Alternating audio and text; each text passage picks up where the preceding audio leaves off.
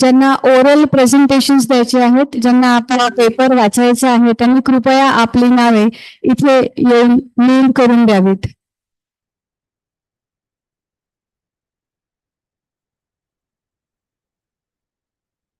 Those who want to read their papers should register their names here on this table.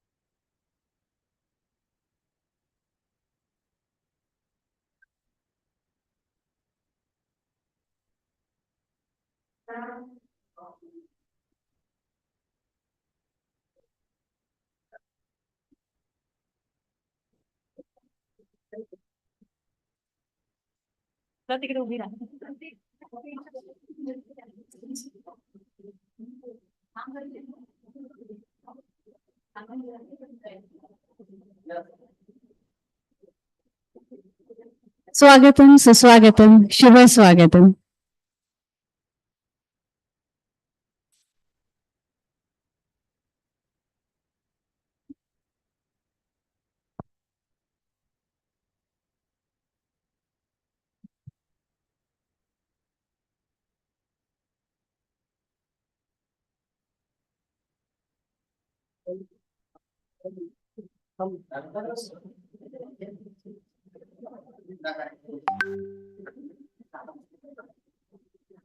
I extend a very warm welcome to all the eminent dignitaries, speakers, presenters, honorable management members to this National Multidisciplinary Conference on Future Horizons Integrating Research and Innovation for Sustainable Development.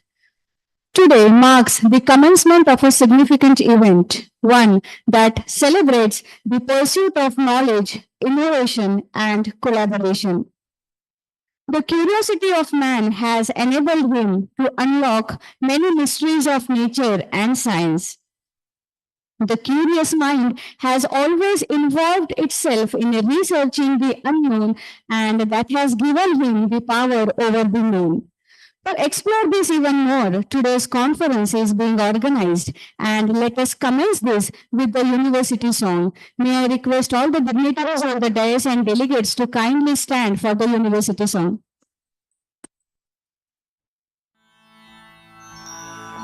नित्यं हि विद्याचिन्तनं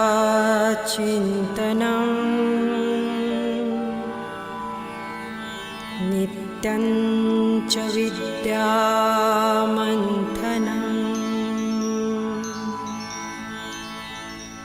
नित्यं हि विद्यासर्जनं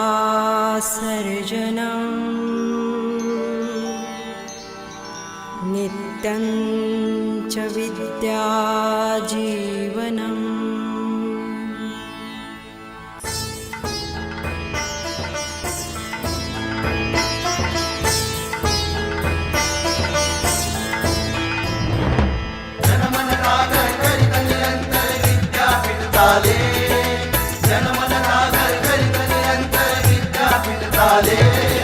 संत गाडगे बाबा तुमचे स्वप्न पूर्ण झाले.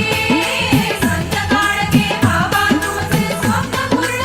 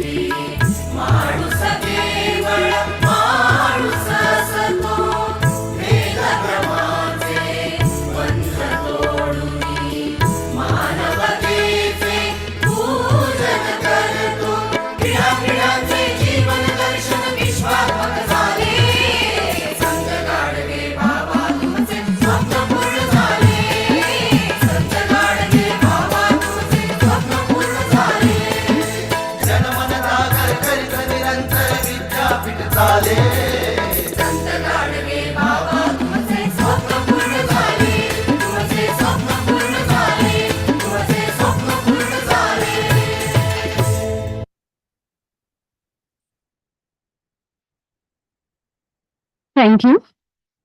Dear delegates, today we are proud to have Honorable Shri Gopalji Khandelwal, Secretary Shikshan Prasarak Mandal, as the President for this inaugural ceremony. We feel extremely honored to have Honorable Dr. Abhay Deshmukh sir as the inaugural guest. Honorable Deshmukh sir is the Director of Incubation Center, Rashtra Santa Tukroji Maharaj, Nagpur University, Nagpur.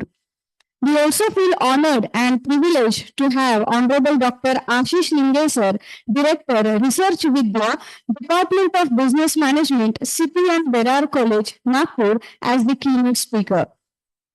Accompanying them on stage is respected principal of our college and by default chairperson of all the doctoral research centers, Honorable Dr. J.M. Sabu sir.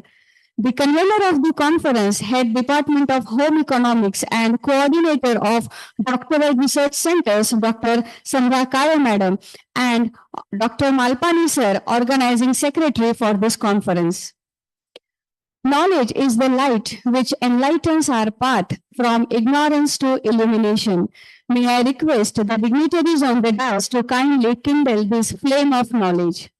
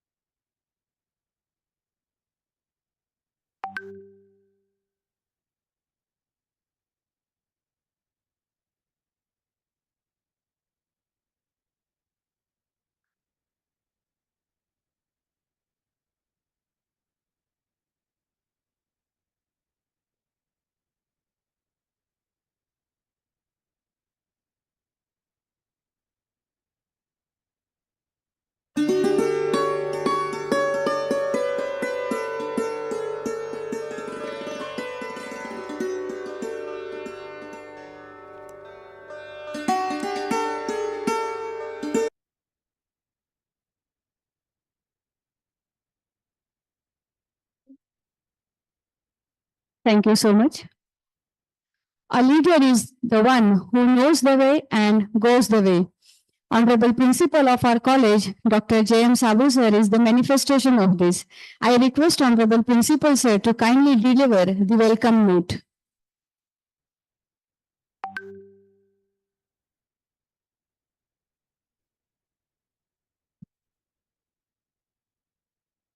Good morning to all.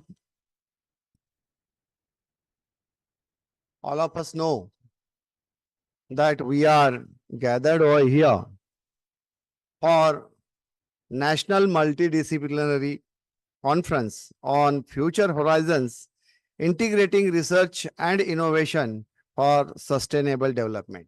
At the very outset, I welcome the Honorable Dais and all the participants who are here. The chairperson of this inaugural function, our inspiring spirit, Sri Gopalji Khandelwal, Honorable Secretary Shikshan Prasarak Mandal, Akola, the inaugural guest of this function, Honorable Dr. Abhay D. Deshmukh sir, Director Incubation Center, RTM Nagpur University, Nagpur. The keynote speaker of this conference, Honorable Dr. Ashish A. Linge, Director Research with the Department of Business Management, CP and Berar College, Nagpur. The convener of this conference, Dr. Sandhya Kale Madam, Professor and Head Department of Home Economics of our college. The co-convener, Organizing Secretary of this conference, Dr. Manoj Kumar Malpani, Associate Professor, Department of Chemistry, Dr. Devde sir, Treasurer Ravindra Revaskar sir, all the professors present over here, the participants, the research scholars present over here, and media persons. All of us know nowadays that in all of us now are well known with the term NEP, National Education Policy 2020. That the present government has decided to change the national education policy, which has come into existence with the name National Education Policy 2020. And in this national education policy, the emphasis is given on the research. Even there before too, the research was going on, but the very fruitful research which can contribute to the society. Nowadays, all of us know so many people among us are the supervisors in different subjects and all those things. We people go for RAC, RRC, and the first and foremost question is asked to the research scholar is that what will be the benefit or the relevance of your research to the society? And unless and until research contributes to the society, there is no use of that. All of us know that for the progress of any nation, you will come to know that research plays very important role. And which research? The research which contributes to the development of the nation and society. But what is the contribution? Contribution means that our research should be the solution to many a problem in the society. So research is very important. Right from the development of the society, for solving the problems of society, development of the nation. All of you know that our college, the very aim or the tagline or motto of our college is education for life and life for the nation. So definitely we impart education for the nation, for the development of nation. That is one of the values of our society, and that should be. It is in blend with the government policy. So we have to encourage the research. But at the same time, when we what we call encourage research, what is important? Important is the methodology. How you go for the research. Because all of you know that it has, every stream has its own method of the research. That's why I feel that the very title of the conference is very, what we call meaningful, or it speaks a lot about what is going to be done or explored in this conference for the full day. Future horizons. So, what is the future horizons of research and its result is discussed over here. How integrating research and innovation for sustainable development. Sustainable development, not simple development. It is development which should be sustainable, which should live along. It should have a long span of time, and it should contribute to the society. So I feel that this contribution is very important. And the very starting, it has been said, national multidisciplinary. It is not limited to any discipline, because all of us know we are from different streams, that humanities, social sciences, commerce, science, all these things are there, but it is multidisciplinary. Research is done in all faculties, and it is also interrelated to. That's why it is said that multidisciplinary. So what I feel today, that all the research scholars who are participating, all the what we call resource persons who are coming here and putting their view, or just giving the hints for what we call integrating research and innovation to sustainable development. I feel that all the participants should make most out of it, so that their research should become valuable. One thing all of you and every research scholar should think, that while doing research, when we are putting our energy in that research, when we are putting research and innovations by integrating the new methods and all those things. Without taking much more time, because already time is running out of our hand, I I wish all the best to the conference and all the sessions. And before leaving, I thank our Honorable Secretary Shikshan Prasarak Mandal Akola, who has spared his valuable time for this conference. At the same time, to Sri Abhay Deshmukh sir and Sri Ashish A. Linge sir, who have come all the way from Nagpur to here, by sparing their valuable time and going to just enlighten us with their knowledge about research and their methodology, innovations, and all those things. Once again, best luck and all the best to this conference. Thank you. Thank you very much. Thank you, sir. An abstract idea is given a concrete shape by the convener. I request the convener, Dr. Sandhya Kare Madam, to give the introduction of this conference. Thank you, madam.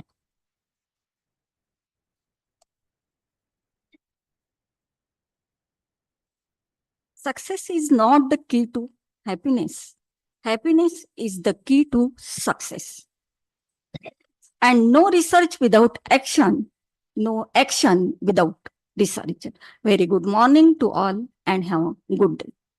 I feel extremely pleased to welcome everyone to this much awaited conference, National Multidisciplinary Conference 2024, Future Horizons, Integrating Research and Innovation for Sustainable Development, which is organized by Doctoral Research Center, Research and Development Cell, and IQAC Shankarlal Khandelwal Arts, Science and Commerce College, Akola. And this minute is beginning of this conference inaugural ceremony. President of this inaugural event, Honorable Sri Gopalji Khandelwal, Secretary, Shikshan Prasarak Mandal, Akola. Inaugural guest, Honorable Dr. Abhay Deshmukh, Director, Incubation Center, RTM, Nagpur University, Nagpur. Keynote speaker, Honorable Dr. Ashish Linge, Director, Research Vidya, Department of Business Management, CPN, Berar College, Nagpur. Respected Principal of our college, Dr. Jagdish Sabu sir. Here with us, co-convener of this conference, Professor Dr. Sanjay Devde, Head Department of Physics. Organizing Secretary, Dr. Manoj Malpani, Department of Chemistry and Head Research and Development Cell. Treasurer, Mr. Ravindra Revaskar, Department of Mathematics. IQAC Coordinator, Mr. Rohan Shirsat. All faculty heads, all the participants who join offline and online from remote places, and teaching and non-teaching staff. Once again, we wish to extend our warm welcome to all and thank you to Honorable Dais and all the delegates. It gives me immense pleasure to be standing in front of you all amongst the most esteemed personalities for inaugural intro.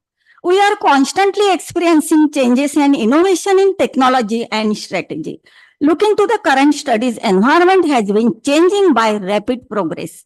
In order to help our nation to overall development in all the sectors of society, it's become very important to tap energy on research vision, exploration, and innovation for sustainable development.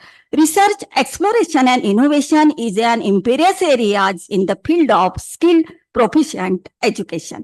Research means create something new, invention, or modification in the basic structure or systems. Research assists each and every sphere of human lives betterment as well as change too. At academic level and educational streams, research is important for future prospect because invention and modification are the product of research. Academic research is one of the most fundamental methods for innovating, but the problem is it is difficult to predict all outcomes and benefits that research. However, all the types of research knowledge that will contribute to our transformative innovations in the future, that is quality research, valued or worth research. And for this type of research, research must be rational. Research must be original. Research must be logical. Research must be carried out with systematic procedure. Research must be gives us valid data. It must be analyzed by statistical tools and techniques, and it must be tested by statistical tests. And the most important is it must be provide better opportunities in future for practical growth, community development, as well as nation progress too. As a research committee coordinator, I am observing that there is a great need to discuss on. So we all 20 supervisors from 12 centers and research and innovation cell discuss on and designing the main theme of today's National Interdisciplinary Conference, Future Horizons, integrating research and innovation for sustainable development with 20 sub-themes for a clear and concise way to define what we want to achieve. And for ensuring accountability, we formulated objectives of this conference, that is, to provide the latest techno application in research, to develop and polish research skill, to discuss insights regarding research with peers, to encourage the participant for new ideas for selecting research topic and titles, to gain new perspective and broaden horizons, to understand the potential gaps and challenges in the field, etc. Today, we invite here the eminent persons for sharing their views and precious knowledge regarding this conference themes. So, enjoy all the sessions, and I am assured you all know our company is undergoing some major changes, and this input will enrich your knowledge, transform your concept, improve your research data and material, promote research, and encourage innovations. And we wait on what point of significant level will be achieve this event, and it will be decided to you people and honorable guest. Hopes to achieve more. Thank you for all joining us today.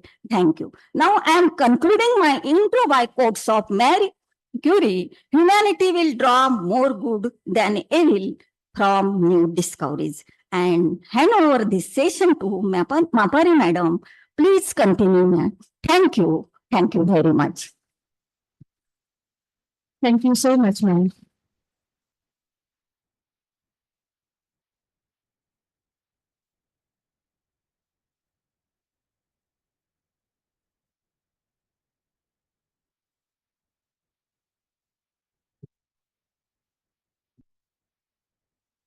When When feelings of gratitude, humility, and humbleness crowd in the mind, it knows no words to express.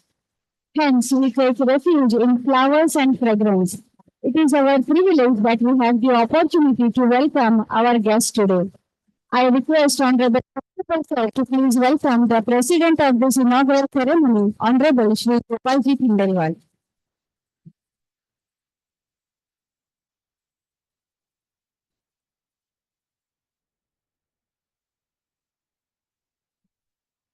I take this opportunity to introduce Honorable Abhay Deshmukh sir to you all. Honorable Dr. Deshmukh sir is the well-known name in the domain. Sir is an assistant professor and director of Inaugural Foundation and Incubation Center, Department of Physics, Energy Materials and Devices Lab, Rashtrasanta Tukadoji Maharaj, Nagpur University, Nagpur. A researcher at the core, he has 14 years of research experience, having completed 4 research projects and 2 ongoing projects worth rupees 5.70 crores. He has 49 journal papers to his credit. 10 proceedings he has authored, and he has even 4 patents, applied for 1, published for 1, and 2 of them are granted. Along with this, 10 book chapters he has authored, and 5 students have completed their doctoral research under his supervision. He is postdoctoral research fellow at National Taiwan Normal University, Taipei, Taiwan. Research scientist at IIT Bombay. Research associate, IISc Bangalore and National Physical Library, New Delhi. Senior research fellow, NPL, New Delhi. Project Associate, Department of MME, IIT, Chennai. Project Assistant, Department of MME, Vishwesvaraya National Institute of Technology. His areas of research are advanced materials, synthesis and fabrication, energy storage, flexible supercapacitors and batteries, optical materials, polymers and composites, etc. It is very obvious that such work is awarded and conferred with scholarships like CSIR, Senior Research Fellowship, National Science Council, and Postdoctoral Fellowship, Taiwan. He is also postdoctoral fellow at Dr. D.S. Kothari Fellowship he has been awarded with. He is gracing many prestigious positions at Rashtrasanta Tukadoji Maharaj Nagpur University and has delivered invited talks at many conferences, workshops, and seminars of national and international repute. It is our proud privilege to have you here, sir. May I request Honorable President Dr. Shri Gopalji Khandelwal to kindly welcome and felicitate Honorable Dr. Abhay Deshmukh, sir.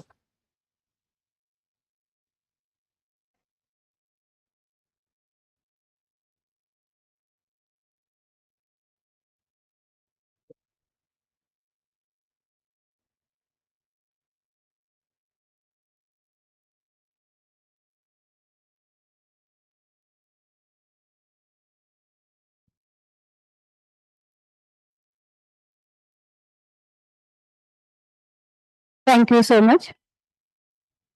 I would again take the opportunity to introduce our today's keynote speaker, Honorable Dr. Ashish Lingesar, to you all.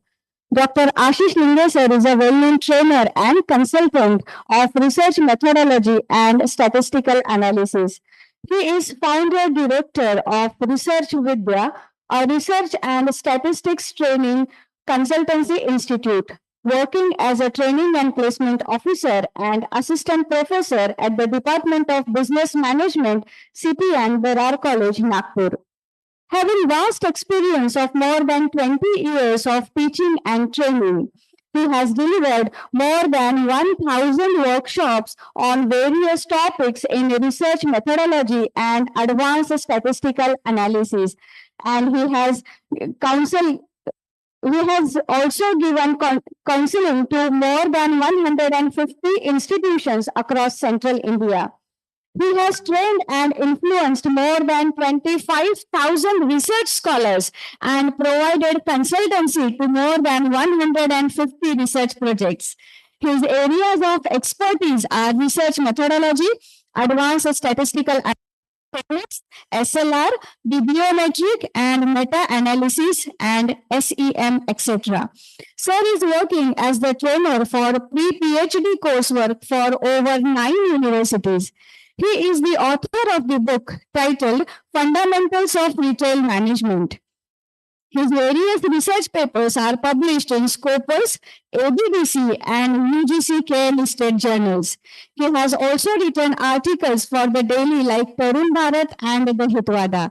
I would again request Honorable President of the program, Shri Gopalji, to kindly welcome and felicitate Honorable Lingesar.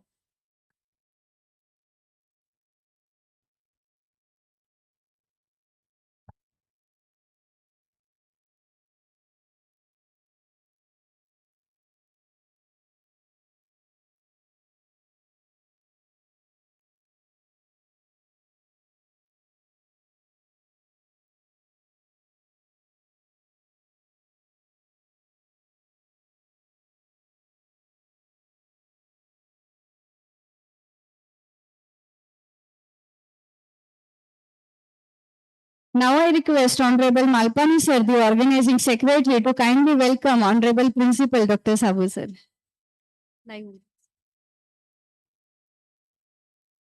Thank you all.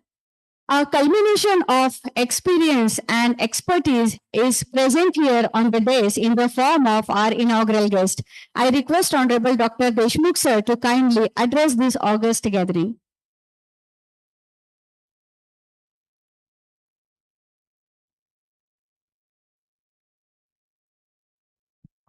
Thank you so much. A very good morning to all the faculties, esteemed guests, and future researchers as well as the technocrats. First of all, Uh,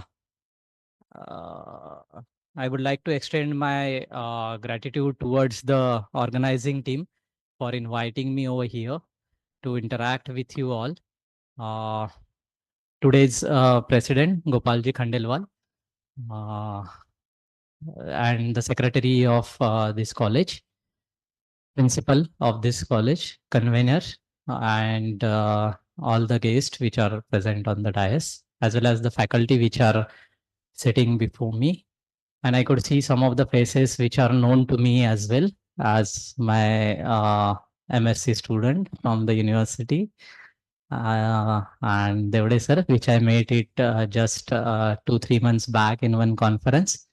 And that has bring me over here before you. As you talk about the innovations and research and all, as our theme is Future Horizons, bringing the research and innovations for sustainable development, right? Whenever we are talking about the future horizons, it's always about the sustainable development today we are talking about. Because currently you must be going through the scenarios wherein we can see every year we are having a new innovations, new technologies which are coming up. But with the same time, we could see that every year we are throwing those technologies and bringing the new technologies as well. The simple example is your mobile phones. We are spending, if you average calculate your spending on the mobile phones is much more than whatever you are spending on your food. You are not more curious about your food, that how it will be affecting your health, but you are very cautious about which phone you want, right?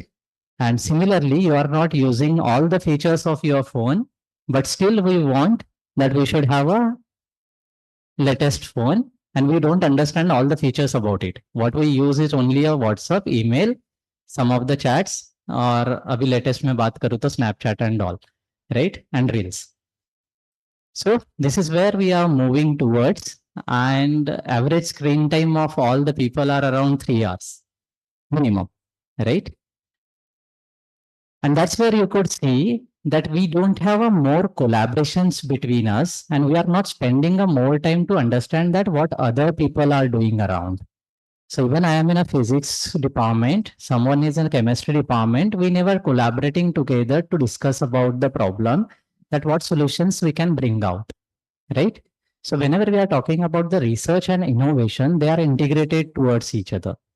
So research we are doing from long back, and still we could see that we are not bringing the solutions or innovative solutions what we required for the society as well as for us. So bringing the innovation in every part of your whatever you are doing is required. So if I say, so there are 4 kind of innovations basically I categorize into. So innovation for excellence, for which we are here. So every faculty, every research student keep on doing the research, right? We don't know for what purpose we are doing it, but we are doing it for the excellence purpose, right? Every day we are bringing some of the solutions, but somehow what we brought into our system is the caste system that we started evaluating us on an everyday basis. Similarly, on a research side also, we are asking people that every year you should have the output, whatever you are doing it. So that is not feasible at all, right? That's why we have built up the 38 CSIR labs. And you could see that we have started asking them that what solutions you have given every year. And now they are just coming towards the publishing the articles, and also we are not getting the solutions out of it, right? Second, we categorize it into innovations for many people, wherein I want you people should work out on this, at least on the faculty side, that whatever solutions or whatever innovations or whatever research we are doing currently, that can be usable for the many people, right? The simple example is दुर्गुन जिंदगी की, right? Polio vaccine. So अगर उन्होंने सोचा होता कि हमें वो encash करना है in terms of money, they would have got the richest person on the earth, right? Because everyone has to take it. 140 crore, 10 रुपए भी लेते तो it become a every year that much amount, right? But sometimes we want it has to be used by the most of the people. The third category is innovation for the entertainment, wherein again I want students should come into this category, because you should do your research as well as innovations for gaining your experiences, right? So you do it for entertainment purpose, not for the any other purpose. So once you involved into it, we have only two options, right? Once you fall into someone, either you need to like it or you need to reject it, right? So better way, like it and do better way, right? So that is the entertainment purpose. And fourth one is money part, which comes later, but which comes first. And you are very fortunate that you have a president which is from the business background.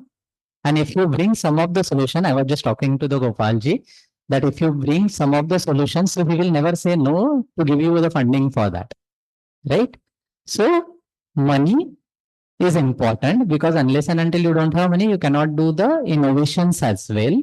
जैसे हम छोटी सी बात करें तो आपका जो clean floor cleaning और इसमें देखो हैंड वॉश में देखो बहुत सारे इनोवेशंस है। 10 रुपए का मैजिक आ रहा है आजकल, वही हमें 150 रुपए का हम लोग लेते थे, right? So why this are coming up? Because you are categorising it into a two parts again, एक जो हायर क्लास है और एक जो लोअर क्लास है। तो 10 रुपए का लेने के लिए lower class is very much important, तो आपका फ्लोर क्लीन होगा। This is on a more on a societal side, but 10 रुपए में वो आना भी चाहिए, दैट इज मोर इंपॉर्टेंट। वही अगर आप लाइजॉल लोगे तो 110 150 रुपए का आएगा। So see the major difference on it, right? So similarly, we have these four categories and you need to put yourself into either of these four quadrants to do the research and innovations, right? So if you bring those innovations and try to put your all innovations into it, so automatically you will be getting the more output of it, right? A simple example, I'll tell you what kind of research we do and how we try to understand the problem statement. जैसे आपने सब जनों ने बचपन में दूध गिराया ही होगा, राइट? अब दूध गिरने के बाद क्या होता है? या तो आपके पास एक ग्लास कप दूध है and you just fall it down, तो सबसे पहले क्या होगा? ग्लास नीचे गिरेगा तो आवाज आएगी। Now it depends which kind of glass it is, steel का ग्लास है या कांच का ग्लास है।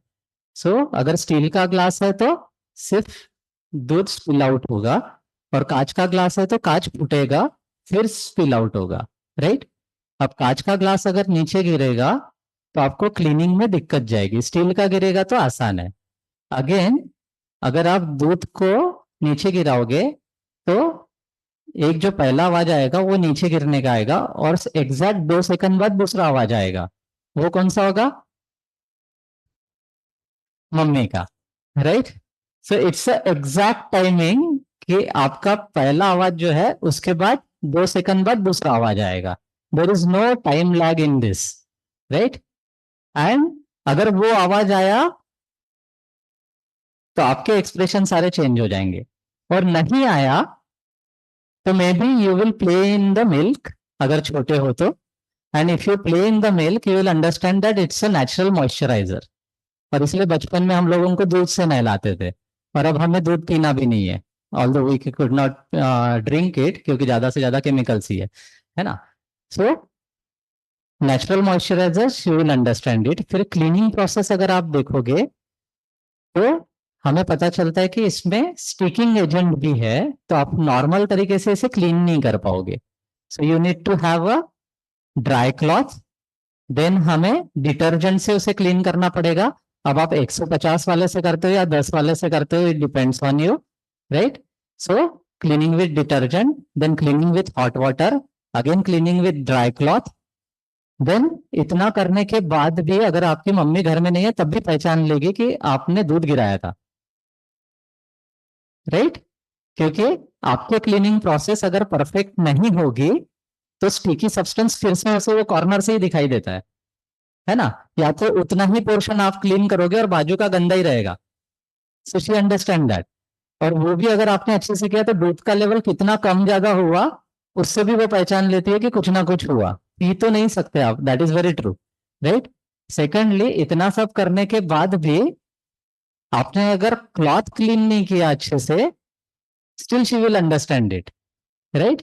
क्योंकि आप क्या करोगे, फिर से ठंडे पानी से उसे क्लीन करके रख दोगे, but it is not the way to clean this. Again you have to put the detergent, wash the cloth with hot water, then cold water, then dry it. So you need to understand the whole process in your research, that there are so many parameters which you need to understand it, right? So if I ask you to calculate all those parameters, probably we will bring a 10-15 parameters. And if I'll put the parameters, I'll bring at least a 50 to 70 parameters, right? That is the difference, wherein you need to see that each and everything which influences your results, that you should be able to observe it, right? Then once you understand the problem, you need to bring the innovations into it. The simple example is Ola, that if you reduce the size of gold nanoparticles to a 5 nanometer, it will give you a red luminescence. But you cannot bring the 5 nanometers gold particle to make your gold ring, right? So it will never become a rose gold color kind of thing. So what you need to do is you need to coat the either silver or depends still, but again, if you put it on a silver, it have a good lattice mismatch between your copper which you are coating on the silver. But it's not only a copper, because copper get oxidized. So automatically you will see the black coating on it because it's a copper oxide, right? So that is how you need to think on it, that which kind of solutions I want. So if you see the chemistry department now, and if you see the physics department, if they collaborate together, so I'll be able to bring the new products, that which coating I should do and which substance. So silver ke badle, if I can do it on a aluminium, your cost get drastically reduced, and then automatically you will get the high end product with a low cost. But when it will happen, when you will get collaborated, when you keep on thinking in an innovative way to bring the new technologies into existence, right? So this is what I want, that you people should bring the innovations into everything, and don't scold your child as well as your students if they try to do the new things, because we bring them on a one box, particle in a box, है ना? और उसके बाद हम लोग उनकी thinking मार देते हैं. So, but child always want to do in a different way, and that's why he bring the new solutions into existence, right? So with this, finally, I want in a closing that you should bring the innovations into your every aspect of it. Even if you take this college, try to bring the solutions, innovative solutions, and I am very much confident and assured that sir will help you in that particular regard. And principal sir also, I was talking to him, so he is very positive. So he will never say no to any kind of innovative solutions, whatever you will be bringing into it. And the future students, which I look at it, we have a lot more facility at the university as well. And coming from the so much diverse background, if you need any kind of help, we'll be very happy to help you in all the regards, right? And that's why this particular conference, even people won't think to bring such kind of conference, that are research and innovations bringing together, right? That gives you a something which is outcome for the society. So I want that you people should work on it. Wherever you require any kind of help, we'll be very happy to do that, right? And finally, I'm very thankful to Principal Sir as well as Devde Sir and all the organizing team who invited me over here. I'll be here till afternoon. So if you have any kind of questions, I'll be very happy to discuss with you and bring out some of the solutions which is good for the society. Thank you so much. Thank you so much, sir. You focused on the 4 quadrants of research, signified the out-of-box thinking, and with simple and everyday examples, you emphasized on the multidisciplinary aspect on the research. Thank you so much. Moving forward, a visionary could see what is invisible to a common eye. Our guiding force, Honorable Shri Gopalji, is such a visionary who forces us to push our boundaries. I request Honorable President of this inaugural ceremony, Shri Gopalji, to kindly guide us on this occasion.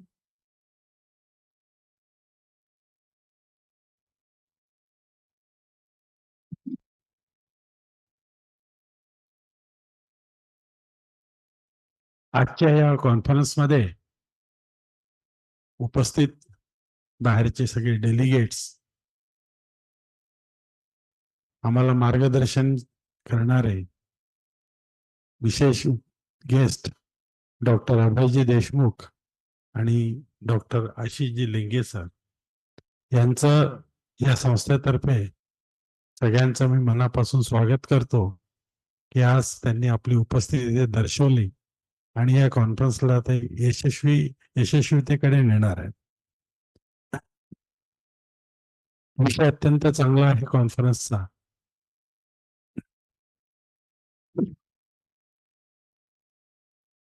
आपण सगळे विद्यार्थी घडवणारे architects आहोत, होणार आहोत. काही विद्यार्थी होणार आहेत, काही आर्किटेक्ट्स आहेत जे विद्यार्थ्यांना आपल्या पद्धतीने घडवतात.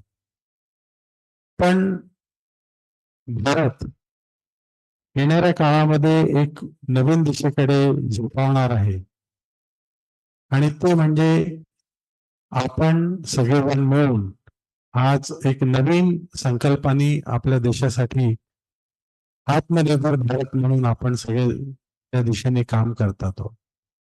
शिक्षक म्हणून आपलं कर्तव्य आहे की आपण या विद्यार्थ्यांना कसं घडवतो, त्यांना कसं मार्गदर्शन करतो आणि त्यांना पुढे येण्यासाठी कसं त्यांना आपण मदत करतो.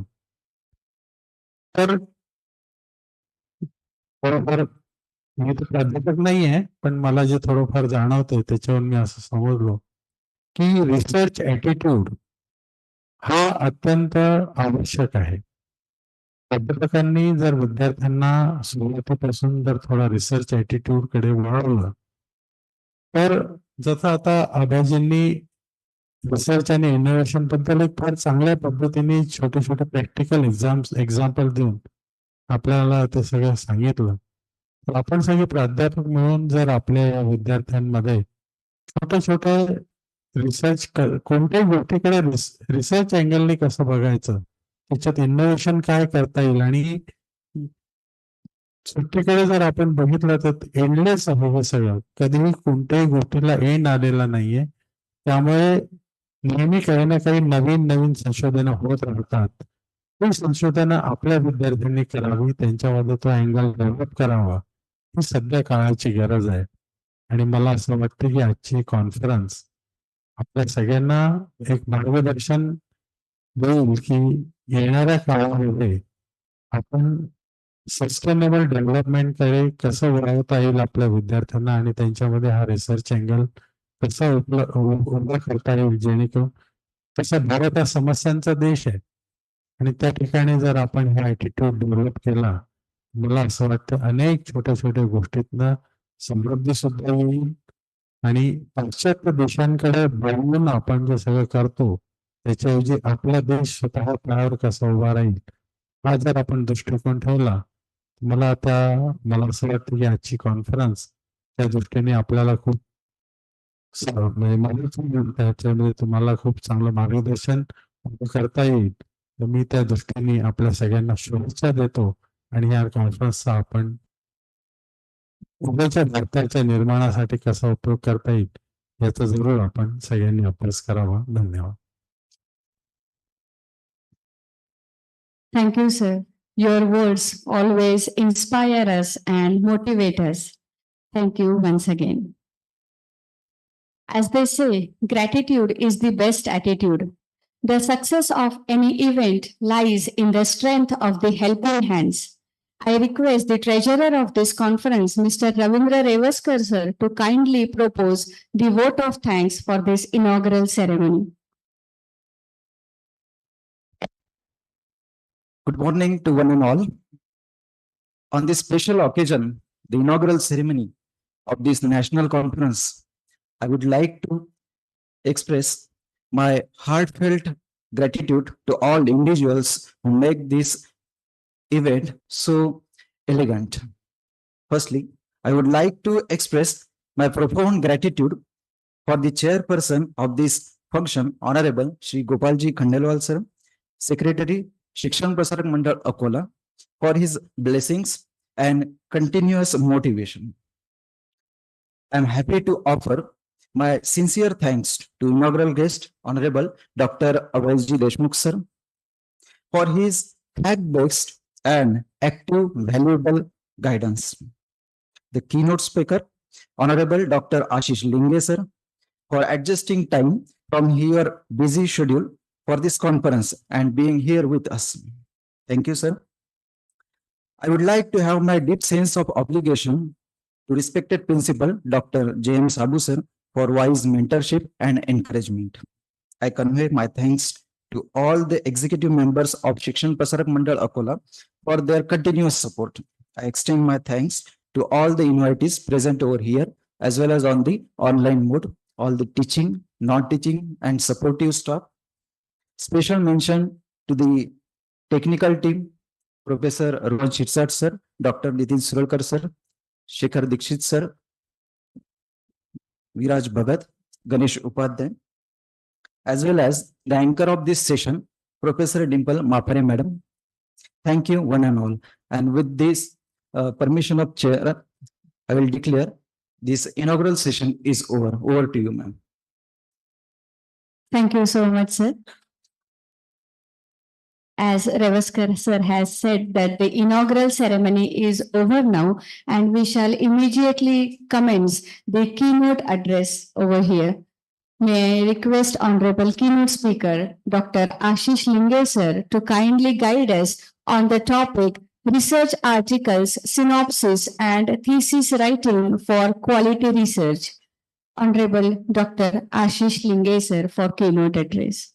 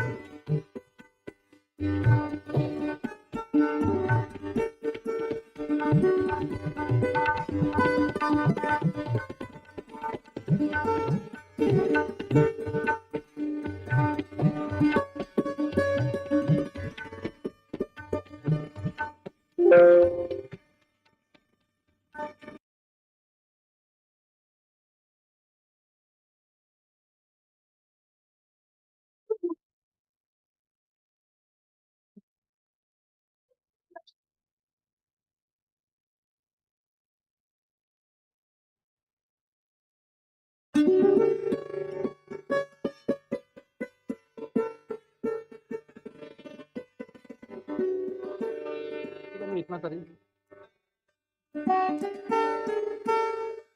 स्लाइड शो रन करें।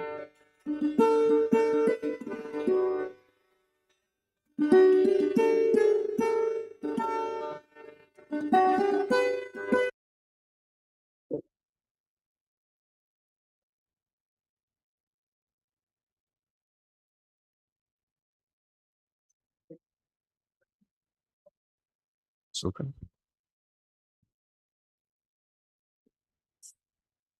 Good morning. So at the outset, I wish to extend my heartfelt gratitude towards Dr. Devde sir, because has been following me for this particular lecture for quite a long time, and eventually I am here.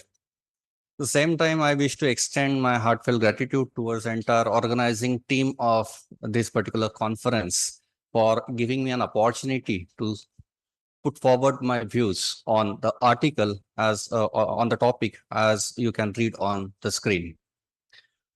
So for next 45 minutes or so, I'll be having discussions on research articles, synopsis, and thesis writing for quality research. I'd like to deliver my talk using a couple of languages, English and Hindi specifically. Well, we are moving into it. I know very well in this particular August gathering, there are research scholars who have been pursuing their doctoral program. Many of the research scholars and participants, they are listening to me online. So taking into consideration needs of the research scholars pursuing their doctoral program, Dr. Devde sir has requested me to talk about how to write research articles, synopsis, and thesis. Well, as a research scholar, we all the scholars typically supposed to write 4 different types of research documents. The very first document that we are supposed to write is a research synopsis. Whenever we are contemplating doctoral program, the first step is cracking PhD entrance test, and immediately after cracking PET, generally university asks research scholars to write research synopsis. So this is the first document, official formal research document that we research scholars generally have confrontation with. Then immediately after that, means after successfully registering for doctoral program, many of the universities, it is a mandatory requirement on the part of universities that research scholars are supposed to write and publish research articles, which are closely relevant to the research topics. Then the third document, the quite obvious document, is research thesis or dissertation, you can say. And the fourth document that we are supposed to write is research summary. So research summary is supposed to be right towards the end of doctoral program. After writing a thesis, we're supposed to write research summary. Many of the universities are asking to submit 2 documents at the finishing stages, that is research dissertation, and along with that, the summary. Now, these are the typical research documents we generally write. Taking into consideration the objectives of writing and developing this particular article, you must be having a vague idea. At different stages, we generally prepare these documents. And these documents, they are catering to different purposes. As far as research synopsis is concerned, it has got futuristic orientation because synopsis is a written commitment. It's a formal document, and in this document, we are actually writing what we will be doing in next 3 to 5 years. So it has got futuristic orientation. हम आने वाले 3 से 5 साल में क्या करने वाले हैं. So it's a written piece of document, generally having futuristic orientation. As far as research articles are concerned, as an academician, even if you are not pursuing doctoral program, but if we are into academics and being an academician, many of the times for our placement purposes and all, and for our own academic development, we generally keep on writing and publishing several research articles. And as far as if you are a research scholar, then it is mandatory from university's perspective that you are supposed to write and publish several articles. Then thesis, it is ongoing process all through this 3 to 5 years. Generally, we keep on writing a comprehensive thesis. And summary, it's a crisp document. Generally, the length of summary is 10% of the total volume of your PhD thesis, generally 10%. So as far as the volume or the size or the length of these documents are concerned, synopsis is quite a crisp document, generally running into 15 to 25 pages or so. Then as far as research articles are concerned, many of the journals, they have got written guidelines regarding the limits of, in terms of number of words specifically. They generally don't talk about number of pages. Journals, they generally put limits in terms of words. And the general length of a research article is 3 to 5,000.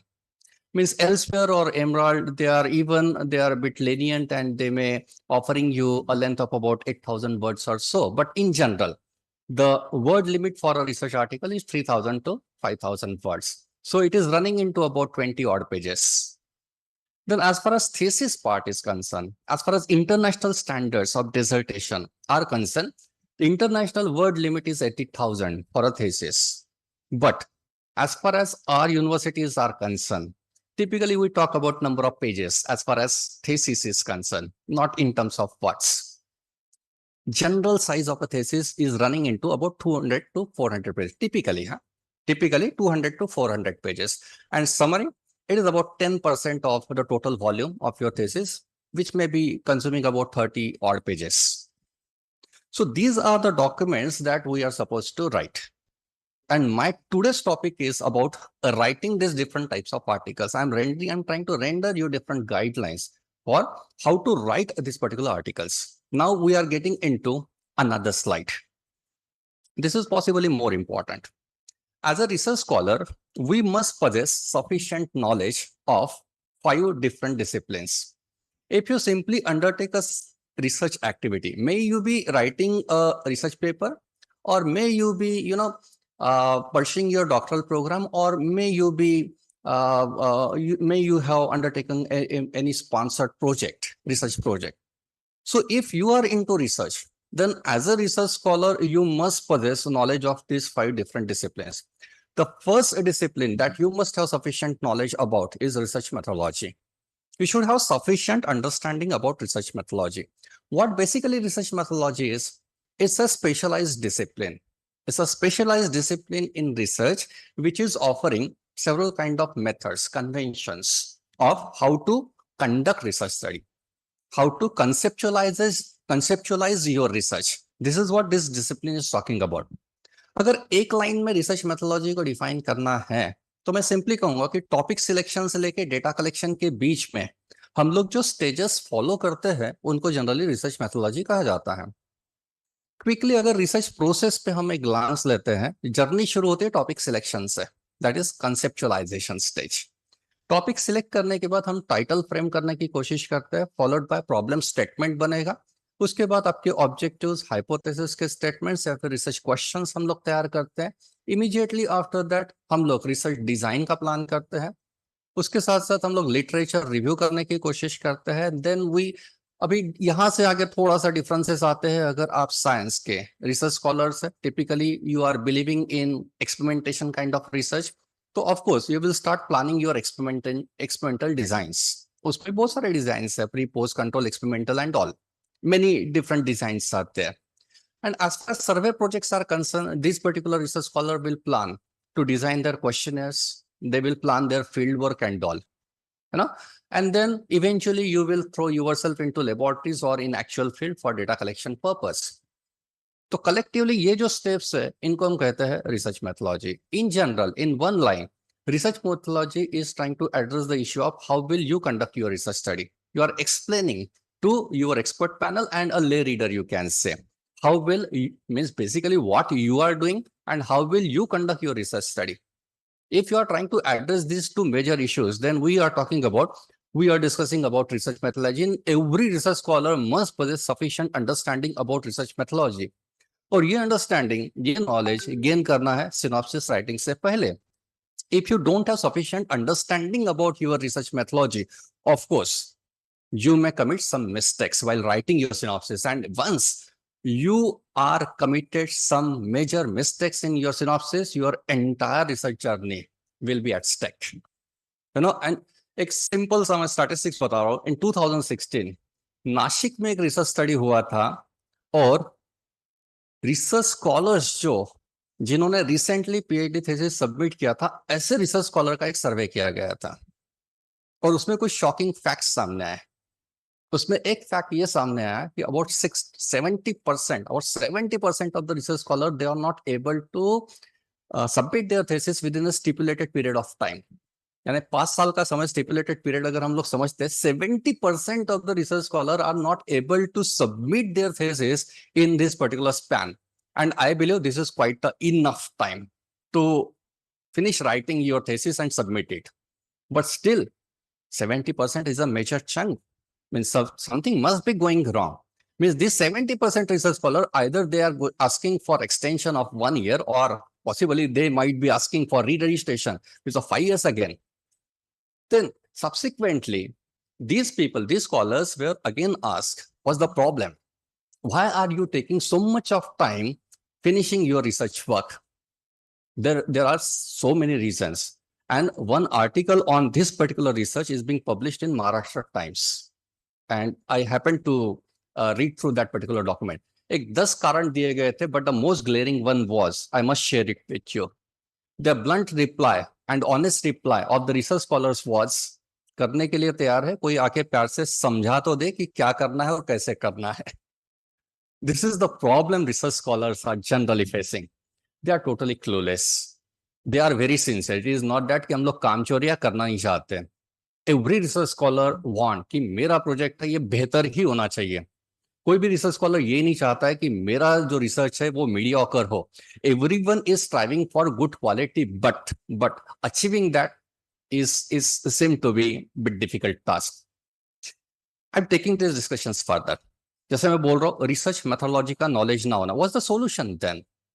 You know, my suggestion will be, before taking up such a big project like PhD, I believe research scholar must take up some smaller research tasks. आप थोड़े research paper लिख के देखिए. You try to collaborate with your seniors. You assist them writing research papers. You start working on some projects. You may assist your seniors in their research projects so that you should have some exposure. आपको nuances, intricacies पता चलना शुरू हो जाएगा, and possibly you will have sufficient understanding. So knowledge of research methodology can be achieved, but Gopalji rightly said, you need to develop research attitude for that. You need to prepare first and then you take up such a big project.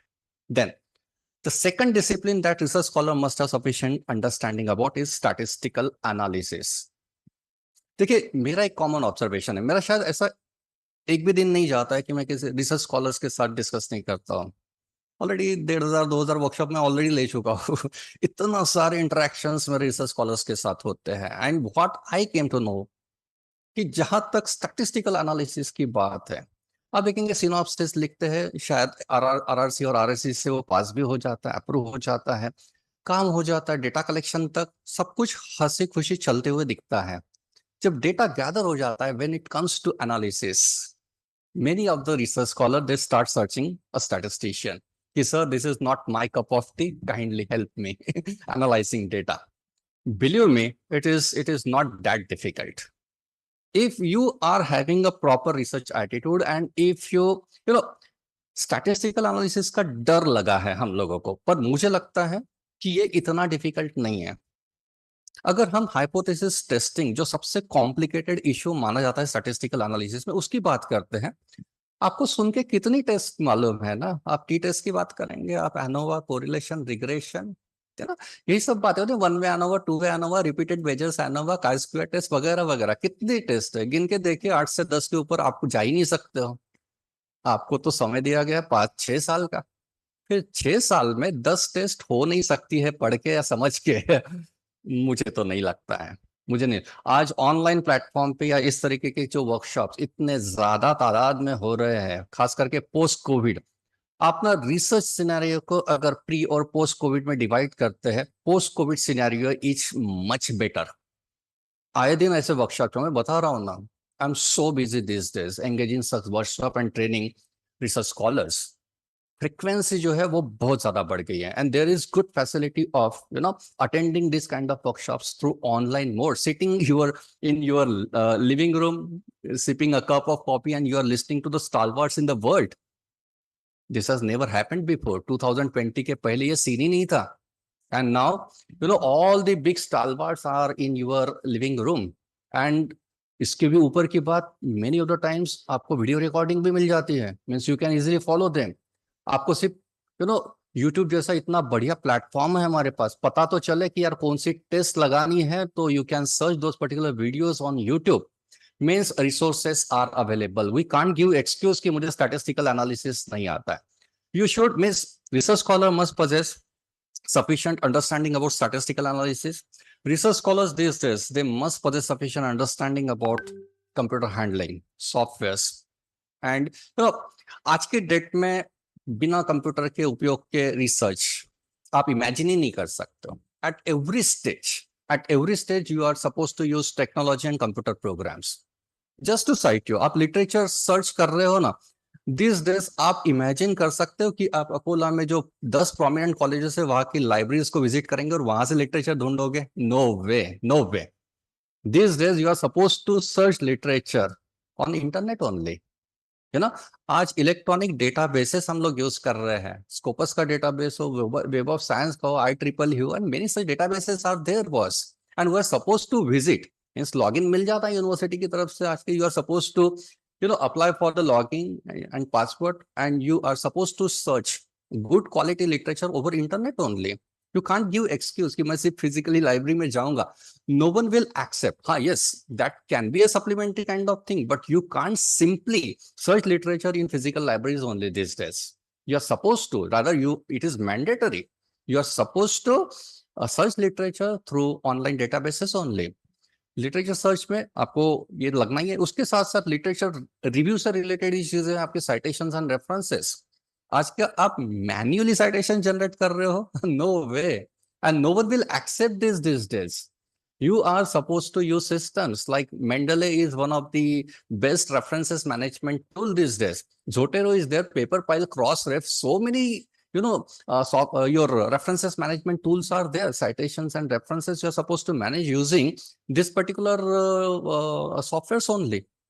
आपको अगर plagiarism check करना है, Turnitin जैसा software है, उरकुंड है, many are authenticate and so many softwares are there, and you are supposed to make use of these softwares only for checking and testing your plagiarism extent. That is SI का जो report generate होता है, similarity index, that you are supposed to generate using softwares only.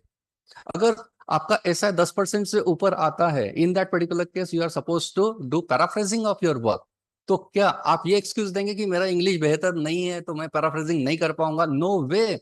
You are suppose to make use of software, paraphrasing software, that is QuillBot, paraphrase, so many are there. यानी आप statistical analysis करना है, आप क्या calculator लेके बैठोगे? No way. You are suppose to use software, SPSS, MinTap, your R software is there, so many softwares are there, and you are mandatorily are supposed to use these softwares only. If you are supposed to write and type your thesis, I am talking about the processing and formatting of your document, then in that case, you are supposed to use word processor or LaTeX for that case.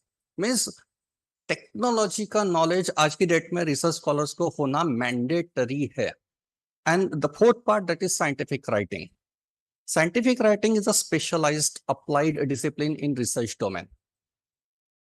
I afraid how many of you have really heard of this particular discipline, जो हर research scholars को इसका knowledge होना compulsory है.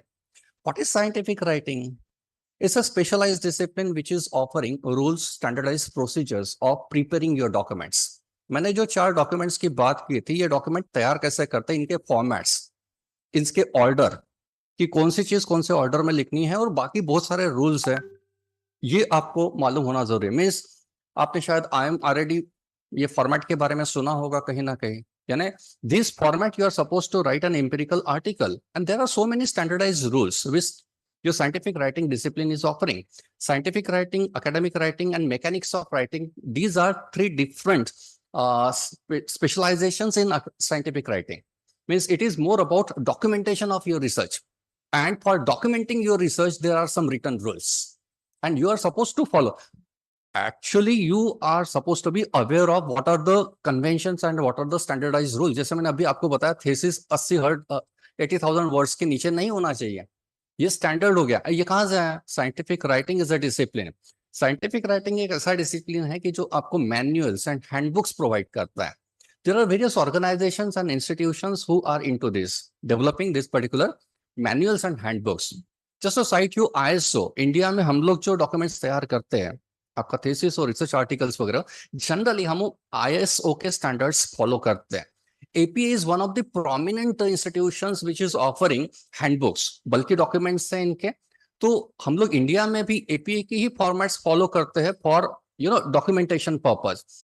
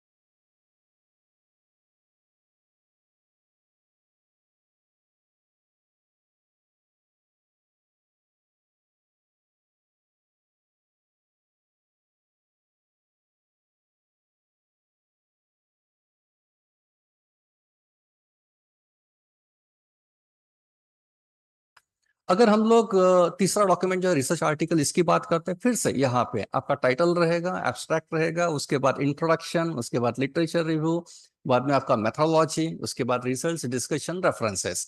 यानी क्या, ये तीनों document में है, क्योंकि ये तीनों डॉक्यूमेंट्स बनाने का पर्पज अलग होता है। रिसर्च सिनॉप्सिस ये फ्यूचरिस्टिक ओरिएंटेशन होता है, हम क्या करने वाले हैं वो लिखते हैं। थीसिस जो है वो रिसर्च का रिपोर्टिंग है, हम लोग रिसर्च होने के बाद रिसर्च थीसिस तैयार करते हैं। और आर्टिकल जो है it goes with these things, means जब हम थीसिस बना रहे हैं, so while writing your thesis, while working on your research project, you keep on writing and publishing research paper at different stages. Okay, so now I am on to the first document, that is research article. So sir, ये well, देखिए ये 3 मुद्दों पे मैं यहां से आगे चर्चा करूंगा। Guidelines for writing research article, then guidelines for writing research synopsis, and eventually we'll try to have discussions on guidelines for thesis writing. One of the first part, research article writing.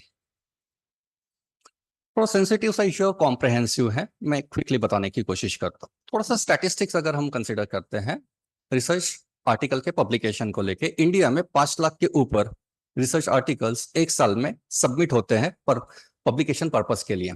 And I came to know about this particular statistics in the last month only, when I was attending one particular conference. The keynote speaker has cited this particular statistics. यहां से आगे अगर चर्चा करें, 5 lakh is a big big number. 5 lakh article submit होते हैं publication purpose के लिए, पर इससे भी ज्यादा शॉकिंग फैक्ट आगे आता है। इसमें से 72% articles are out and out desk rejected. That is more important. यानी क्या, सिर्फ 28% articles they sail through the review process and they eventually get published. अभी 72 अगर रिजेक्शन रेट है, and I am talking about this rejection, out and out, means it is not entering even into the review process.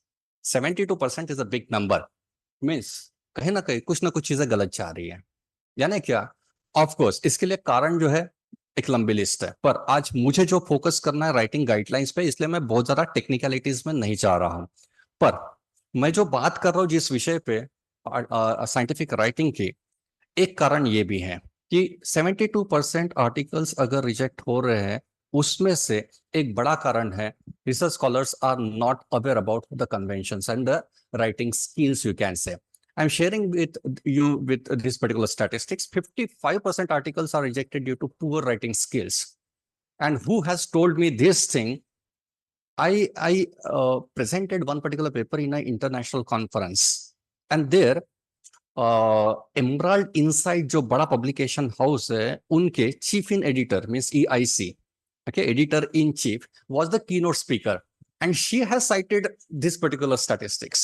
She told that means she is the one who is actually evaluating the article submitted by the scholars. And she cited this particular statistics. यानी poor writing skill is one of the major problems, complemented with English grammar and silly mistakes.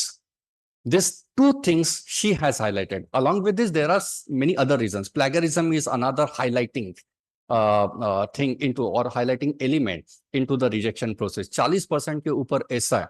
This is one of the major issues कि जिसकी वजह से desk से ही paper वापस आ जाता है. And even I have witnessed this myself when initially I committed these particular mistakes as well. So we are getting into writing guidelines for research articles. Research articles जो है, इसके कॉन्फ़िगरेशंस अगर आप Google पे check करते हो, you will be having different types of articles, but according to my knowledge I configure research articles into two broad categories only, as you can read on the screen. The first category of research article is called as original article or empirical articles, and the second type is called as review articles.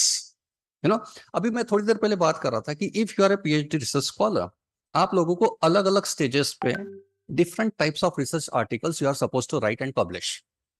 अगर आपका synopsis, research synopsis अभी recently approve हुआ है RRC की तरफ से, university से, and you are into the very first year of your research journey.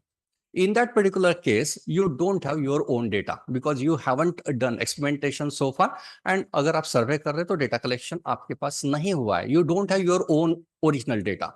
In that particular case, it is always recommended that you should go with writing and publishing review articles.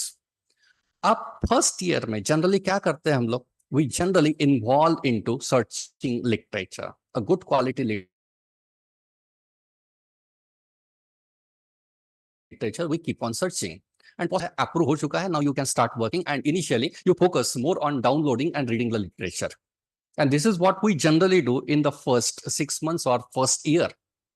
And now it is our habit generally कि हम लोग जब literature ढूंढते हैं तो we keep on downloading PDFs and we keep on saving it in one particular folder.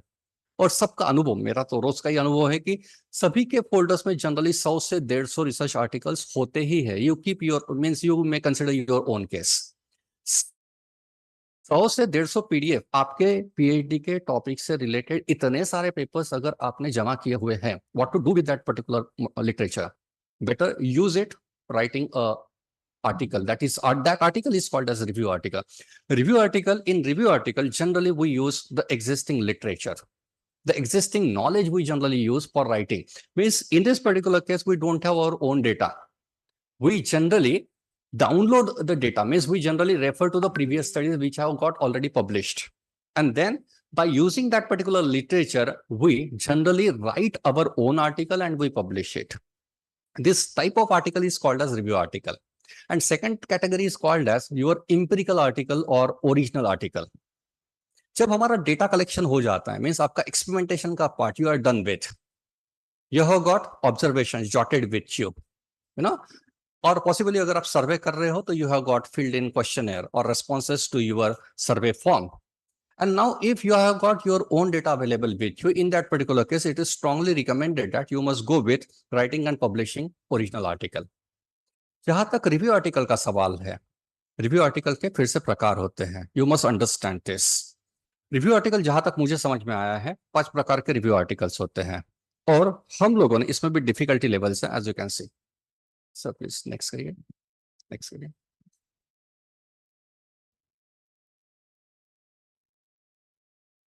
Well, so these are 5 different types of review articles. The first one is called as narrative review, second is systematic literature review, SLR जिसको कहते हैं, then conceptual review and then bibliometric review and then eventually meta-analysis. ये 5 प्रकार के review articles generally होते हैं. The most easiest one to write is narrative review. मैं अभी जो बात कर रहा था कि आपके पास 100-150 PDFs आपने आपके टॉपिक को लेके डाउनलोड करके रखी है. Over here, what do we do generally? हमारे पीएचडी के टॉपिक से रिलेटेड ही लिटरेचर आपने जो डाउनलोड किया है, you keep simply you prepare a summary of the results which have been achieved by the previous research scholars, previous studies. हम लोग एक टैबुलर फॉर्म में उनका रिपोर्टिंग कर देते हैं. Serial number 1 2 3 4 5. You identify the best literature and then you keep on summarizing the findings of those particular studies. It is called as your narrative review. Over here, we are not actually doing any kind of original research. What basically we are doing, we are trying to summarize. Why to do this then? Most important thing is getting sufficient understanding. बाकी किसी को काम में आए ना आए, पर हम लोगों को वो चीजें बहुत ज्यादा काम में आती हैं.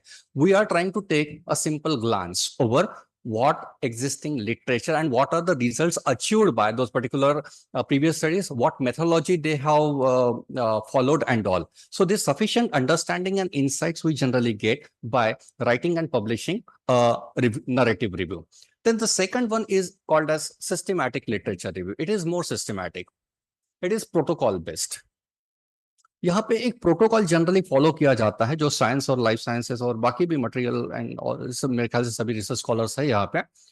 You must know this protocol that is called as PRISMA protocol. आपने शायद आप में से कुछ लोगों ने सुना भी होगा PRISMA protocol. So you are suppose to follow this PRISMA protocol for writing systematic literature review paper. जैसे इसका नाम ही बता रहा है, it is more systematic.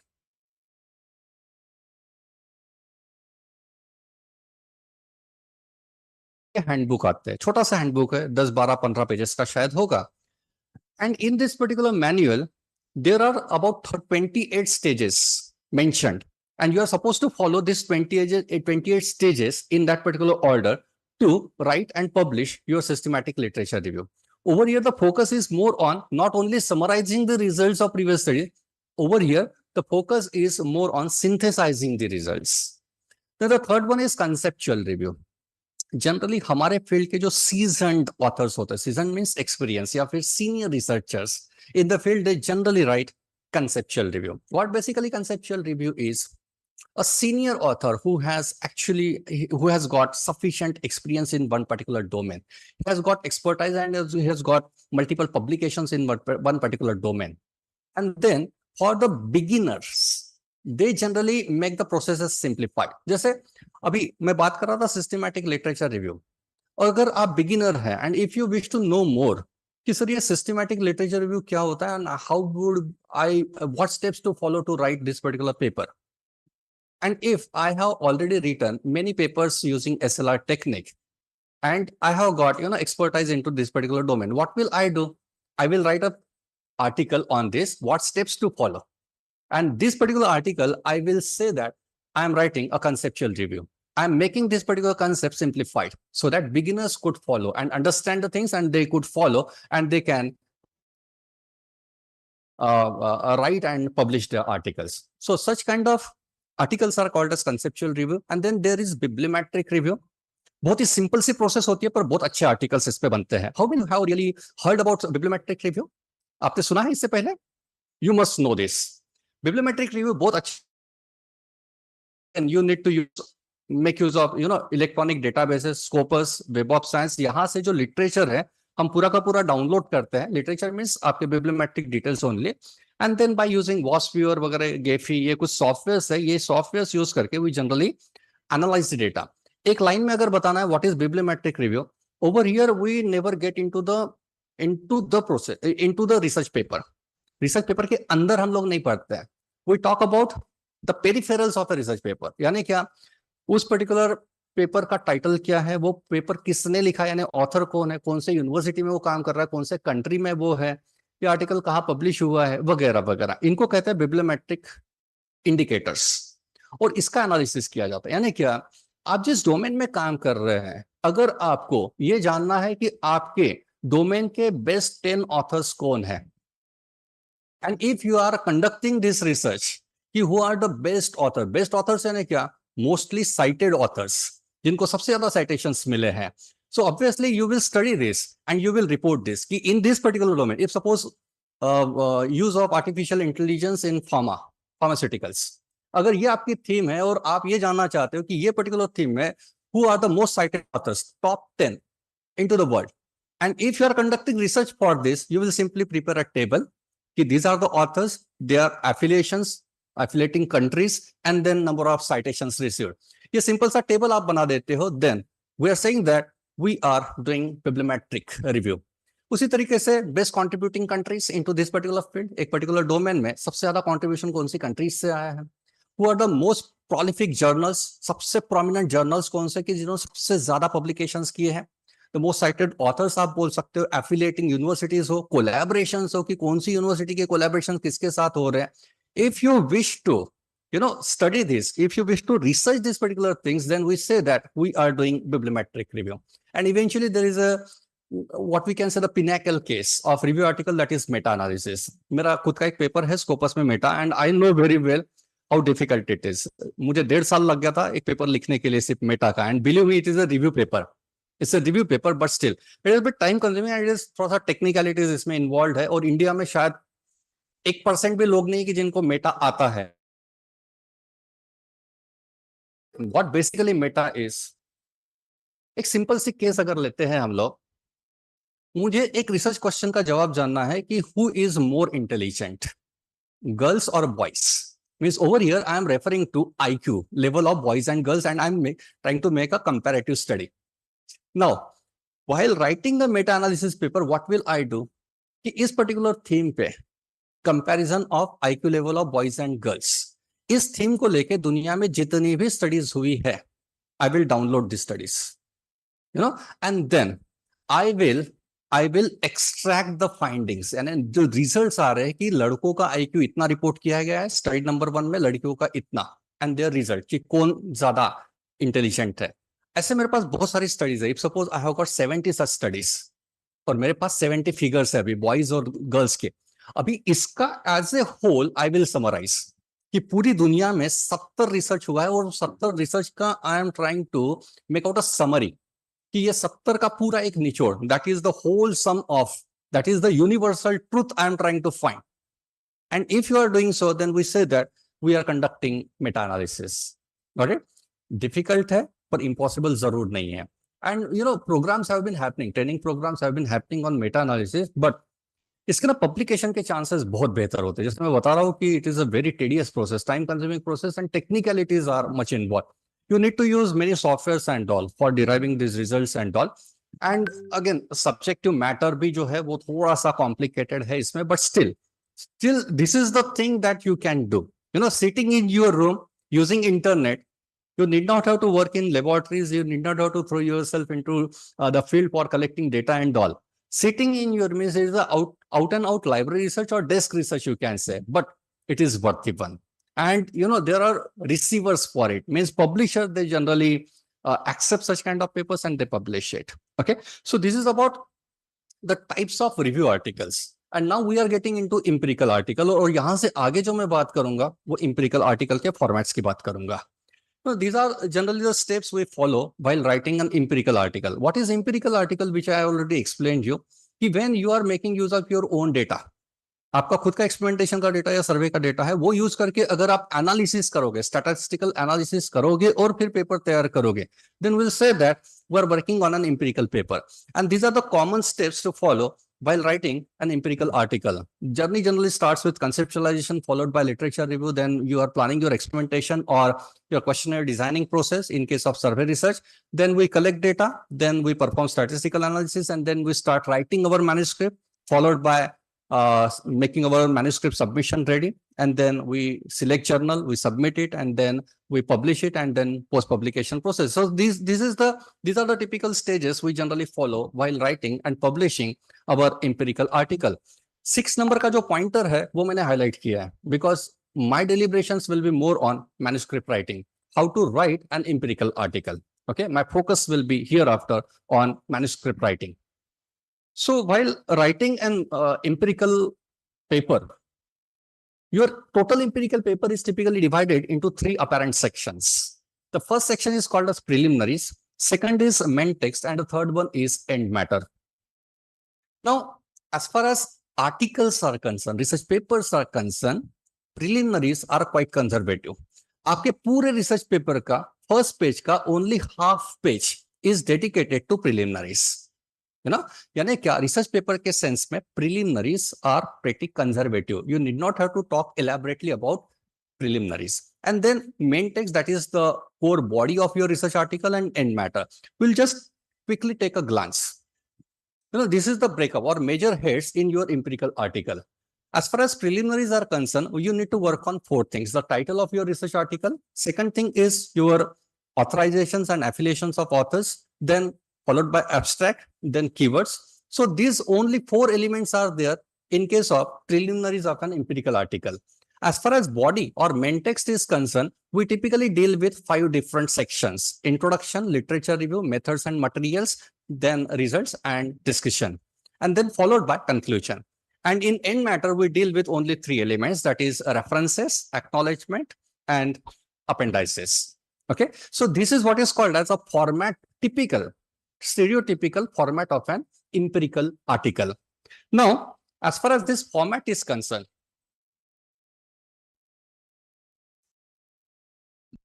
well, we will proceed one by one.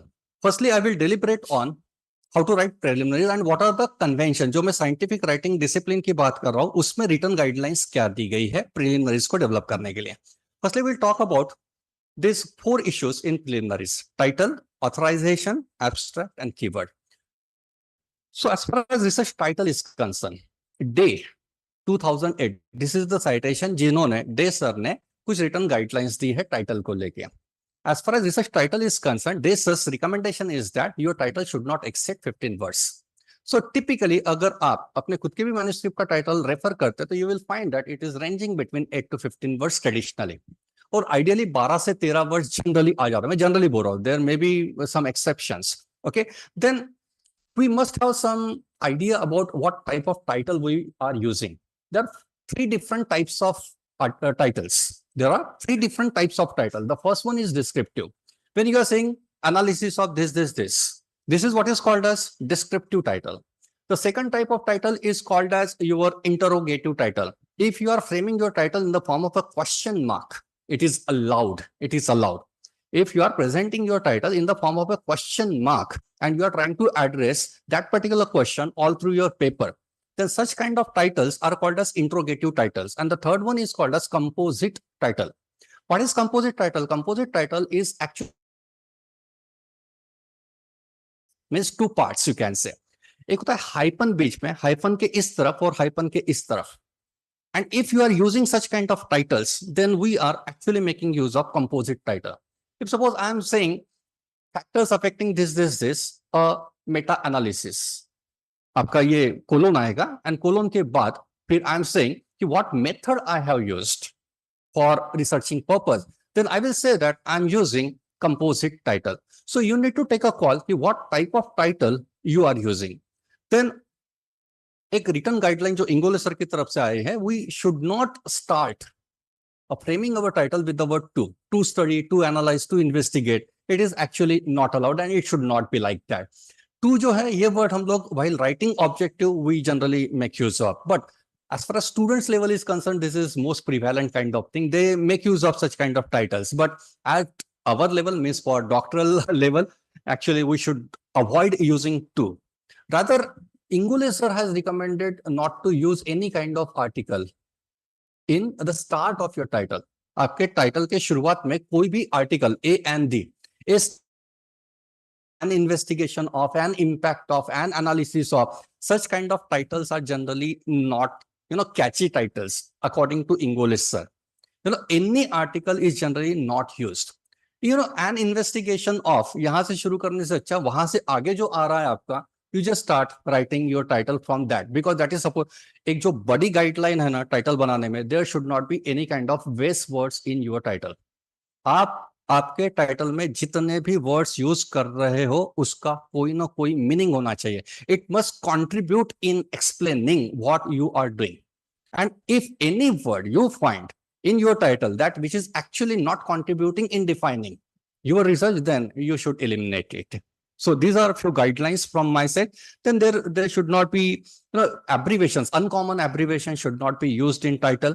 Then as far as capitalization part is concerned, आपको शायद सुन के तो मालूम होगा कि capitalization आपका हर word जो है title का first letter of every word should be capitalized. But there are some exceptions to this. As far as your use of prepositions are concerned, हम लोग prepositions title में use करते ही है to, for, in, with वगैरह वगैरह. इसमें preposition number of letters अगर 3 से नीचे, 3 या फिर 3 से नीचे है, तो we should not capitalize the first letter.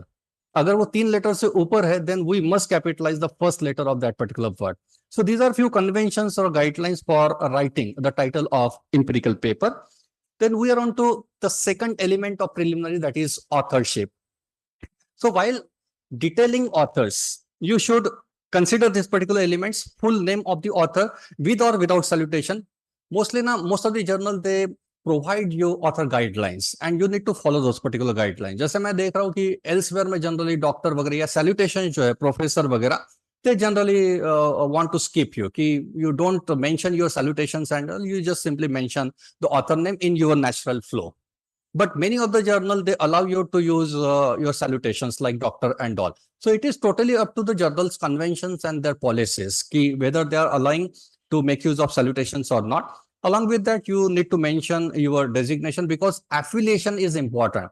Without affiliation, journals will not accept your papers. So you must have some kind of affiliation. You must have some kind of associations with some academic institutions or so.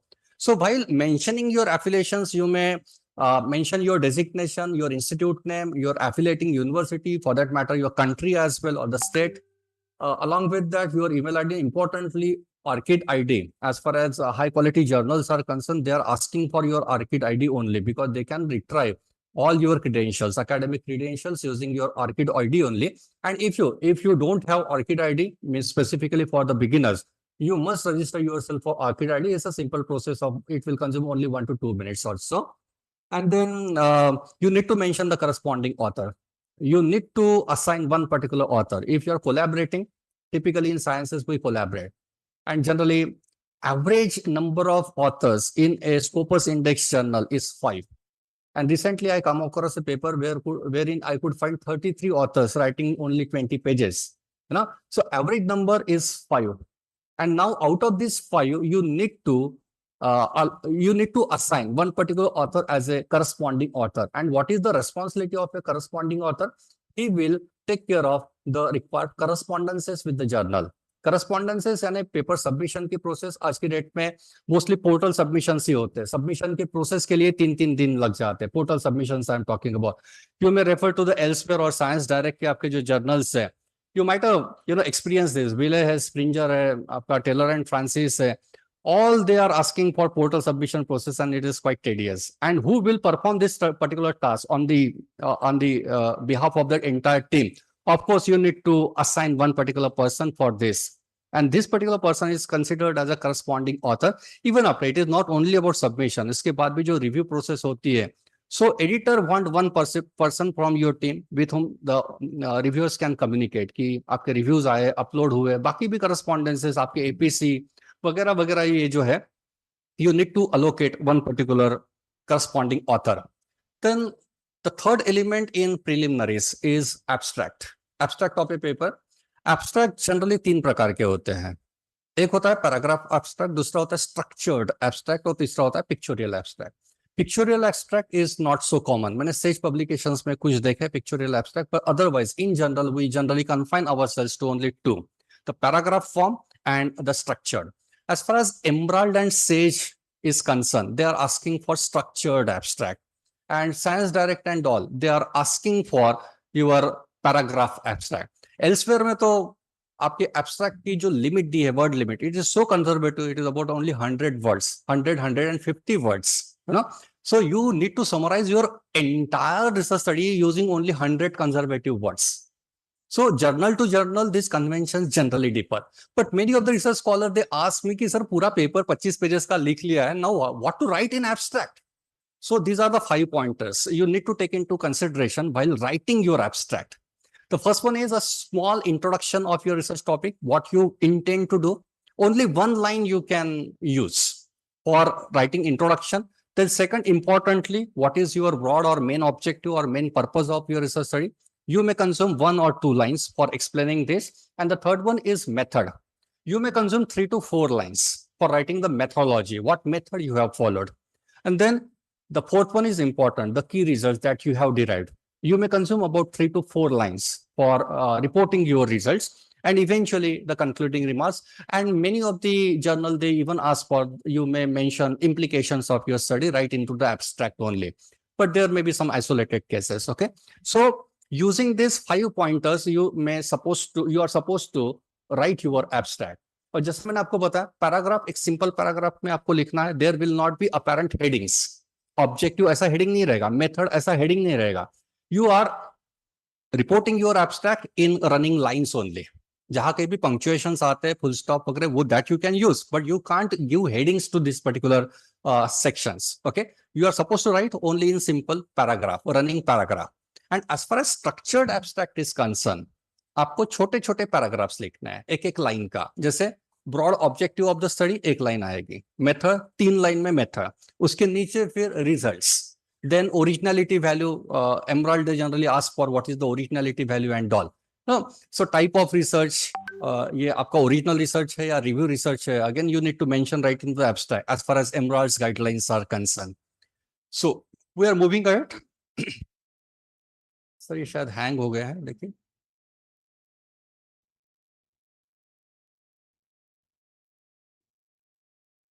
Okay, the next heading is your keywords.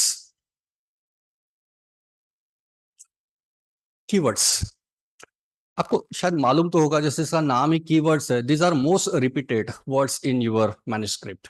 यानी क्या, शुरू से लेके आखिरी तक आपका लगभग 20-22 pages का डॉक्यूमेंट होता है मैन्युस्क्रिप्ट का. ओके, इसमें सबसे ज्यादा रिपीटेड वर्ड्स, शायद ये हर पैराग्राफ में दिखे, हर पेज में दिखे आपको. The most repeated words in your manuscript are considered as keywords. Keywords कितने मेंशन करने चाहिए? एब्स्ट्रैक्ट के ठीक नीचे कीवर्ड ऐसा हेडिंग देके, उसको बोल्ड करके, उसके सामने कोलोन देके, हम लोगों को कॉमा कॉमा करके बहुत बार कीवर्ड्स मेंशन करने होते हैं. ये कितने देने चाहिए? Again you need to refer to the author guidelines, but in general 3 से 10 keywords you can mention, and average is 5.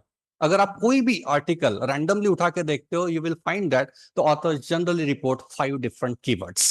Okay, so these guidelines you may follow. Then we are on to the next part, that is the body of your research article, the main part of your research article. So while writing body, you are supposed to follow this format, which is called as IMRAD format. It's a standardized format. And every other reputed journal, they are following and asking research scholars to present their body following IMRAD format only. This particular format came into being in 1979. Before 1979, it was confined only to the life sciences. But after 1979, there was a resolution that every other research scholar belonging to different field, be it social sciences or the humanities or interdisciplinary, they may even follow and report the manuscript using IMRAD format. And the elaborated version of IMRAD, I stands for introduction, M stands for methods, R stands for results, A stands for and D stands for discussion. And now quickly, I am getting into the discussions of IMRAD. So first part is called as introduction. So these 5 pointers in general, आपके body में ये 6 sections आते हैं original article के. First section should be introduction, second section optional है. Life sciences, physics, chemistry के जो research scholars हैं, they generally don't report literature review. They simply report methodology, results and discussion, and eventually conclusion. So these 6 heads that you are supposed to work on. So first part that you are supposed to write is introduction. Okay. So as the name indicates, it is the introduction of your research topic. You are introducing a lay reader, what you are planning to do. What is the nature of your research study? What is the context of your research study? What is the purpose of your research study? And what is the objective of your research study? So this 6 heads that you are supposed to write is introduction, optional है. Life sciences, physics, chemistry के जो research scholars हैं, they generally don't report literature review. They simply report methodology, results and discussion, and eventually conclusion. So these 6 heads that you are supposed to work on. So first part that you are supposed to write is introduction. Okay. So as the name indicates, it is the introduction of your research topic. You are introducing a lay reader, what you are planning to do. What is the nature of your research study? Over here, research scholar is believing in developing background of the research. Over here, what you are supposed to write, what is already known about the topic, what is already known about the topic. And importantly, over here, the research scholar is reporting the gaps, what gaps are existing, and how have you identified those gaps, and why have you decided to work on one particular specific research gap. You are trying to give this convincing statement that why this particular topic is being selected and why research on this particular topic is important. You are giving a strong justification. Apart from that, in the initial couple of paragraphs, while writing introduction, you may write about definitions or meanings of the key terms that you have been using subsequently in your manuscript and all. Means it is more about background development, you can say, the context development of your research study. So this is about introduction. While writing introduction, you need to follow these 3 pointers. Make one major point with each paragraph. One paragraph should cater only to one particular major idea. And while writing one particular paragraph, you may use multiple sentences. Present one thought in each sentence. एक idea, एक simple सा thought सिर्फ एक line में आना चाहिए, और एक लाइन की जो लेंथ है नंबर ऑफ वर्ड्स की, it should not exceed 30 words. So these are the guidelines, scientific guidelines while writing the manuscript. We are on to the second section, that is a review of literature, and you know very well, we generally download relevant or closely related literature about the topic. And importantly, you must take care that whatever literature you are downloading and citing in your article, it should be of quality. For that sake, you need to, whatever PDFs you have downloaded, you need to scrutinize that particular literature. Means you need to scrutinize in terms of the quality of the journals in which these particular articles are published. जिनको ज्यादा citations होते हैं और जो Scopus Q1, Q2 या SCI में published है, only such literature you are supposed to cite. यानी प्रीडेटरी जर्नल या कोई लोकल कॉन्फ्रेंस पे जो पेपर्स पब्लिश होते हैं, generally we should avoid citing such kind of literature. Means what basically literature, it is the input you have been using for developing your own ideas, research idea. हमारा research topic shape up करने के लिए the input we have been using, it should be of quality stuff only. So simple. So try to take care that you must use and cite the quality literature only. We're on to the third part, that is materials and methods. So as far as method is concerned, again, you may write method into different sections. As far as survey projects are concerned, you may talk about the sampling. While writing sampling issues, you may talk about who are your sampling, means who you have surveyed, then how many you have surveyed. In this particular sense, we need to mention about the sample size and the sampling procedure, which particular methods you have used, probability or non-probability sampling methods, which method specifically you have used, you need to mention. Along with that, as far as survey projects are concerned, you are supposed to write about the measure. Measure means how did you develop your questionnaire? What input or what literature support you have taken for developing your questionnaire. And eventually the third part is data collection procedure. What procedure you have followed for collecting your primary data. As far as material part is concerned, for science research scholars, it is more about what inputs you have used for experimentation purpose. It is in terms of the material, ingredients you can say, or the equipments or machines you have used, or what sort of permissions and all you have taken, and what entire procedure you have followed. So in terms of material, if you happen to be a chemistry research scholar, then what chemicals you have used, then the cultures, medicine, microorganisms, plants, animals, and what machines, equipments, instruments you have used for conducting your research study. The entire account of all these things you are supposed to give. And for this particular case, अभी आप बोलेंगे कि sir ये तो बहुत ही broadly हो रहा है, fast हो रहा है. So my strong recommendation is that you download some quality papers of your domain, specifically SCI या फिर Scopus Q1, Q2, and you keep on reading. मैं आज के सेशन का सबसे बड़ा मैसेज देने जा रहा हूं अभी. Before writing, you start reading. यानी में आप अपना पेपर लिखने से पहले आपके डोमेन के अच्छी क्वालिटी के 100 पेपर पहले पढ़ लो, समझ लो, and then you start writing. This process is much easier because reading से ही आपकी ideas develop. और मैं जो मेरे हाथ में कुछ भी मैं ना ही वहां पे कुछ देख रहा हूं, पर मैं बात कर रहा हूं स्पॉन्टेनियसली, ये कहां से आया है?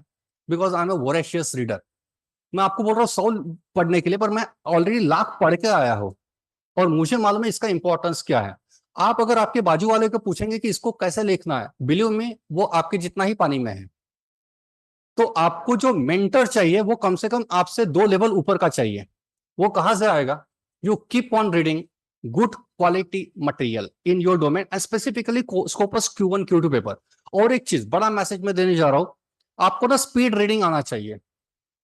आपको ना हर लाइन हर वर्ड पढ़ने की जरूरत नहीं है, आपको एक जस्ट सिंपल ग्लांस लेके या पीडीएफ को स्क्रॉल करके पता चल जाना चाहिए विद इन अ मिनट कि ये पेपर अच्छी क्वालिटी का है या नहीं है, ये पूरा पढ़ना चाहिए कि नहीं पढ़ना चाहिए। This acumen you need to develop first. मेरा मैसेज ये है, आप लिखने की प्रोसेस में जल्दी मत जाइए। You try to understand the process first. जो मैं आपको ये बता रहा हूं इट इज ओके, पर मुझे लगता है ये प्रोसेस समझना ज्यादा जरूरी है। मैं तो क्या, मुझे 45 मिनट दिए हैं, मैं 45 मिनट में प्रोसेस तो समझा दूंगा, पर जब आप ये करने जाओगे ना you will start facing difficulty. जो बिटवीन द लाइंस प्रॉब्लम्स आते हैं, possibly you will be able to address those particular problems while reading those particular papers, understanding the processes well. We're into the next section of our body, that is results. Over here we generally present analysis and our key results. So in results section, generally it's a statement of facts based on the systematically analyzed and tabulated data, what statistical techniques you have used, the justification of selecting those particular methods, and then you report. There are several reporting formats, and typically as far as Scopus and high quality journals are concerned, they generally ask you to report your results only following APA format. So you must understand what are those APA reporting formats. Kahan se aayega ye? Of course, you start referring to the previously published research papers in your domain. So if you have followed two-way ANOVA, तो two-way ANOVA का SPSS ने आपको output जो generate किया करके दिया है, you are not supposed to copy and paste that particular output in the manuscript. There are some reporting formats. And how will you come to know about these reporting formats? Of course, you need to refer to the previous published material, and then you follow what sort of tables they have prepared and what values only they have reported. So this precaution you need to take. Means you are strictly are supposed to follow the standardized formats of reporting your results. Then we're on to the next part, that is discussions.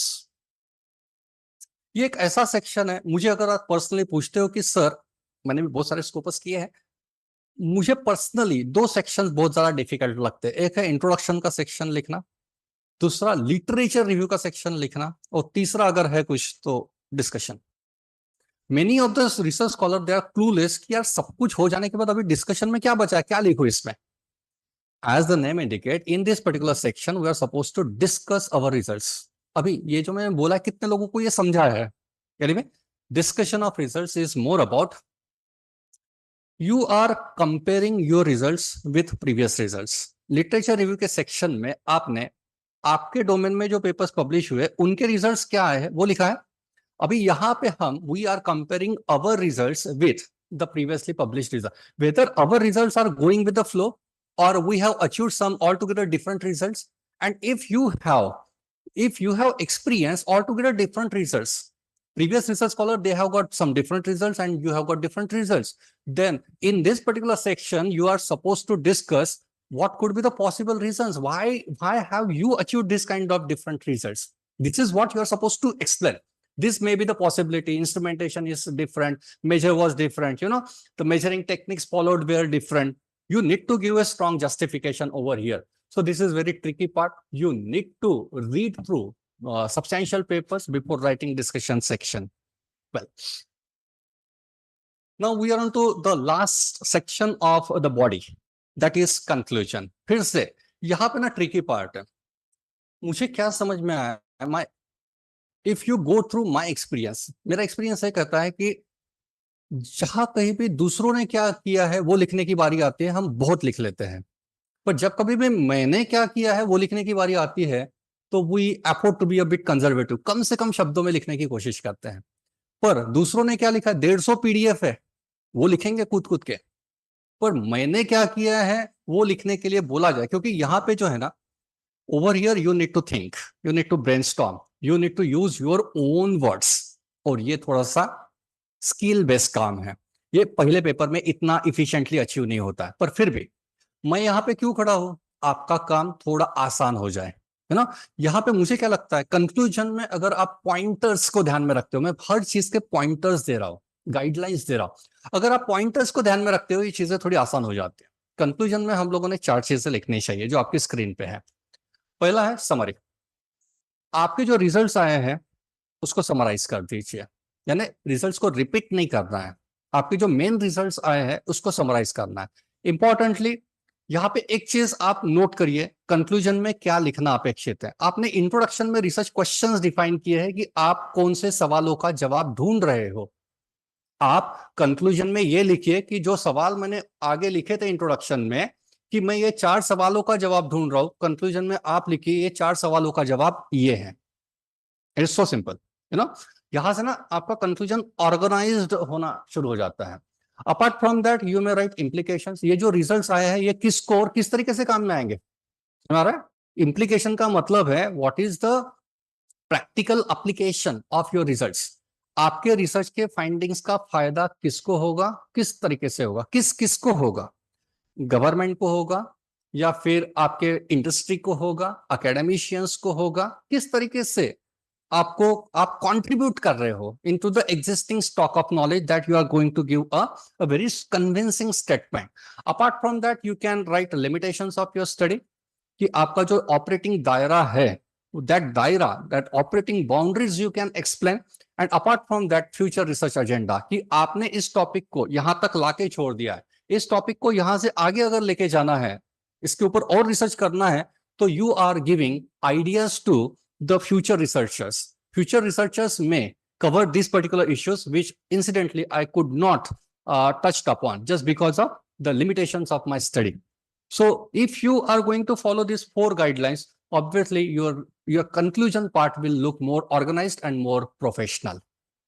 और जो manuscript में revisions आते हैं ना, mostly यहाँ पे आते हैं कि your conclusion is not sufficient enough to again understanding ki what you have done. Then we are on to the last part of our manuscript, that is end matter. End matter में 3 चीजें आती हैं। Acknowledgement. Acknowledgement is out and out optional. If your project is being funded by some agencies, then and only then you may acknowledge to the funding agencies. Otherwise, there is absolutely no need to give acknowledgement in your research paper. Apart from that, references, yes, it is mandatory. It is mandatory. और आपको जैसे मैं बता भी रहा था कि कम से कम 60 रेफरेंसेस, अगर आप हाई क्वालिटी जर्नल्स में जाते हो, you must take care that there must be at least 60 citations and references, and make sure that whatever you have cited, you have given full reference to those particular citations. Importantly, you are supposed to make use of softwares for generating citations and references. And along with that, annexure means आपका जो rough work है या फिर आपके जो observations है, उसके जो charts है, whatever supplementary material is there, which cannot be a part of major manuscript, but it is important for the readers to get sufficient understanding about the in-between lines of your research study, which could not form the main part of your research paper. पर research पढ़ने वालों को जो additional supplementary information लगती है चीजों को समझने के लिए, that you can always put in annexure. So this was more about research paper. Sorry, फिर से हैंग हो गया शायद. Okay, मैं quickly wind up करूंगा अभी. I know very well कि I have already encroached upon the time, but still I can't conclude abruptly. Well, the second document that I must deliberate on, that is research synopsis. So as far as definition of synopsis is concerned, these are the 3 key pointers. Synopsis, that I told you, is a blueprint of your proposed research study. It has got futuristic orientation. It's a framework, or it is an outline of what you are contemplating to do in next 3 to 5 years. So it is more sort of, you just go through this analogy or illustration. घर बनाने से पहले, घर construct करने से पहले हम architectural map तैयार करते हैं कि प्लॉट कितना बड़ा है, उसके ऊपर एंट्रेंस कहाँ से होगा, कितनी रूम्स बनेगी, कितने फ्लोर्स बनेंगे, कितने पिलर्स डालने हैं, वगैरह वगैरह. You plan everything on a piece of paper so that you should have idea. अभी जिस वक्त घर बनाने का दिमाग में आया तो क्या ईटा गिट्टी ये सब बुला के ले भाई चालू कर, ऐसा कभी नहीं होता है ना. You generally do paper work. Generally हम लोग चीजों को पेपर पे बिठाने की कोशिश करते हैं so that our future work should be more organized. और इसी एनालॉजी को ध्यान में रखते हुए हम लोग सिनॉप्सिस बनाते हैं। आने वाले 3 से 5 साल में हम क्या करने वाले हैं वो घर में बैठ के विजुअलाइज कर रहे हैं और वो लिख रहे हैं, यानी में।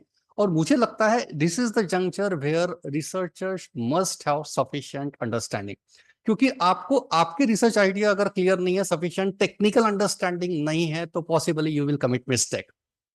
मैंने बताया मैं 2-2.5 हजार मालूम नहीं कितने वर्कशॉप, अभी तो गिनना भी बंद कर दिया मैंने ना, कि सभी वर्कशॉप में एक कॉमन क्वेश्चन अगर मुझे आता होगा तो वो ये है कि सर सिनॉप्सिस अप्रूव होने के बाद उसमें चेंजेस कर सकते हैं क्या? पॉसिबली आपके भी दिमाग का क्वेश्चन होगा, है ना। अभी ये क्वेश्चन आने की संभावना क्यों है? क्योंकि जब लिखा था उस वक्त अंडरस्टैंडिंग इतना क्लियर नहीं था और ऐसी चीजें लिखी गई, अभी पता चल रहा है कि ये हो ही नहीं सकता है। And that is why we are discussing कि कैन वी चेंज दिस। अभी ये इसका कारण ये है कि हम लोगों ने बिना प्रिपरेशन किए एक बड़ी चीज में हाथ डाल दिया। तो मैं मैसेज यही दे रहा हूं कि आप रिसर्च थीसिस लिखने से पहले कम से कम 4 रिसर्च पेपर तो लिख के देखिए। कारण बता रहा हूं, रिसर्च पेपर आप जिंदगी में 1000 भी लिख सकते हो, थीसिस 1000 लिखने वाला आज तक कोई तो मैंने देखा नहीं है। और आज आप जो कर रहे हो कि एक थीसिस लिखना is considered as a big liability today. लगता है कि यही जैसे तैसे कंप्लीट हो जाए, दूसरे का तो शायद ही कोई सोच रहा है। समझ में आ रहा है? मैं और एक बड़ी बात बता रहा हूँ ये डिपस्टिक सर्वेज में करते रहता हूँ। जैसे अभी आज मौका नहीं है, अदरवाइज मेरे जितने भी वर्कशॉप्स होते हैं मैं सभी रिसर्च स्कॉलर्स को पूछता हूँ कि यार मजा आ रहा है क्या पीएचडी करने में? आपकी हंसी बता रही है कि क्या एक्सपीरियंसेस आ रहे हैं, है ना। शायद ही ऐसा कोई रिसर्च स्कॉलर मैंने देखा कि सर बहुत मजा आ रहा है। ये मजा ना आने का कारण मालूम है? हम लोगों ने एक ऐसी चीज में हाथ डाल दिया है कि जिसके बारे में बहुत ज्यादा जानकारी नहीं है। अभी इसके ऊपर ये तो हो गया कि जो रिसर्च कर रहे हैं उनके एक्सपीरियंसेस, जिनके हो गए हैं अवार्ड उनको पूछिए आप। में वो बोलते हैं कि यार ये पीएचडी के प्रोसेस में इतना ही पता चला है कि पीएचडी करते कैसे है। भाई रिसर्च क्या किया है उसके ऊपर ही एक रिसर्च होना चाहिए, है ना। क्या something is going wrong, no one is happy with whatever they have been doing, and those who have already been awarded they are not so complacent with whatever they have done. आप किसी को जिसका award हुआ है ना उसको PhD thesis मांग के देखिए कि सर मुझे थोड़ा सा देखना है, they will never give you। they'll never give you। it is not that कि वो डर रहे कि वो आप कॉपी पेस्ट कर लेंगे, उनको मालूम है कि मैंने किया ये मेरे को मालूम है, अभी दुनिया को so my biggest message of today session मुझे लगता है प्रिपरेशन कर लो। और आज के डेट में 2024 में ये चीजें it is quite possible. You invest just 6 months to 1 year before getting और enrolling into doctoral programme, it is quite easy. हाँ यही अगर आपने मुझे 2020 से पहले यानी कोविड से पहले पूछा होता मैंने कहा होता डिफिकल्ट है यार प्रिपरेशन, बट आज की डेट में it is not at all difficult. So many workshops have been happening around, so many conferences have been such, so many deliberations have been going on, even online platforms are there, online resources are there, YouTubes and so many other resources, online resources are there, so you can't give excuse कि यार मुझे मालूम नहीं है। अगर वो आपको चीज मालूम नहीं है आपके रिसर्च से related, then blame goes to you only because sufficient knowledge is available. So with this note I must stop here. If there are any questions I will be very happy to take one, so please. I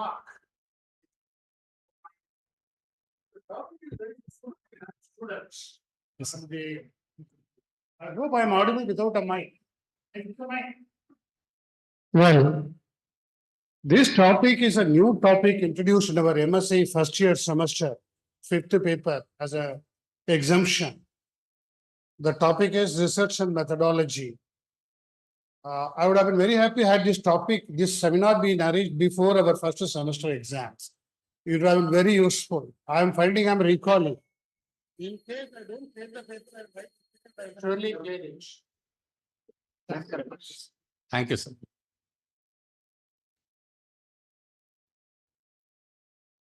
Any other questions? Yes, there is someone in the end. Ganesh, Yes. Mike.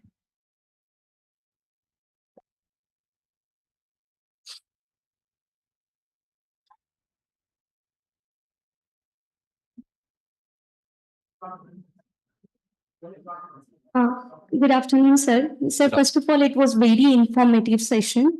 I just have a simple question. You had mentioned in the session that we should be a mindful reader because that help us to, get our studies or the review that we are doing for. So how can we develop that activity in ourselves? Because you see in this era of, Netflix and other things, we are mostly into the visualization and other things. We are losing the habit of reading. So how can we develop that? Because it's really important to understand what to read and how we can be mindful about getting the topic right. So how would you suggest on that? Simple answer is start reading. Now, what to read and from where to read. I've been repetitively telling all through my today's session that you are supposed to download some good quality published papers. Whatever domain you belongs to, Scopus या SCI में जो publish हो गए हैं papers, generally ना elsewhere के वगैरह आप देखेंगे 10-12 pages में ही वो खत्म हो जाते हैं. You start downloading it, and my strong recommendation is don't read it electronically. Try to take print out and start reading it. Highlight the things. आपके आजू बाजू में जो मार्जिन में जगह होती है ना, वहां पे नोट्स रखिए, जॉटिंग्स करिए. That is the best method. अरे भाई, आप यहाँ पे भी मेरा जब वक्त अभी मैं प्रेजेंटेशन कर रहा हूँ, आप में से बहुत सारे लोग फोटो निकाल रहे थे. Take it from me, no one is going to refer to this photos immediate after my session. ये फोटो सिर्फ एक ही बार रेफर होंगे जब इसको डिलीट करने की बारी आएगी. इसको रखूं का डिलीट करूं? देखिए, हम लोग कभी भी फोटो निकाल के नहीं पढ़े हैं. बचपन में टीचर पढ़ा रही है ब्लैक बोर्ड पे, वी यूज्ड टू राइट, और all of a sudden post Covid आप फोटो निकाल के पढ़ने जाओगी, यानी आपका जो ब्रेन डेवलप हुआ है उसको ब्रिज करके कोई नई मेथड आप डेवलप कर रहे हो, वहां पे प्रॉब्लम हो रही है. मुझे लगता है जो आदतें हमने बचपन से, जो भी आपको अभी नॉलेज है, आप रिकॉल करिए. ये जो मुझे आता है ये कैसे आया है? ये फोटो निकाल के नहीं आया है. आपने चीजों को पढ़ा है, आपने किताबें हाथ में लेके नोट्स निकाले, आपके पास हाइलाइटर रहा करते थे येलो कलर के. यही हमारी मेथड रही है यहाँ पे प्रोग्राम इंस्टॉल करने की. आप रिसर्च करते वक्त अगर आप नई मेथड डेवलप करने जाओगे, प्रॉब्लम होगा. Stick to your traditional method.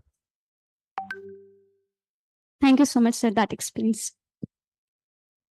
Any other? Do we have any other question? Yes.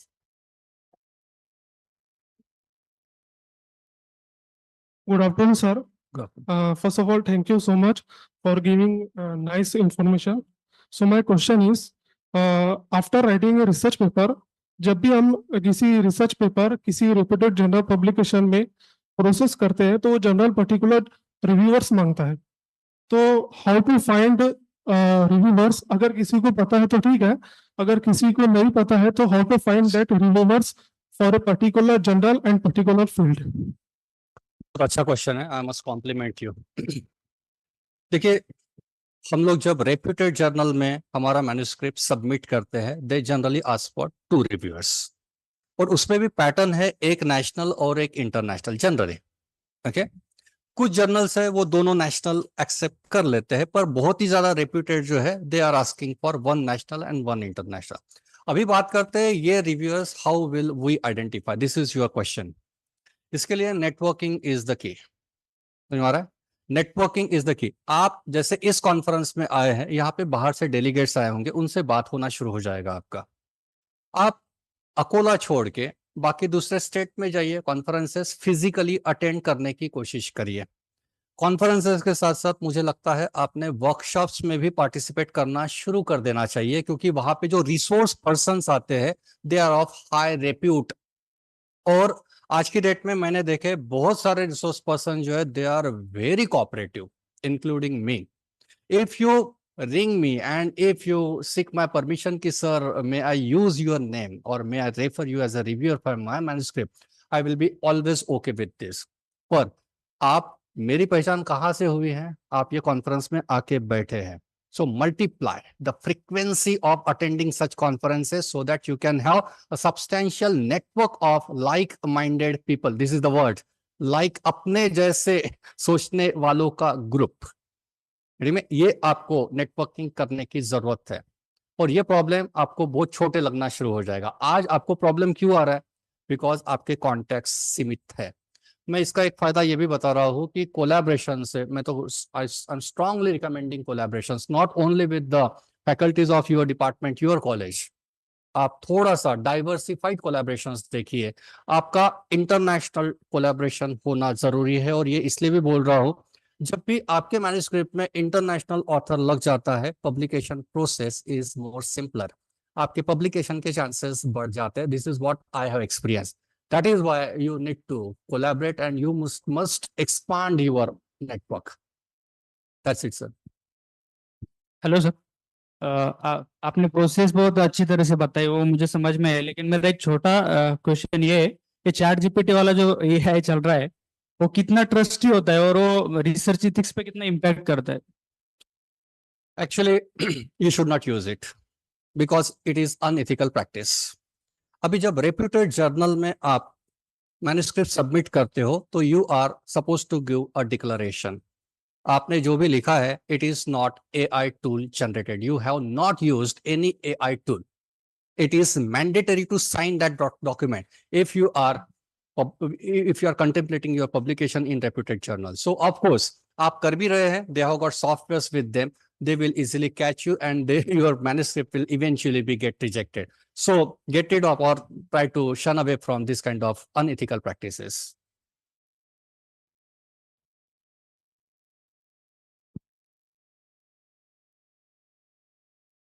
So thank you for patience listening. Once again, I wish to extend my gratitude towards you, David sir. Thank you. Pleasure. Thank you.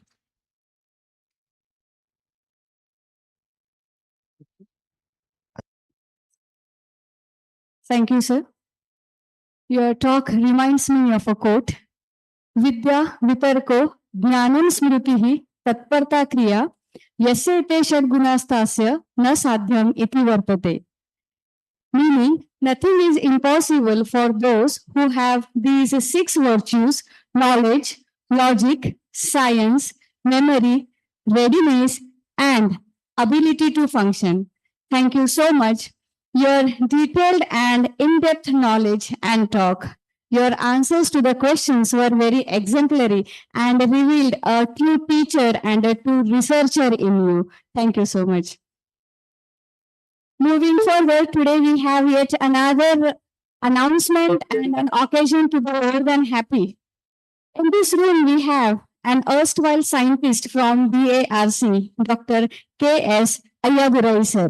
And I am delighted to inform that on today's occasion, where we are discussing research, collaboration, and consultancies, he has donated a handsome sum of 25,000 rupees to our chemistry department for consultancy. Thank you so much, sir. On behalf of our college, I express my gratitude towards you and would like to invite you for your opinions and for your expressions. Please.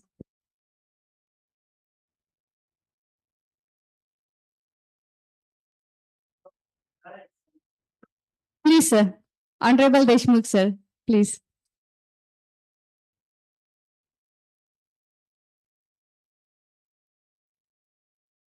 Learned intelligentsia on the dais and also it is wrong to say in front of me. You should say before me. My English professor used to tell, before animated object only you should use the preposition before. In front of is wrong. That's what my English professor used to teach. The mic is in front of me. Professor Pandey is before me. You get the difference, right? I'm very happy and honored to be here. And Madam, thanks to you, Aapka move mein Gi Shakar, you are awarded to me PhD. I'm not doctor. Sorry, sir. I wish it comes true. After seeing these people, I am inspired to become a doctor and seeing you all. Lingesh Saab, it's not a false flattery. I don't prepare text. I am 71 years old. I am the youngest student in the Amravati University. I am pursuing my MSc first semester. I have written the exam. I am very happy till the results are out. It is yet to come. And Lingesh Saab, your talk will linger longer. I am telling you because I have not completely, I should be frank, I have not completely listened to you because I had to go out for some administrative work with the principal and our trustee. But what little time I spent before you here in the hall, I definitely acknowledge, recognize, and count it as one of the most informative, formalized talk on the roadmap, on the path to research. That's one thing I'm telling you very honestly, earnestly, from the bottom of my heart. It's not a false flattery.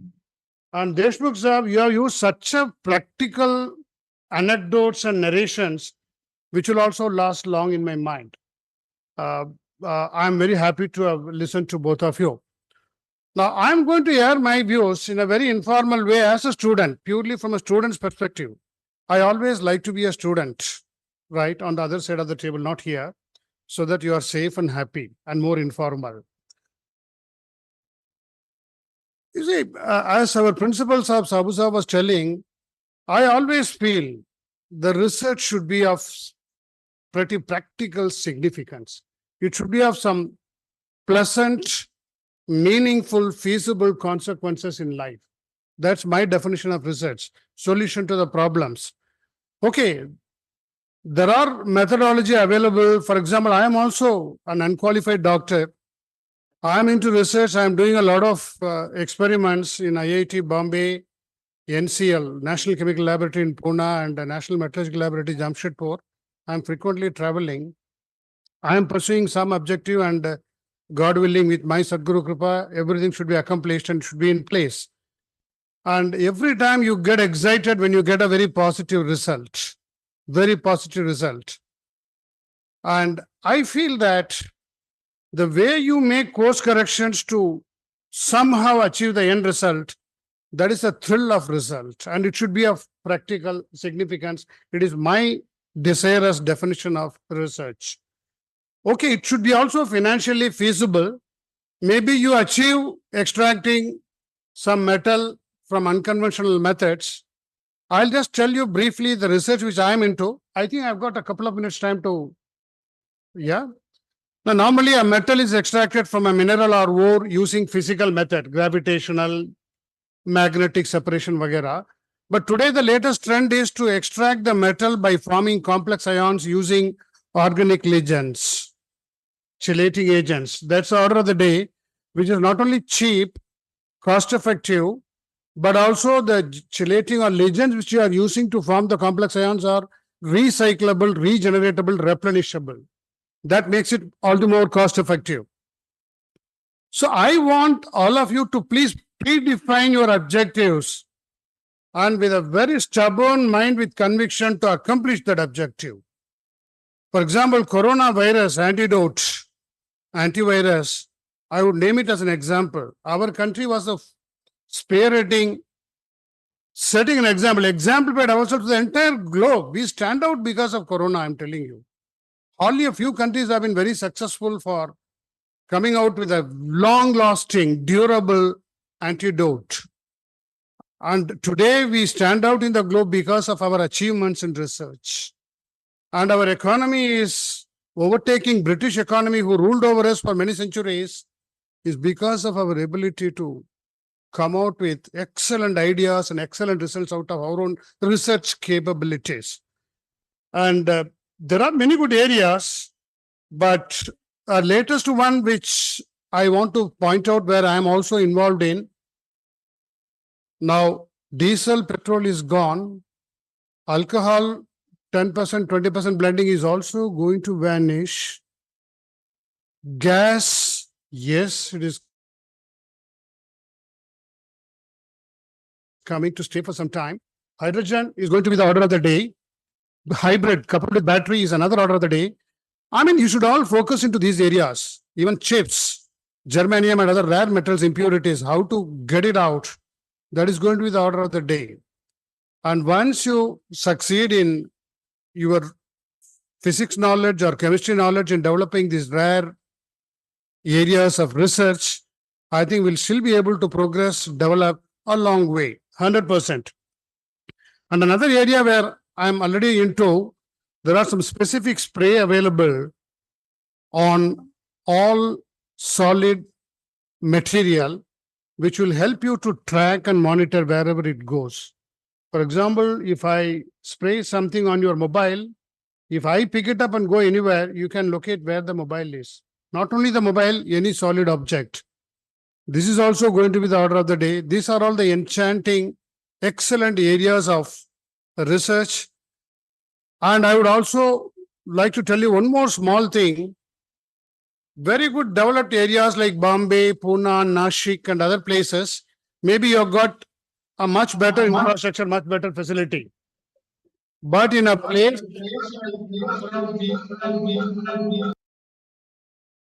I think it's very important. That is why it is getting echoed, right? If you do research of something of practical significance or consequence that is immeasurable, and the consequences are extraordinary and infinite. So I wish all the students who are aspiring or aiming at doing their PhD, all the best to you. And thank you very much, sir, for your elucidating talk. It was very lively and vivid, and my heartful thanks. It's not a prepared speech. It's just offhand, effortless, and I'm just giving you extemporary. Okay, thank you very much. Wish you all. I don't want to delay your lunch. Good luck to you. Thank you. Thank you, sir. Thank you for your kind words and opinions that you have shared over here. Thank you so much. And now we are moving towards the first technical session. Before handing over the charge to the anchor for the first technical session, I would like to request all the delegates, those who want to display their papers, they should display their papers in the Padmananda Hall. Those who have got their research papers or posters to be displayed, they should display it in Padmananda Hall, where it is visible for all and all the people can see it. Now, I am handing over the charge to Dr. Sarab Madam for first technical session.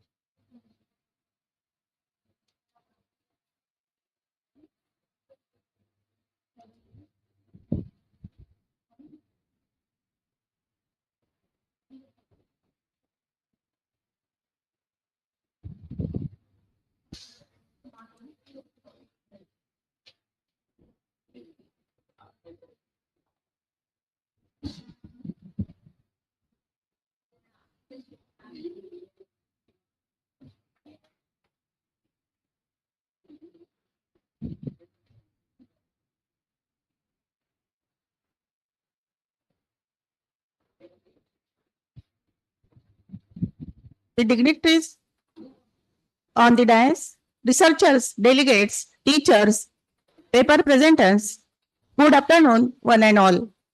I, Dr. Nilima Sarab, welcome you in the first technical session, which is conducted online and offline mode.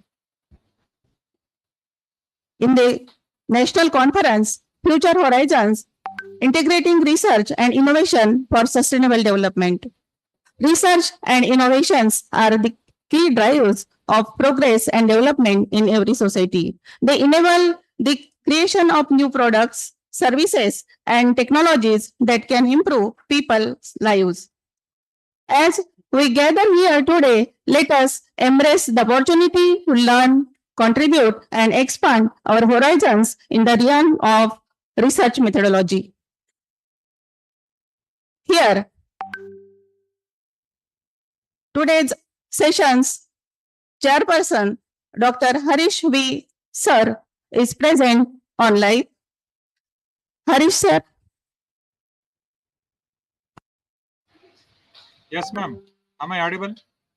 Yes, you are audible.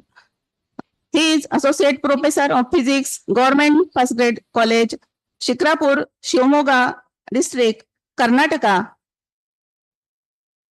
I kindly request you to grace our session as chairperson. Thank you. Then this technical session's invited speaker is respected Dr. Abhay Deshmukh sir, Director of Incubation and Innovation Center, RTM, Nagpur University, Nagpur. I request to Dr. Abhay Deshmukh sir to grace the session as invited speaker. And all the participants, paper presenters, lecturers, delegates, and research scholars, students, once again, I welcome you in this session.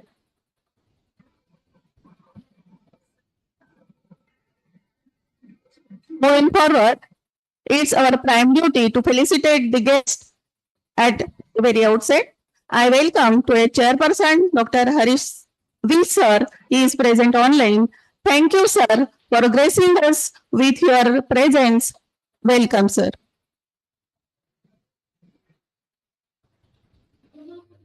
The invited speaker of first technical session is present here.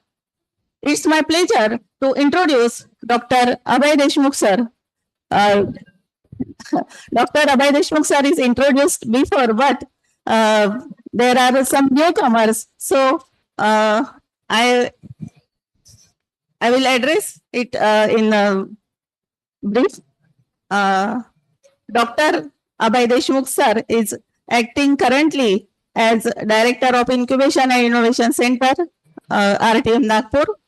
He has prolonged experience in the research field. His research experience is of 14 years.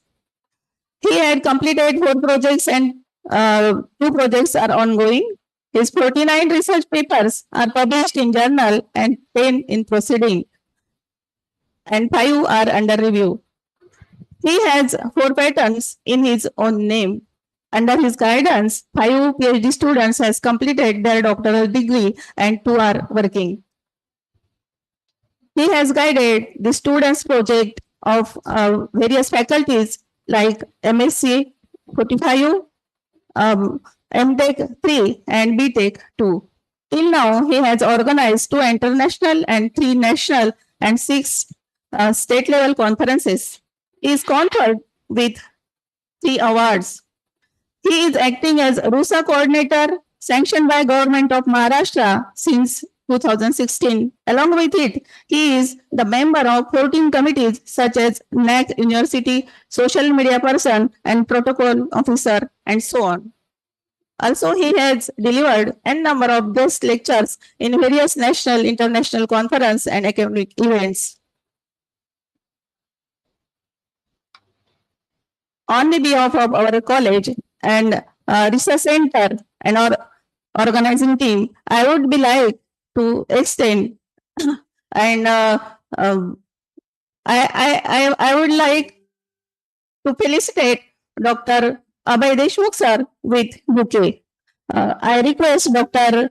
Devde sir, please felicitate with bouquet.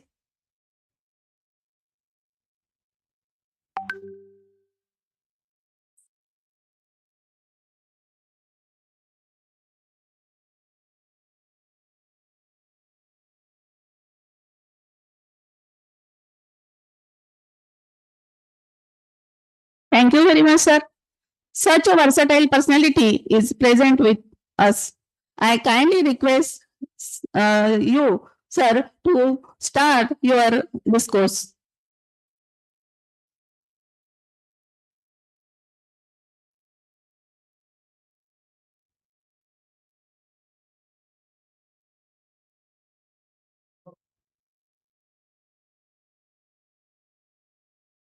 Thank you so much, ma'am.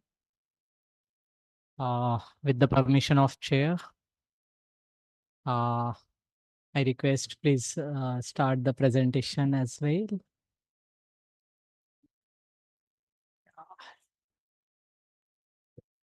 Slide changer है क्या?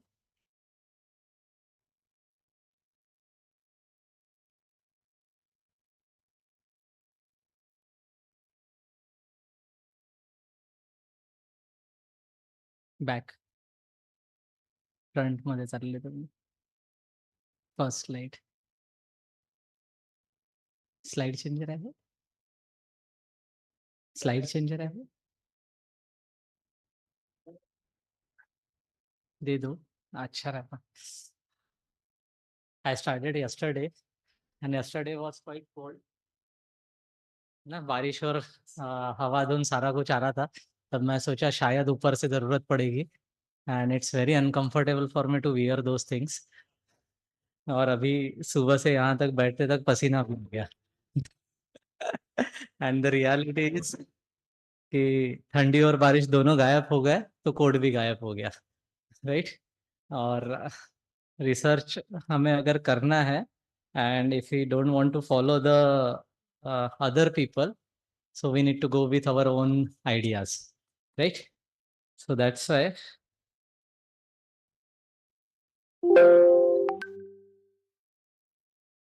okay. So as the name suggests itself, it's a research to reality. And Linge sir told you that how to frame the title as well, right? Composite title also he talk about it.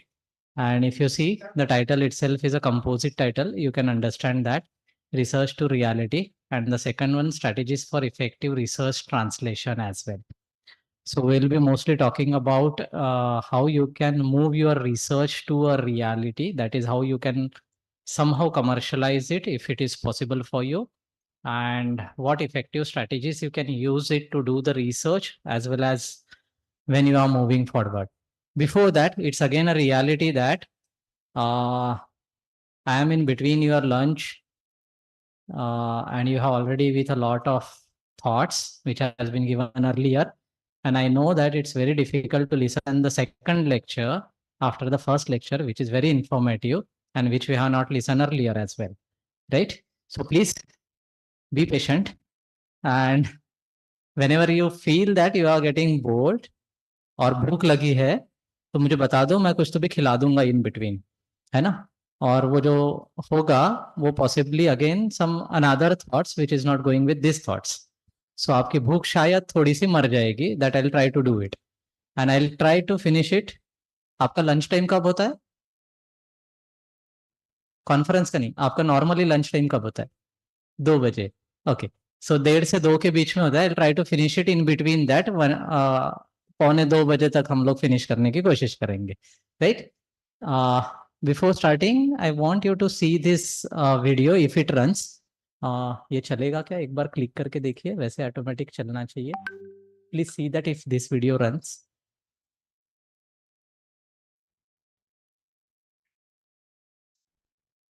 नहीं, video run करना है वो.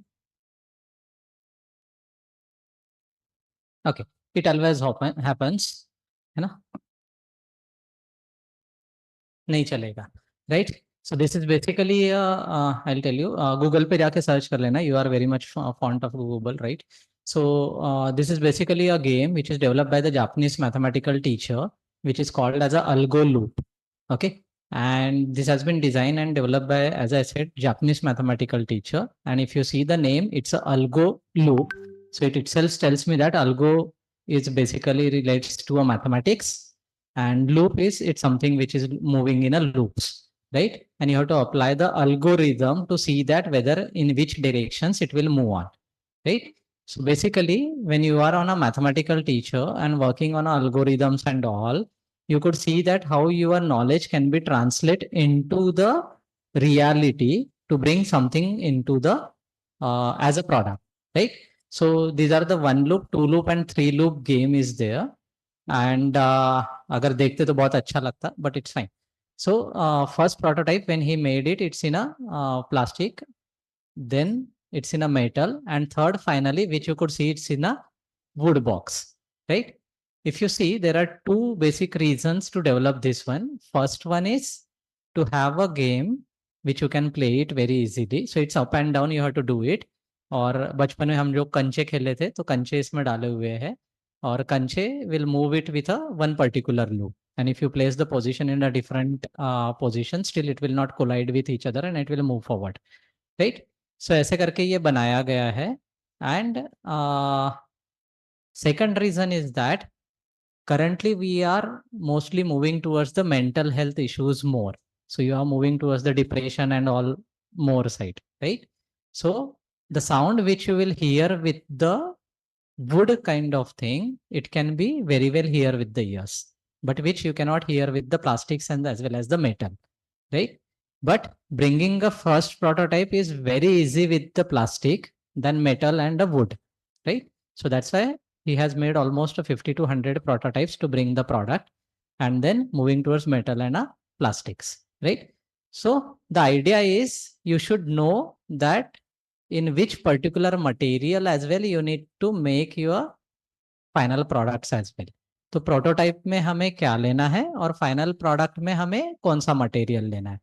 Because अगर आप सादा सा एक कोई भी चीज बनाते हो तो it goes through the 3 process. One is first you have to design it, then you have to make a mould, then you have to go with injection moulding, और फिर आप किसी कंपनी के पास जाओगे, कंपनी आपको एक बना के नहीं देगी prototype, so you have to pay for at least 1000 to 10,000 pieces, और फिर फाइनली जो है आपका प्रोटोटाइप बनेगा. So the cost involved is around 3 to 5 lakhs rupees for one prototype.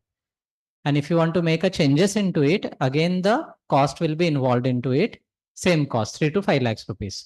But अभी आपने अगर 3D printing और ये सब सुना होगा तो we can make a 3D printing products with a minimal cost that is 500 to 1000 rupees. So आपके prototypes जो है वो उतने ही बढ़ते जाएंगे, right? So this is what the game is. Anyone knows about his person? अच्छा, एज क्या होगा इनका? Around 90 plus, right? So is basically आप अभी आप हम पहले जब भी किसी के घर में जाते थे तो क्या मांगते थे? अच्छा, अभी किसी के घर में जाते हो तो क्या मांगते हो? Charger, right? पहले हम लोग पानी मांगते थे, अभी किसी के भी घर में जाते हो कहीं भी रुकते हो तो we search for the sockets so that we can charge our mobile phones, right? So he is basically a professor good enough. He invented the battery. You could see those batteries in hand, a small battery, and he got the Nobel Prize at the age of 96. And he invented battery before 40 years, and we took a time of 40 years to understand that battery is very important for us. And at the age of 96, he given us second invention that we required the solid state batteries, not the liquid batteries, liquid electrolyte batteries. So there is no age involved in bringing the innovations into a reality. Okay. So a small kid can also invent, as well as even you can invent at the age of 96. जैसे sir है at the age of 71 he is doing MSc. Probably he, if he do the PhD, he may give a new inventions wherein it can move forward to a Nobel Prize, possibly, right? The idea is कि आपका innovation करने की जिद होनी चाहिए as well as passion होना चाहिए, right? That is where it's more important. So that's what his name is there, that you can do the invention at any of the stages, right? You can go on a Google again, can search of it. Unfortunately, he died at the age of 101. And still he was moving, he was going to the university still at the age of 100 as well, है ना? और हमारा 60 के बाद जो है काम करने की इच्छा खत्म हो जाती है. इवन गवर्नमेंट जॉब लग गई तो दूसरे ही दिन से खत्म हो जाती है, अपॉइंटमेंट ऑर्डर मिलते बराबर, right? So that is the difference what we carry out. So your basically passion should not die and you should move forward with the innovations what you can bring it to the market. Next. Okay, so as we are talking about the multidisciplinary areas, I'll give you a very small example of it, why your multidisciplinary approach is very important. So fortunately or unfortunately, I work almost in all the departments. I started my career with MSc Physics in Nagpur, and then I work in a metallurgy department. Then I work in a chemical engineering department. Then I work in a mechanical engineering department, chemistry department, and so on. So when you are looking at the bottom student with different subjects, it gives you a very better solutions, right? The simple example, if you see this one, do you know what it is? ये क्या है? Pen है, right? How many subjects you can apply on this pen from the childhood which you have learned? बचपन से कितने subject सीखे हम लोग? बहुत सारे, राइट? साइंस तो आप लगा लोगे, साइंस के होंगे तो, right? So start from the physics itself, physics पहले आपके दिमाग में आएगा, केमिस्ट्री वाला होगा तो केमिस्ट्री दिमाग में आएगा, right? So chemistry is which part? Outer part is polymer part. So if you see, पहले जो फाउंटेन पेन्स आते थे, they have a metal body part, right? अभी ये पॉलीमर पार्ट है. So chemistry is very well involve into it, which can give you the strength equivalent to a metal, right? Second is the ink which is available into it, right? So you need a ink which we can put it into your fountain pen. Third one, physics, your ink should go down, it's right, है ना? और spill out भी उतनी ही होनी चाहिए जितनी जरूरत है. और कौन से सब्जेक्ट सीखे हो आप? अच्छा, सीखे हो, पढ़े हो ना? हाँ, ठीक है. सो और कौन से सब्जेक्ट सीखे हो आप लोग? Mathematics, commerce, yeah, mathematics, because the geometrically it is very important. Aesthetically, if you see, the shape is quite different than your regular pens, right? Commerce, yes, you can apply the economics, commerce, management and every subject, because you have to see that how it can be sell into the market. History, yes, because if you see, there are a long history of invention of pens, right? जो हमने बचपन में use किया, शायद आज हमें याद भी नहीं है कि कौन सा बचपन में यूज किया था. Geography, yes, we know that the pen which we are using in urban areas is not useful in rural areas, because we need the difference of the price. यहाँ 10 रुपए का होगा तो वहाँ 2 रुपए का ही चलेगा शायद. So the point is you need to apply all the subjects into a one object so that you can make the best product out of your whatever you have learned it. Okay. And the major part in this is the metal tip which is on this fountain pen. So LAMY, Lamy, अगर आपने company का नाम सुना होगा, they are more professionally designing such kind of pen, और उसमें भी उनका सबसे ज्यादा स्पेशलाइजेशन जो है वो ये टिप बनाने में. So if you write down with this pen, you will keep on writing it. It is so smooth. बाद में शायद आप एक बार अगर ट्राई करना चाहो तो you can try it out. So that is what it is required. So if you have a people around you with the different background, they can give you the solutions accordingly. हमारा क्या होता है कि हम अगर chemistry पढ़ रहे हैं तो we think in a chemistry perspective itself. We won't think in a mathematics perspective. We won't think in a management perspective. We won't think in a different perspective, right? That's why your interdisciplinary as well as collaborative approach is very important to bring those things. So whenever you get a time to attend any lecture other than your subject,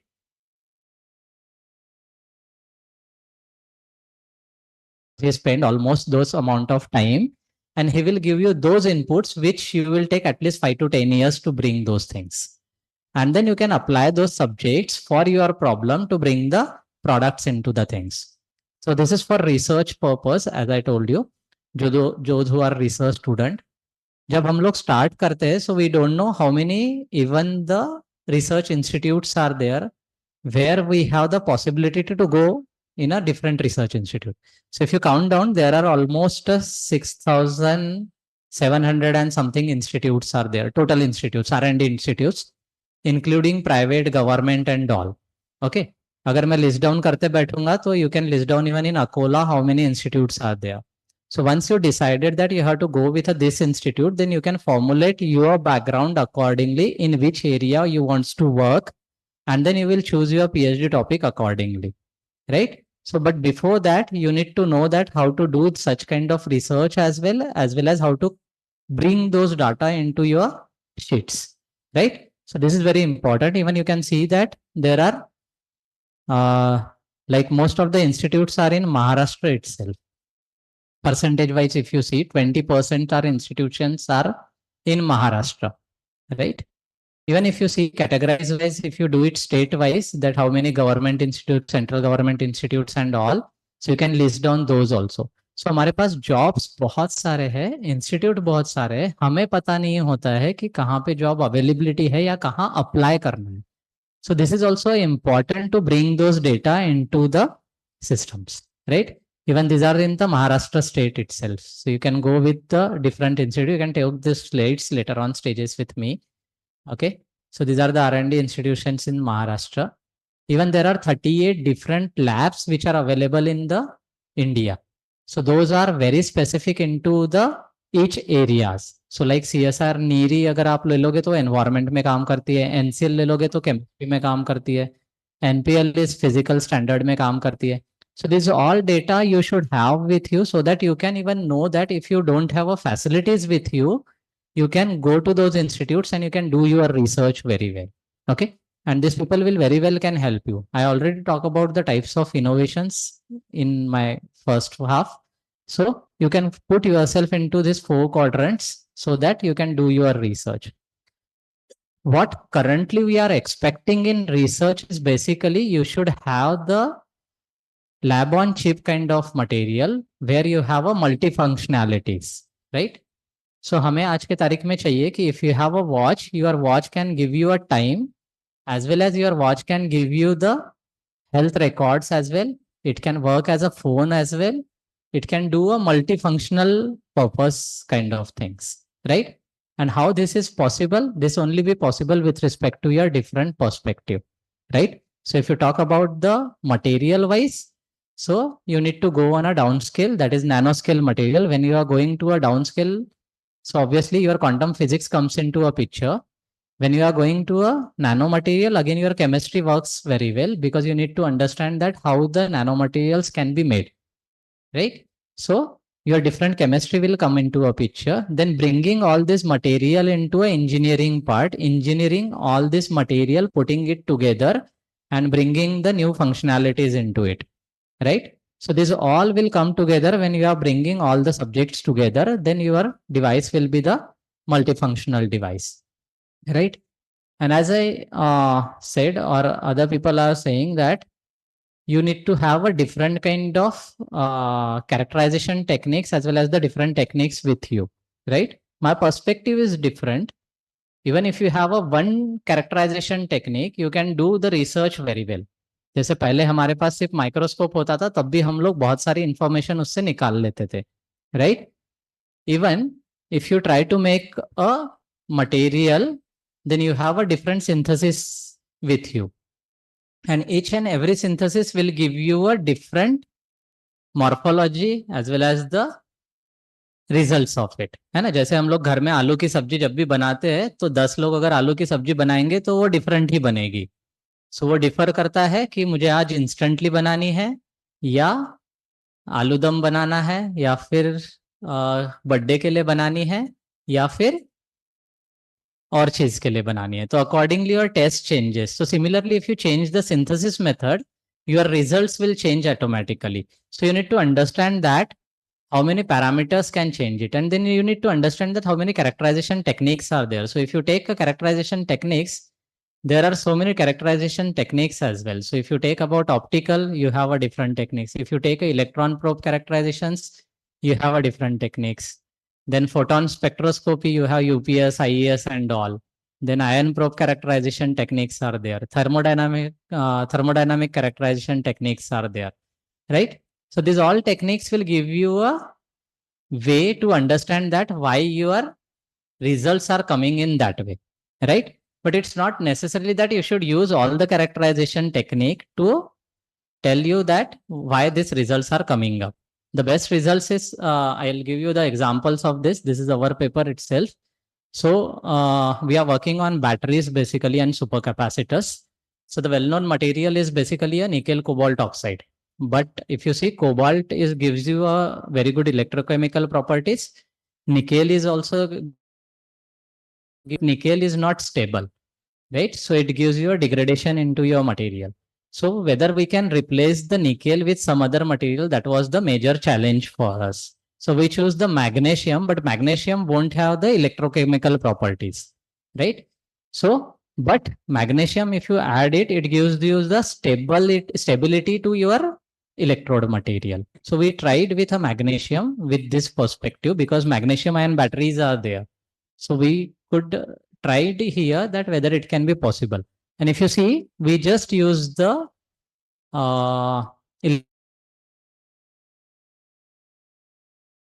has been published into the Nature. So nothing is there, TEM नहीं है, कुछ नहीं है, कोई characterization techniques नहीं है, but only we have used the electrochemical characterization with EIS techniques. Okay, so you can find out those parameters to explain your theory that okay, magnesium can stabilize your electrode material, and then you give the results to it, and this can be published very well. So that's why don't worry about it that you are in a small institute, you don't have a very much characterization techniques and all. Just prepare yourself in a one characterization technique thoroughly so that you can explain the results in a that way. जैसे पहले हम लोग बोलते कि at least एक subject में master हो जाओ, बाकी के थोड़े थोड़े पता करो. So you can mold yourself into that direction. So you will be able to explain all the results accordingly, right? So that is the major thing what you can do it.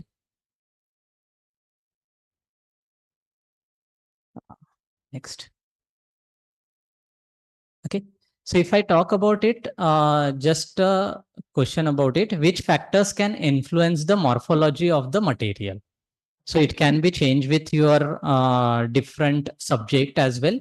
But अगर हम लोग मोटा मोटी अगर ले ले तो morphology is the major part which plays for your results, right?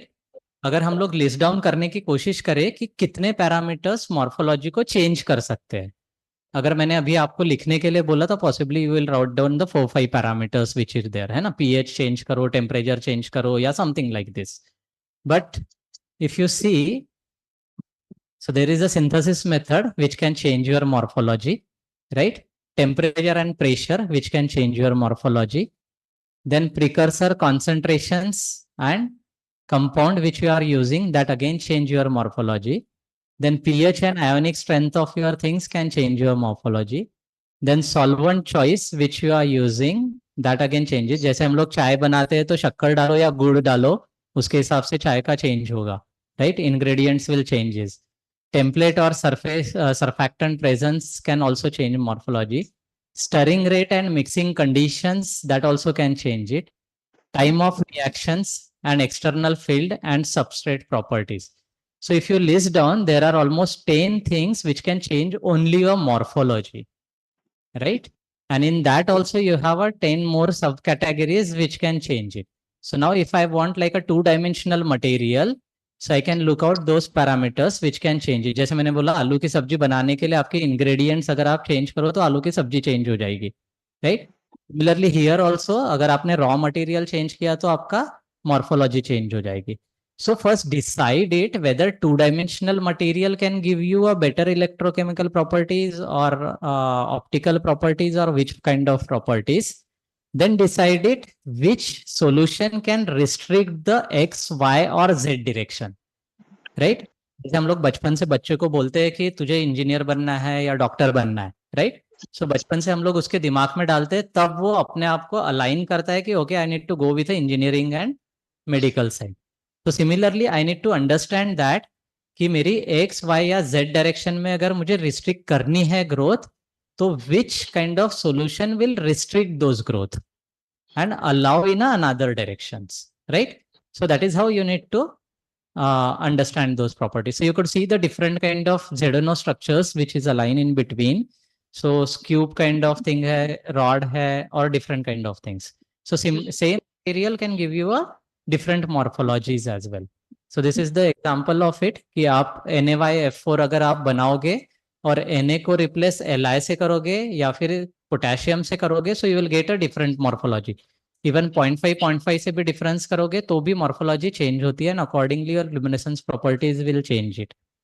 The best example of this one is carbon nitride. If you see, so अगर आप bulk properties carbon nitride की लोगे, so it's not having a good conducting properties, right? But if you make it in a 2-dimensional material, it gives you a much better conducting properties. Again, if you see, if you use this in a lithium ion batteries, so 3-dimensional material can act as a, like you have a voids in between that. If you see the in between structures, and this voids have a nitrogen on that edge group, and one nitrogen can accommodate the 2 lithium atoms. So you have a 6 nitrogen atoms in between that in a void. So 6 lithium atoms can take 6 nitrogen atom can take a 12 lithium ions. So if you make a 2-dimensional material, so you can have a 2 sides which can accommodate the lithium, right? And that is what we tried to do it. And we made a 2-dimensional material, and it took almost 3 times higher capacity of before bulk carbon nitride, right? And this paper has been published with the person whom I showed you, Professor Goodenough, who is Nobel laureate, and he liked this idea very much, and we published those, right? But before that, you need to understand that what is the exact problem statement. So the problem was you need to make a material which can accommodate the more lithium and which can be possible with 2-dimensional material, because you can now accommodate on both the side of carbon nitride, right? And that is what it has. So the major point is you need to do the research, and is like you need to do it again and again, the searching ability of yourself, right? So if you see, the step process is very simple in your research. Identify the problem. This is the most difficult part. What we do is, हम लोग पहले ये नहीं सोचते कि किस subject के ऊपर रिसर्च करना है. हम ये देखते हैं कि मेरे आजू बाजू में कौन सा इंस्टीट्यूट है, उसमें अगर फिजिक्स डिपार्टमेंट में है तो फिजिक्स में किसके पास जगह खाली है, उसके पास हम लोग चले जाते हैं. And whatever problem statement he is working on, we try to align ourselves in that particular directions, right? So जैसे सर ने भी बताया कि we need to at least spend 6 months to identify your problem statement and all. Then evaluate a literature, create hypothesis, research design, describe population, data collection, data analysis, and report writing. So as I said, data collection is very important. Once you identify the problem statement, you need to collect the data with a literature review. तो मुझे पता ही नहीं है कि मुझे 2-dimensional material बनाने हैं, 2-dimensional material के लिए which parameters are influencing those, तो मेरा पूरा direction ही गलत हो जाएगा, right? So that's what you need to do it. So there are a very few ways you can do it.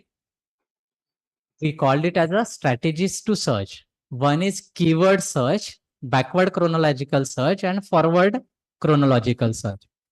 So जैसे सर ने बोला कि write it down or take a printout and then do the search or try to do it. So आप keyword क्या use करते हो, उस हिसाब से आपके search आएगा. So आप Google में अगर कोई भी keyword डालोगे, you get a lakhs of pages. और हम लोग 2 पेज के ऊपर जाते नहीं है, right? We understand that कि 2 पेज में हमारा रिसर्च खत्म हो गया, and probably your all inputs may be on a 10th page. So आप कौन सा कीवर्ड डालते हो उसके ऊपर बहुत सारा चीज डिपेंड करता है. हम रेफरेंसेस कभी देखते ही नहीं है, राइट? रेफरेंसेस वैसे ही चले जाते हैं, राइट? एंड बैकवर्ड क्रोनोलॉजिकल तो बिल्कुल भी नहीं है अपना, कि फ्रंट वाला रेफरेंस लो और उसका बैकवर्ड क्या और उसने यूज किया है. We won't do that. So try to use all this 3 things. Don't use the Google as your search engine, है ना? गूगल कोई अच्छी चीज नहीं देगा unless and until your keywords and your searching ability is very good. So go with a publishers as well. So this is the publisher list which you can go. A simple example is, again, there are 3 kind of supercapacitor, and if you see, there are 5 major parameters which can influence the properties of supercapacitor. Okay. So now if you see, electrode, electrolyte, separator, current collector, and enclosure. So now if you go with a now I understood that there are 5 parameters wherein you can work out. So now if you decided that you want to work on an electrode, then okay. So once I decided that I want to work on an electrode or electrolyte or separator, so I'll try to understand that how many parameters can influence it. नहीं हो रहा है.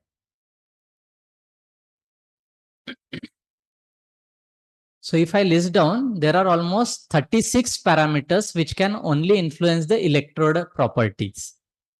Okay.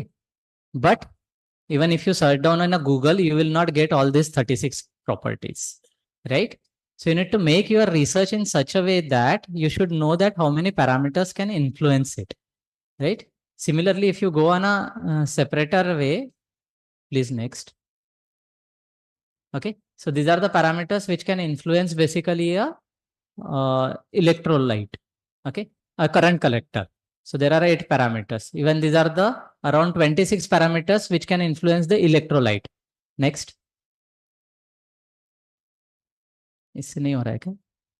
Okay, so this is on a basically a interface parameter. So if you see, this is a current collector, this is a electrode on it, there is an interface between these two, right? So there are almost 13 or 15 parameters which can influence the interface between this electrode and electrolyte. Next. And this is separator. Next. Okay, so if I take only a one device, there are almost 100 parameters which can influence the final output of this device, right? And if you don't know these parameters, and if you keep on working on it, probably you will not reach to your goal. The simple example is, again, I'll give you this one. This is a carbon which we have tested it. Next. So next, this is biomass derived carbon, and we tested it for the supercapacitor purpose. Next. So only a biomass which we have developed it was giving around 5.4 watt hour per kg of energy density. Then we added heteroatoms into it, like nitrogen, sulfur. So it increased to a 14.7, because if you add the nitrogen or sulfur into it, it increased the electrochemical properties of it. Next. Next. Then if you take a next electrolyte, mixed electrolyte, then it can further increase the next to a 43.5 watt hour per kg. Next. And then if you again work out on a selection of biomass, like I want to take it like a sugarcane, bagasse or something like this. So they have their inherent properties. And then you could see that previous one, it has been changed to a 53 or something, previous one. Okay, 58.8. So now you could see from 5.4, we reached to a 58.8 watt hour per kg by understanding that which parameters basically can influence those properties, right? So likewise, you need to understand those things. Next. Okay, so these are the different carbons also we tested. So this is basically a carbon cloth. So it has been like converted your normal cloth into a carbon, and then we tested those one. This is like a cylinder kind of thing which we have developed it, and then again we have tested it. Next. Okay, this is the demonstration of it. Next. Next. Next. Next. So these are the demo of it. Next. So this is the final supercapacitor which has been made. Next. Next. Next. This is on a bio side we were working on. This is on a solar cells which we are working on. So these are the some of the papers which we have. So you could see right from like 3.3 to 11.11 impact factors of papers which we have published. Next, not all we have put it over here, but on an average we are publishing more than 5 impact factor, which is quite very difficult with the things which we are doing it. The only techniques which we are using is only electrochemical properties and EIS things, right? Even the these are the patents which we have got it out of it. The major point is you need to bring understanding in your subject that which parameters are more influenced and how you can improve your things into it, right? Once you do that, probably you can also publish with a very good things. Next. Next. Okay. So once you did your research, now you want to move forward with how you can bring it to a reality, right? So what you can do is first step is research, then you make a proof of concept. As I said, we have made the final supercapacitor also, and we almost tested it for 1 lakh cycles, and it was giving around more than 90% of efficiency out of it, right? So that we called it as a proof of concept, first proof of concept, that from research, you have brought it a one device, and then you have tested those device. Then you start developing a product out of it. So once you have made the lab grown product, then you start developing your final product of it, right? And then you can go into a commercialization of it. Before commercialization, you can do a patenting of your research and then try to search out how you can do the commercialization of it. Next. Okay. Yeah. So you need to ask these 5 questions, which we forgot to ask, which we used to do it in a childhood, that who do you want to serve? What is your offering? When you will launch, where you will sell it, and why do you do what you do? Okay. So once you answer this WH kind of questions to whatever you are doing, you will probably get the answers to those things, why you wants to do such kind of things, right? And then initial step is, once you sure that your research is very good, you have formulated your product as well, try to do the patenting of your research. Okay. But before that, you need to understand that there are which kind of patenting things are there. So you can do patent, copyright, trademark, trade secret, and other things are not necessarily for you. But if you have a process, do the trade secret rather than patenting it. Okay. जैसे Coca-Cola आप सबने पिया है, but we don't know that what is the formulation of Coca-Cola, right? So this is called the trade secret, not the patent, right? So if you have a process, because patent is the open document, right? So anyone can read it. And once your claims are not very well defined it, so anyone can do another claims and do this another patent. So your formulations can go out, right? So you need to understand that. Then what you can do with this IP is either you can sell it or you can license it to anyone, right? Or you can do the business out of it. Okay. But if you don't have a business background, probably either you take a one-time money and sell it or license it so that you can get the royalties. जैसे हम book के case में करते हैं. So we don't have our own publishing house, but we publish it and you get the royalty out of it. So we do the licensing to them. So we give the copyrights to them, right? Next. So this is the small example of it. Again, as I said, it's not necessarily that if you are in a one particular department, you have to focus on only those kind of research. Okay. So आप सबकी English अच्छी है क्या? बहुत अच्छी है, right? We always have a doubt on ourselves, right? So the major point is our English is not bad. Our vocabulary is not good. Okay. So you need to improve your vocabulary, right? So that is a major problem statement what we face, at least in India. And if you see, we only use the 4-letter words in our regular communications. Up to a 4-letter words. Above 4-letter words, we use only for commercial, legal, and other languages. So your vocabulary has to have only 2-letter, 3-letter, and 4-letter words. Okay. So this is what the problem statement. Anyone has seen this kind of game? देखा है क्या आप लोगों ने? Spell bee cards करके है. So we have taken this problem statement that our vocabulary is not good. So we have developed this game, the card game, and then 7 cards will be given to you, and or you will get 1 card. And जो भी later आया है, suppose T or U अगर है, तो you need to make a word out of it. Okay. And those who will finish the card, he will win it. Okay. And now this is the dictionary which is given with this one. So it is sorted with 2-letter, 3-letter, 4-letter word, right?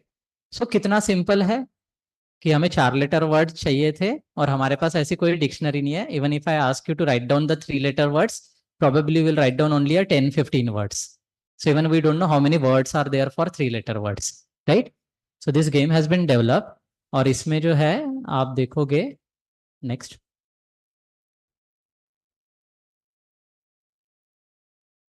So video चलेगा तो ठीक है नहीं है okay fine so ये video भी बनाया है इसके लिए and we have given this to a homeless so now obviously we first thought of it कि पहले हम लोग इसे मैन्युफैक्चरिंग करेंगे and then will give it to schools and all. But that was very difficult for us. So we licensed it to a Hamleys and now we are getting royalties out of it. Okay. So this has been developed by me and my wife basically. Okay. So we are from the physics. My wife is from chemistry and develop a game, which is another one, English side. So it's not necessarily that you should be stick to your profession as well, है ना? अगर आपके दिमाग में कुछ idea आती है and you want to make it to a commercialization way, you can do it very well. But we have taken a copyright of it, we have taken a patent of it, and then we went for the licensing of it. Okay, so that you can do. Even this video which has been made, you can go to a YouTube and you can see this video. This has been taken, or we have hired the cinematographer from the Yashraj film as well. Okay, who can make this one. So but हम लोग क्या करते हैं कि हम लोग हमारे इससे वीडियो बना लेंगे. So we don't have that professionalism into it. Okay, so you need to understand those things. Whenever you are trying to commercialize your things, you need to make a perfect plan for it. Okay, so उसमें थोड़ा सा इधर उधर नहीं चलता है जो हम लोग कर लेते हैं, right?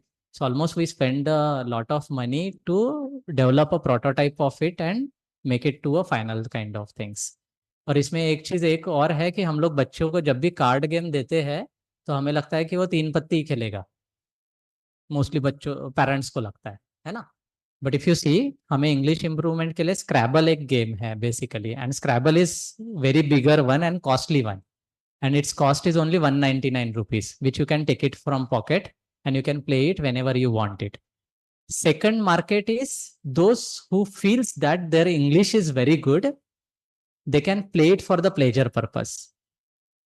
That, okay, I have a good memory, I have a good vocabulary, I can finish my cards more better or more earlier than you. Okay, so there is no age restrictions. Even we launch it in India, now we are launching it in a abroad also, because it's an English game, so it can go to a different countries as well, right? So this is how you need to understand that your innovations or whatever you are doing, it will be useful for how many people, right? Next.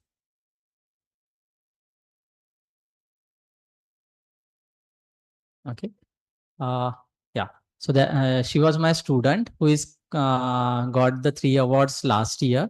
Okay, in a different categories. Even the this is for, she was developing. She is now doing a PhD with me on a supercapacitor.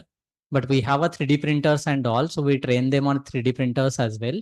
So she developed the small toys for the mental health issues as well. So if you keep on playing with those toys, at least you will divert your brain into another way so that your depressions can reduce. And she got the award for that, Uddojika award for that. Okay. Even this month she got the best researcher award for making the supercapacitor as well.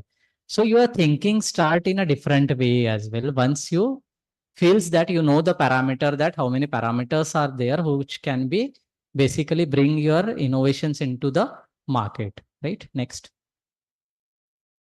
Next. So basically, as I said, there are this kind of innovations, right?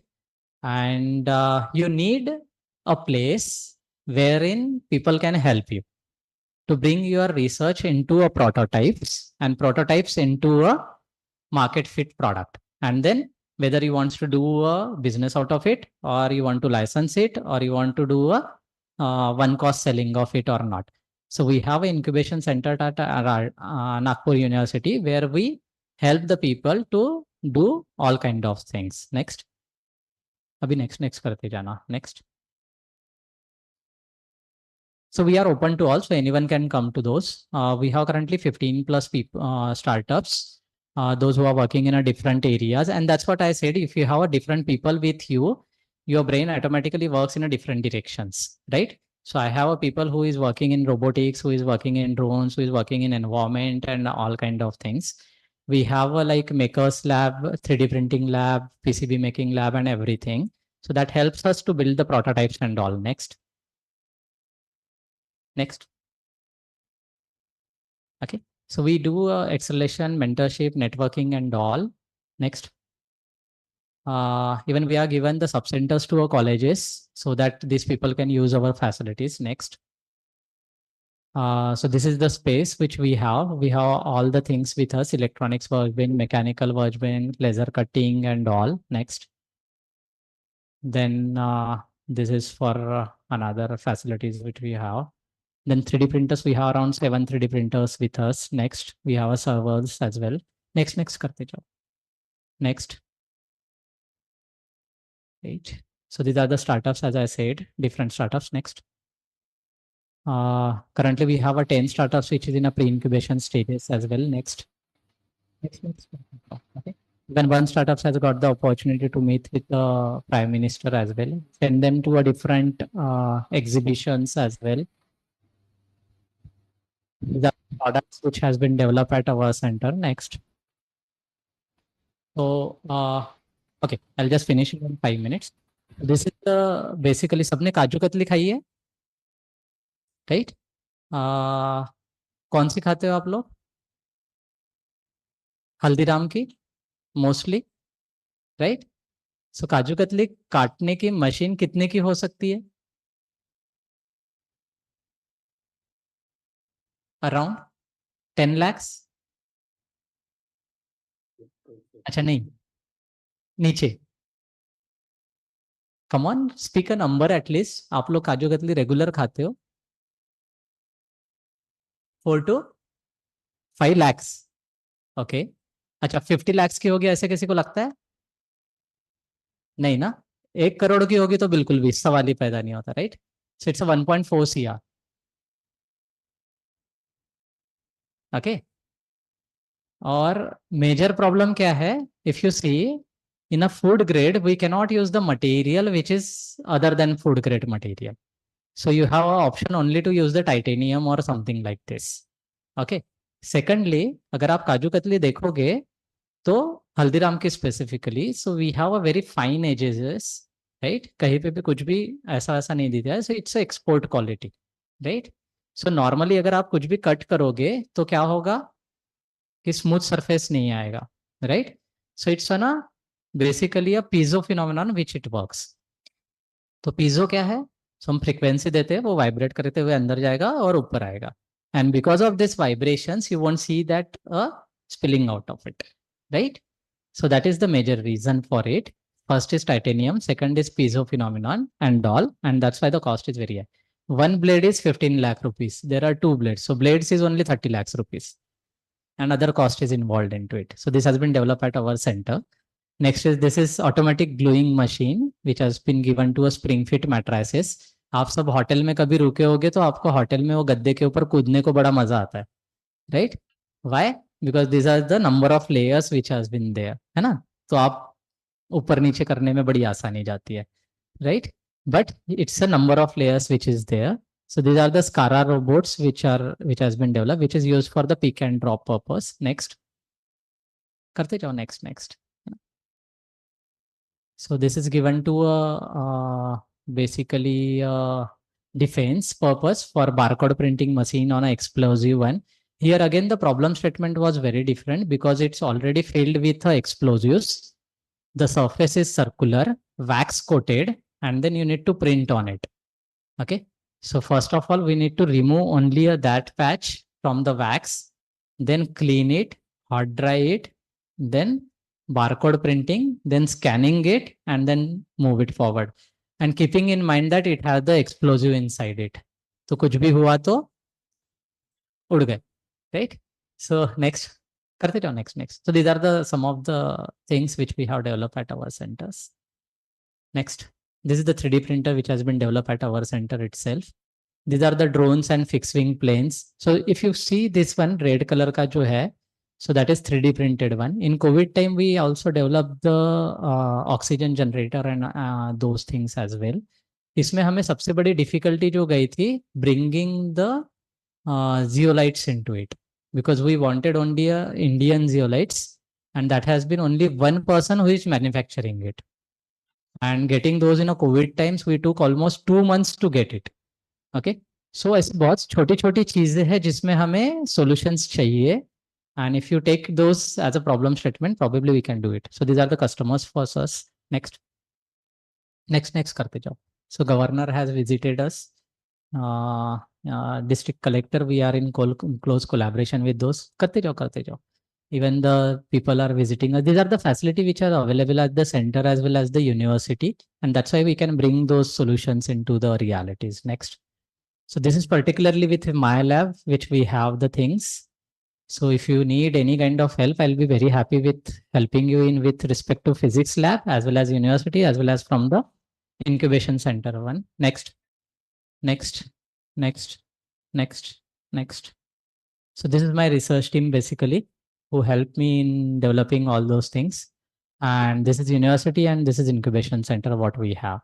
So you must have understood that there is a lot more process which is involved from going from the research to a reality, and you really need to go through all the stages through it, right?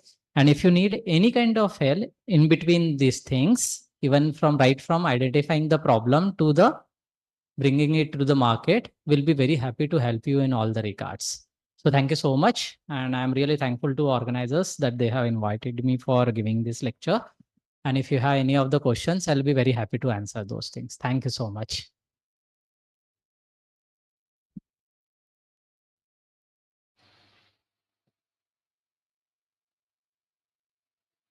Yeah.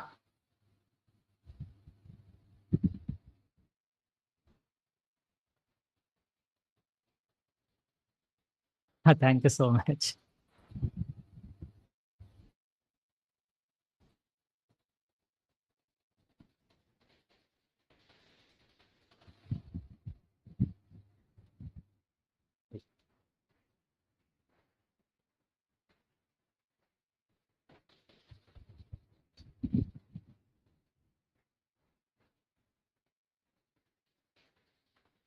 My question is, how can a faculty of commerce or management or the student of the same faculty can do innovation in their stream? Because I am the coordinator of innovation center in my college. It is established. Okay. But we are the stream of arts, commerce, and both science. We don't have the science background. But we want to do something because now it is a scenario of innovation. That's a good question. Thank See, you. first of all, remove it from your mind that only a science people can do the innovations. Okay? Unless and until the humanity, other people are not involved into it, it's not able to bring the product into the market. जैसे मैंने ये बोला pen. So it's involved the humanities, management, commerce, and everyone into it. You need to understand that what is your core competency is. And if you see, there are some of the innovations wherein you can help them, just try to attach to them without thinking how you will get the benefit out of it. Once you develop yourself, or if you feel that you are competent enough to give the suggestions to others, जैसे थोड़ा सा हमें hesitation feel होता है पहले कि science वाले थोड़ा अपर है और कॉमर्स वाले नीचे है, या फिर that is the thing. Okay, that's not the thing at all, right? जैसे मैंने बोला तो वो मेरा काम नहीं था, but still we made those things. So हमारे दिमाग में कोई भी आइडिया आ सकती है, right? Only you need to bring those people together to bring the innovations into the picture. So छोटे से बच्चे के पास भी अगर आप कोई आइडिया देखते हो and if you feel that that can be usable for the multiple people, just get attached to them. So are you a deep and dive kind of person or a dive kind of person?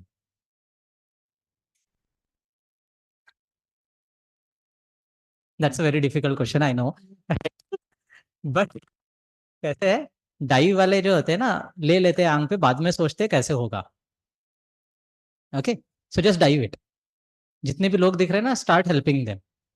So you will understand that I also have so many things wherein this can be useful to other people. जैसे मेरी बचपन से आदत है कि कोई भी कुछ काम कर रहा है तो जाके उसे मदद करो, नहीं चाहिए होगी तो भी करो. तो उससे क्या होता है कि you learn yourself, your things what you are doing as well as the other people who are doing the things. और फिर ऑटोमेटिकली आपका कॉन्फिडेंस बढ़ते जाता है, राइट? सो सेम वे आप साइंस वाले को जाओ और उसको बताओ कि आप कितना हेल्पफुल हो. जैसे लास्ट मंथ एक एग्जीबिशन हुआ था चित्रकला महाविद्यालय में, and they have a one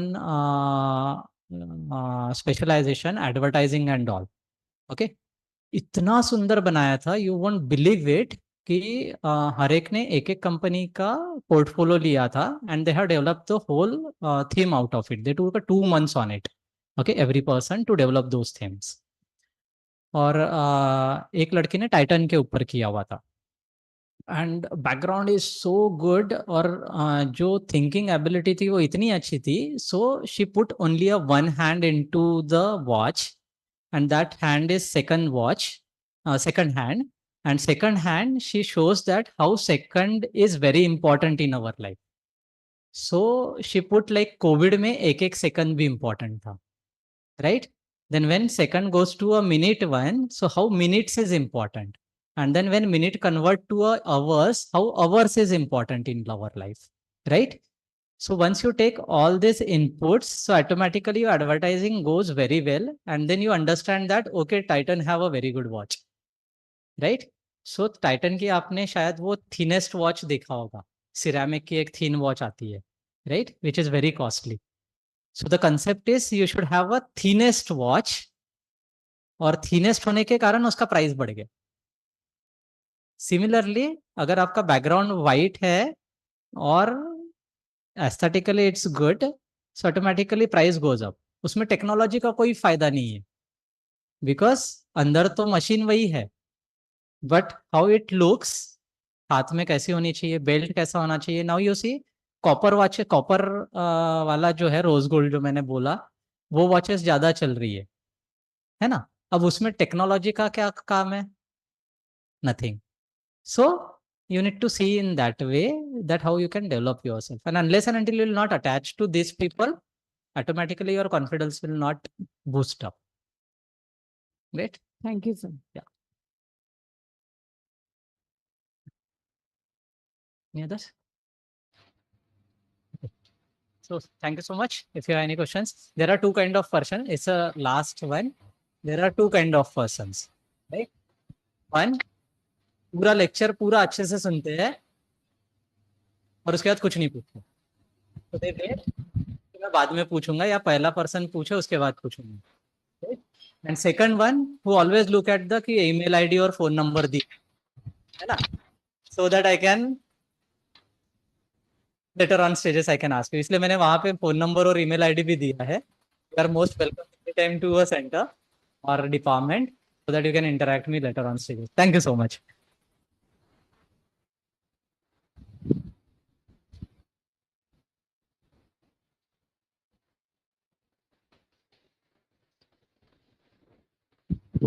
Thank you so much, sir. Sir has guided us in the research process, innovation and incubation. Sir, actually हमारी जो इंक्यूबेशन और इनोवेशन सेंटर के कोऑर्डिनेटर है doctor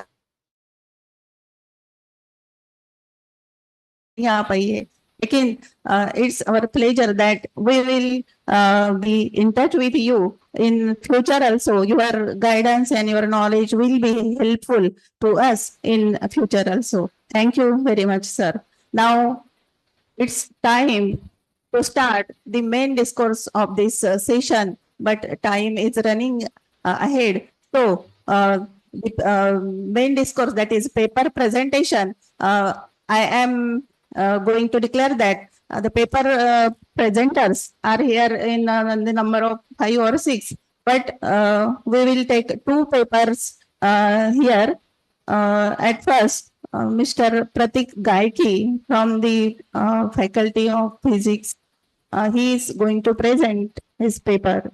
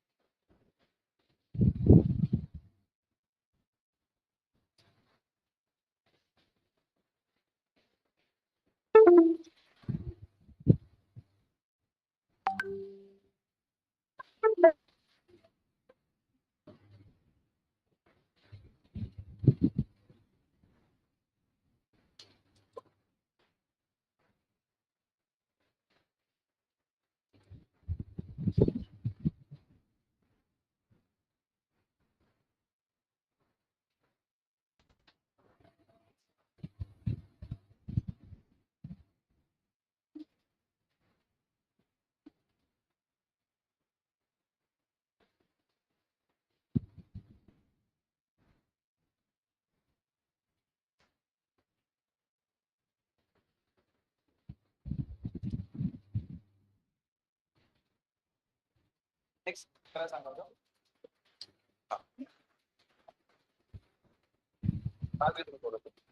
Okay, so thank you, sir.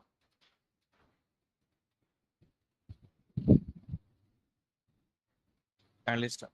Blue screen करा.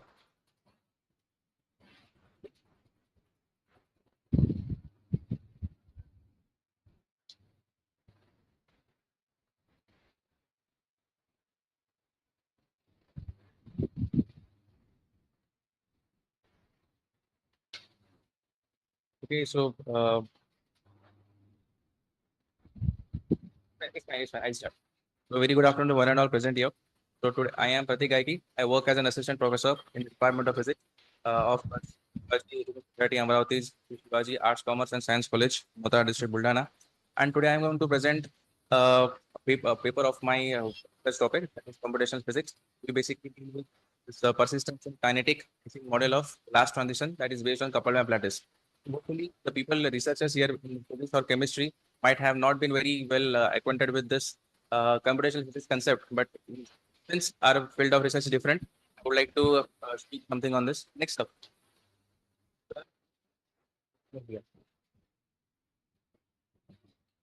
First of all, people of physics are all well aware with this concept of icing model. So basically, what icing model is, this icing model we all know that we have.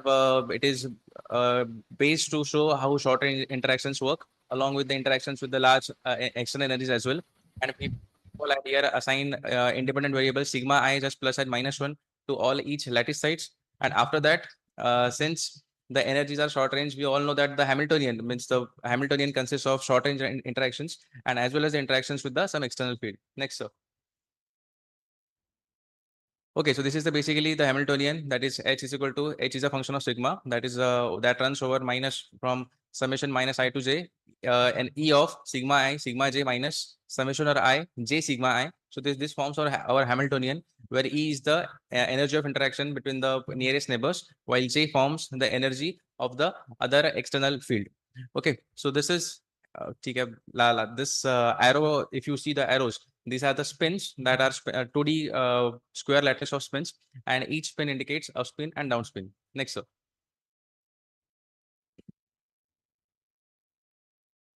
Okay, so first of all, we have the model here. The what model actually we work on. This is the Fredrickson and Anderson model. So they have effectively demonstrated the glass transition in icing spins. And what we did, our first work, the way we have submitted to some other journal. So in that work, we have studied the persistence, and today we are going to study this persistence on coupled map lattice. Okay, so first of all, how we choose this model, how we model this is like we choose a site randomly. Then if for some neighbor is up, then we assign that as a change. And if the site is not, then but if the site is, if it possesses downspin, then it is flipped with probability P. Next up. So what is persistence? As in English, we know what is persistence is like Chickati and all those things. So for similarly here, it goes in scientific terms as well.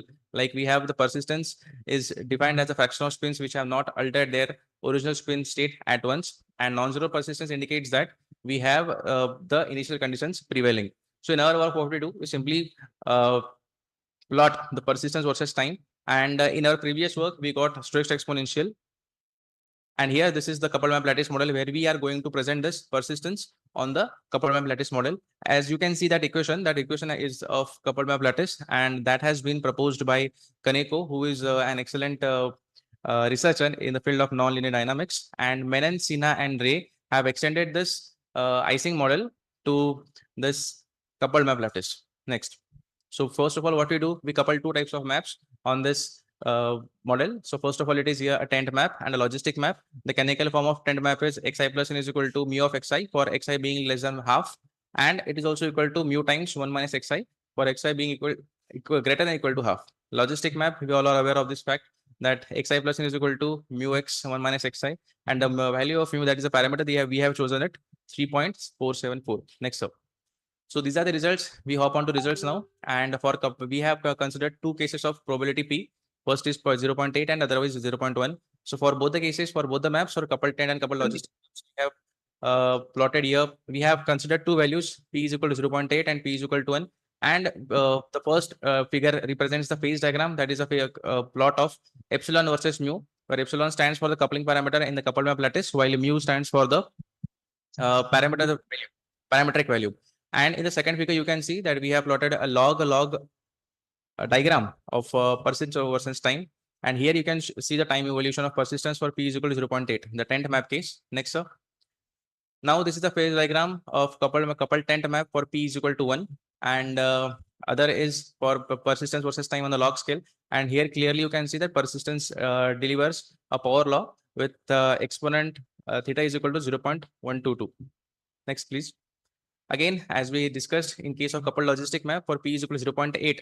In p is equal to 0.8 case, we got a power law here, and the exponent we have obtained is 0.37. Next, sir. This is the last case that we have studied here. It is for coupled logistic map for p is equal to 1. We have plotted this, but again, we hop on to go till 7th decimal to obtain results. And this type of some rough figure is that we get.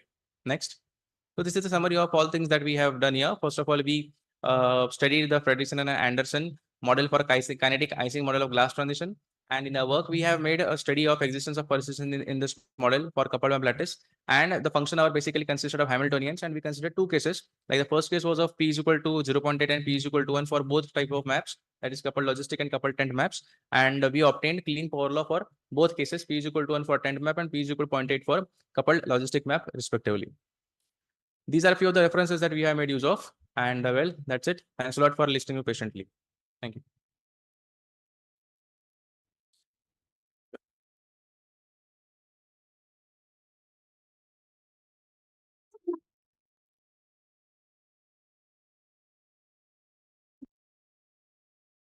The next paper presenter is Dr. Harshada Patil. She is going to present online mode. Harshada Patil. Yes, ma'am. Share the screen.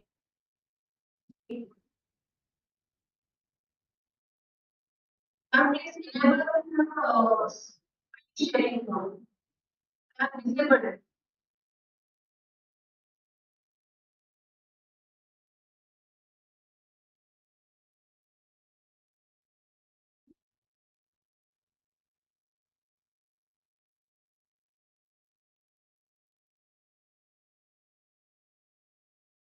So slides are shared, ma'am? Okay, yes. Yes, ma'am. I'm listening.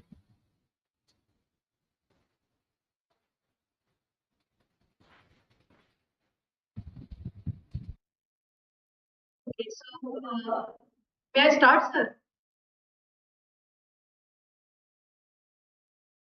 Okay, so sir, may I start my presentation?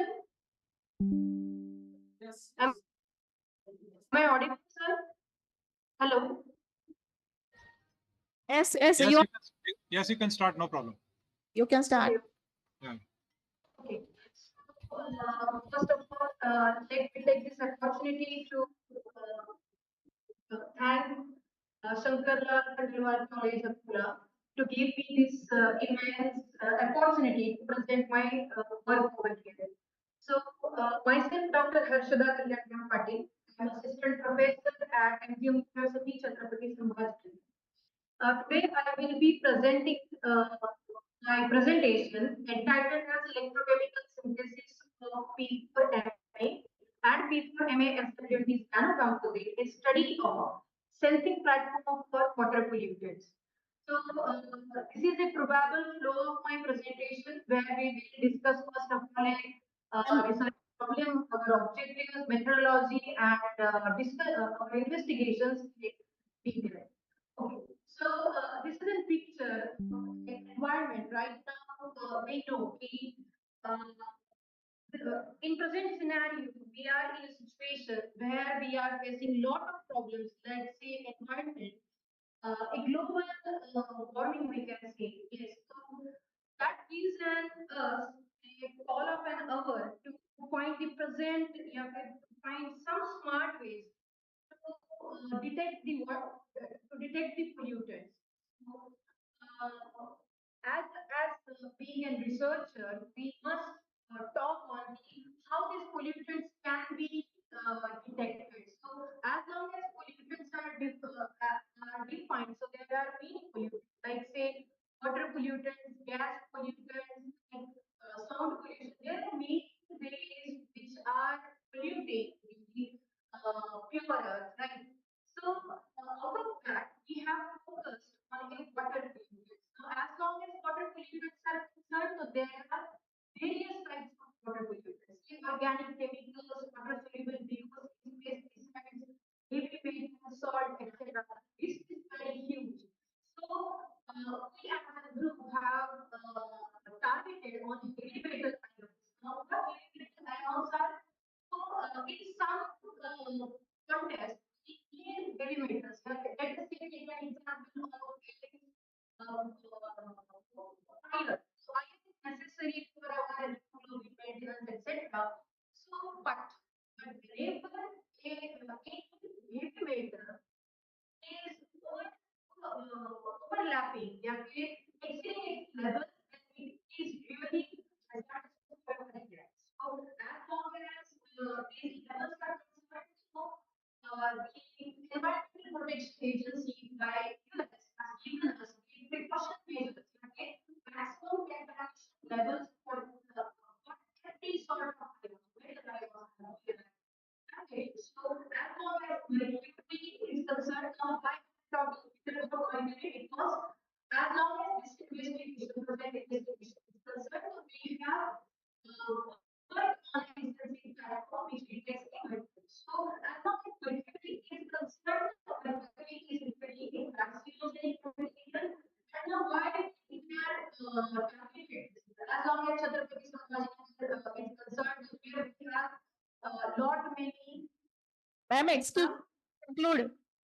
Ma'am, excuse me, please conclude. Okay, so within 5 minutes I have to conclude, right, ma'am? Hello?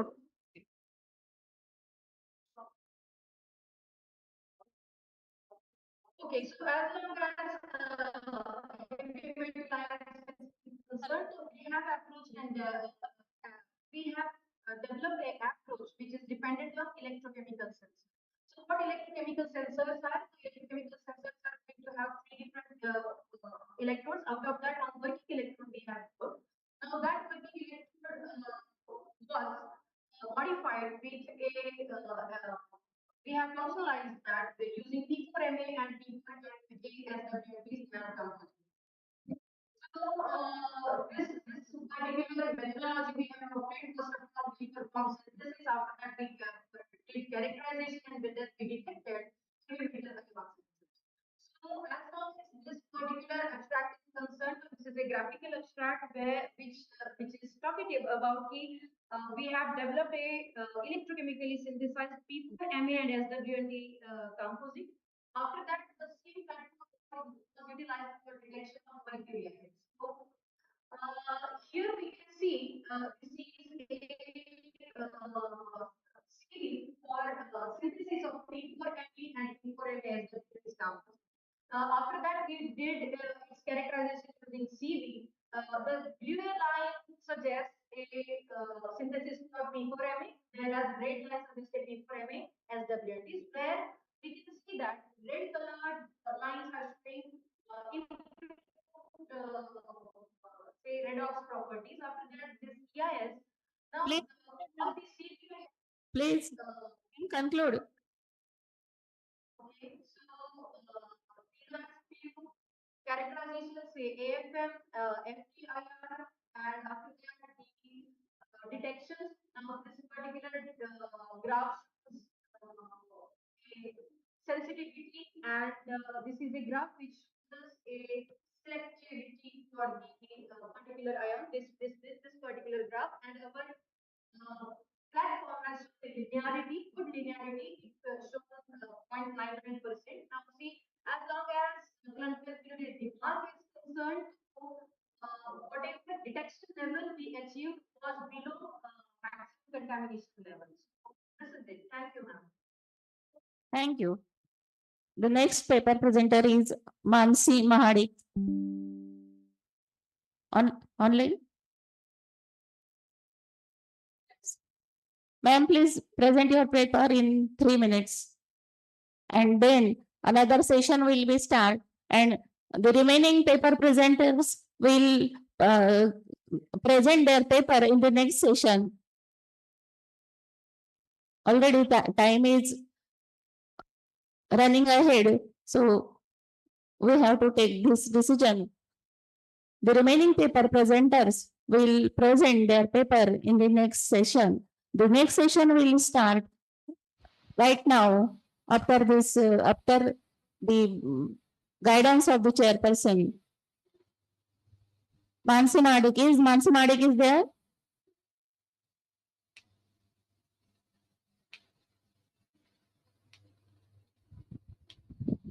I think she is not there. Oh, okay. Yes, ma'am. Remaining papers, you can put them into the next session. Oh, yeah, the remaining paper will be presented in the next session. It's time to get the guidance from the chairperson, Dr. Harish V. Sir. Before that, I would like to introduce Dr. Harish Sir. Dr. Harish V. Sir is from Government First Grade College, Shikrapur, Shivamoga District, Karnataka. He is working from 24 years as associate professor of physics. He has the teaching experience of 24 years in MVJ College of Engineering, Bangalore, Amrita School of Engineering, Bangalore, Government First Grade College, Shivamoga District. He is a research scholar at Bangalore University. He has carried out research work at Central Power Research Institute, Bangalore, Indian Institute of Science, Bangalore, Microtron Center, Bangalore University, Bangalore. He has published about 31 research articles in international journals and conferences. He has completed one UGC minor research project. He has hand-on experience in handling various research equipments. Also, he has hand-on experience in using various research softwares such as Expert High Score Plus and Crystal Impact Match for powder X-ray diffraction data, TA instrument thermal analysis of TGA, DSC, and TMA data, Origin 8.0 and 8.5. He has attended 18 trainings related to professional, administrative, and research development. He has delivered about 22 invited talks, special lectures in conferences and colleges. Also, he has administrative experience as head of the physics department of Deputy Controller of Exam at Amrita School of Engineering, Dignitary University, Bangalore. Served as head of the physics department, NAC coordinator, coordinator of AISHE, RUSA, CFGC, Shivamoga. He has been honored with awards such as Karnataka State Rural Talent Merit Scholarship in 1988-89, Best Teacher Award, Venkatesha Education Society College of Engineering, Bangalore in 2002. Awarded with Indian Science Academic's Summer Research Fellowship for Teachers in 2012.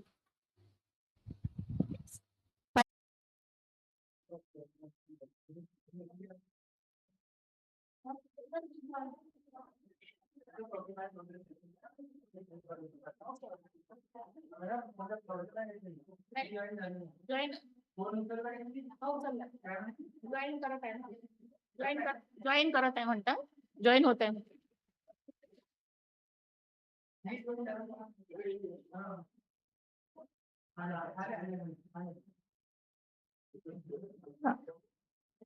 sorry for the interruption. It was the system failure. So now we are going to start the remaining first technical session. It's the time to get guidance from the chairperson, Dr. Harish V. Sir. Before that, I would like to conclude. I would like to introduce Dr. Harish Sir.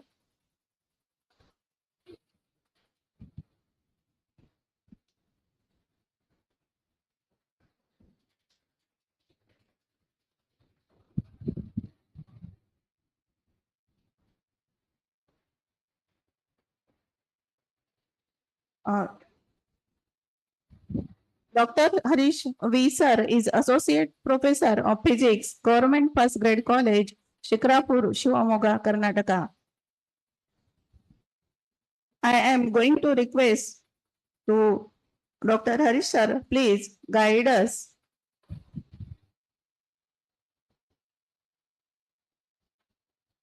Yes, ma'am. Am I audible? Yes, you are audible, sir. Yes, ma'am. So this session was quite wonderful. I'm thankful to the organizers, Sanjay sir, and as well as the institution. Today's invited talk in this particular session was from Dr. Abhay D. Deshmukh sir, Director, Incubation Center, RTM, Nagpur University. And the topic was Research to Reality, Strategies for Effective Research Translation.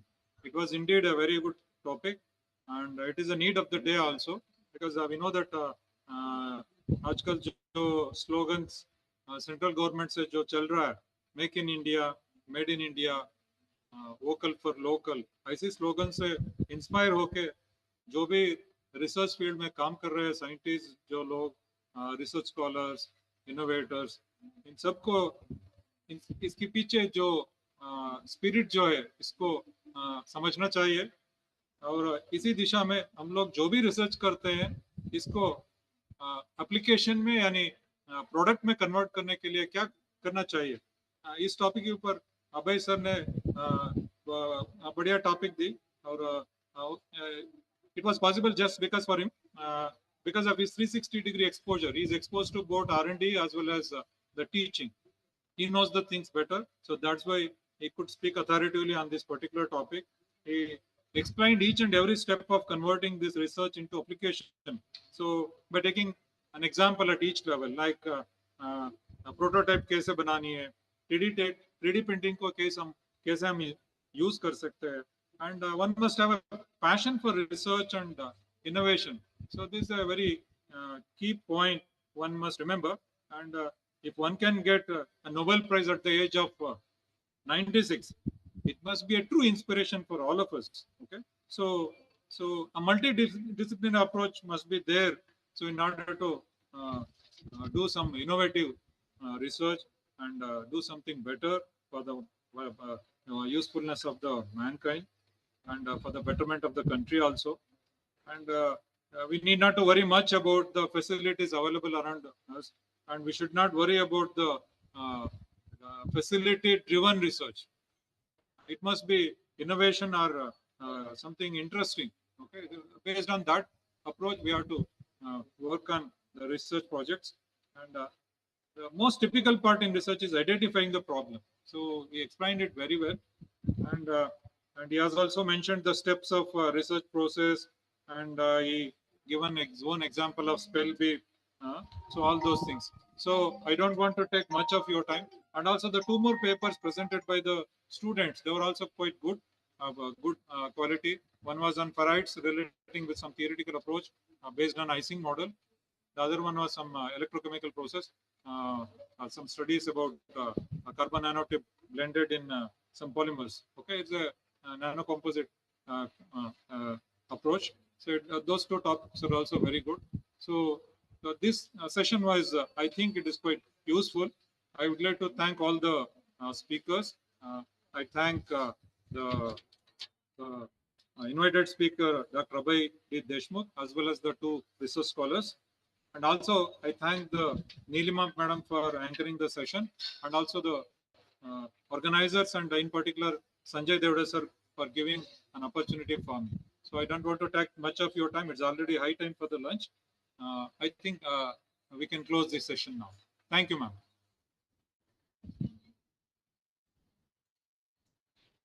Thank you very much, sir. Now, the next session, second technical session is going to start now. I'm going to hand over the charges to Dr. Archana Khandelwal, ma'am. On the behalf of my college, I am very thankful to Dr. Abhay Deshmukh sir and Dr. Harish V sir. Thank you very much, sir. The next session is going to be start now.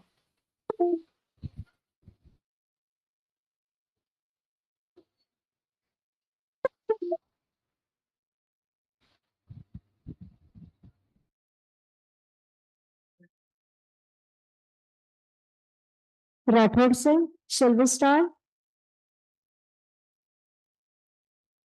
Hello, good afternoon, madam. Good afternoon, sir. Yes, madam, yes, you can. Okay, thank you, sir. We are heading towards technical session 2, which is invited talk, followed by paper presentation. We are honored to have Dr. S.M. Rathod, sir, Professor in Physics, Abba Saheb Garware College, Pune, as chairperson for this technical session 2, invited talk and paper presentation. Due to his busy schedule, he is going to join us in online mode. I welcome you, sir, and also request you to chair the session. I would now take the opportunity to introduce today's chairman of the session, Dr. Sopan Mansingh Rathod, sir. He is a professor in Department of Physics, PG and Research Center, Abba Saheb Garware College, Pune. He has completed his MSc in Physics and Electronics, MA and PhD in Physics. 28 years of vast teaching experience in undergraduate and postgraduate level. 18 years of research experience. He is recognized as a PhD guide of Savitribai Phule University, Pune. 8 MPhil students and 5 PhD students awarded their degree under his guidance. Currently, he is supervising 6 PhD students and 80 students for MSc for mini research project. He has completed 2 minor research projects with a grant of 4.4 lakh. He has published 95 papers in international journals, presented 35 papers at national conference and 20 papers at international conferences, acted as a reviewer for research paper and thesis examination. He has delivered 2 state level invited talks, 1 national level invited talk and 1 international level invited talk. He has served as a convener for International Conference on Laser and Advanced Materials in 2010 and International Conference on Laser and Advanced Material at Abba Saheb Garware College, Pune in 2013. His academic contribution includes referee for PhD thesis evaluation, reviewer for reputed journals, conducted a university level workshop, delivered lectures on laser and its application for MSc student in various colleges, author of 5 textbooks for FYSY and TYBSc Physics, currently a Senate member of SPPU. He has also social work and associations with that. Active member of PUTA, that is Pune University Teachers Association for 19 years. Worked as a treasurer for PUTA. Currently serving as a president of Savitribai Phule University, Pune. Member of MFUCTO. He has served on various committees at college level, such as member of LMC, examination, admission, anti-ragging, staff academy, and Red Cross. Served as a CEO and IQAC coordinator. And at university level, he is a member of LIC and subject expert, chairman of FYBSc paper setting and syllabus reforming for PG and UG, coordinator of MSc Physics Practical and member of paper setter, member of chairperson of Research Center of Physics Committee, member of College Affiliation Committee. His area of interest is research in lasers applications and nanomaterials. He is joining us on online mode. It is privilege for us that we have Dr. Sanjay Jambulkar sir as an invited speaker for this session. Now I request Jambulkar sir to take his seats on the stage as the speaker for the session. May I now request Dr. Ayaduri sir, who is a student of MSc, to introduce sir to us.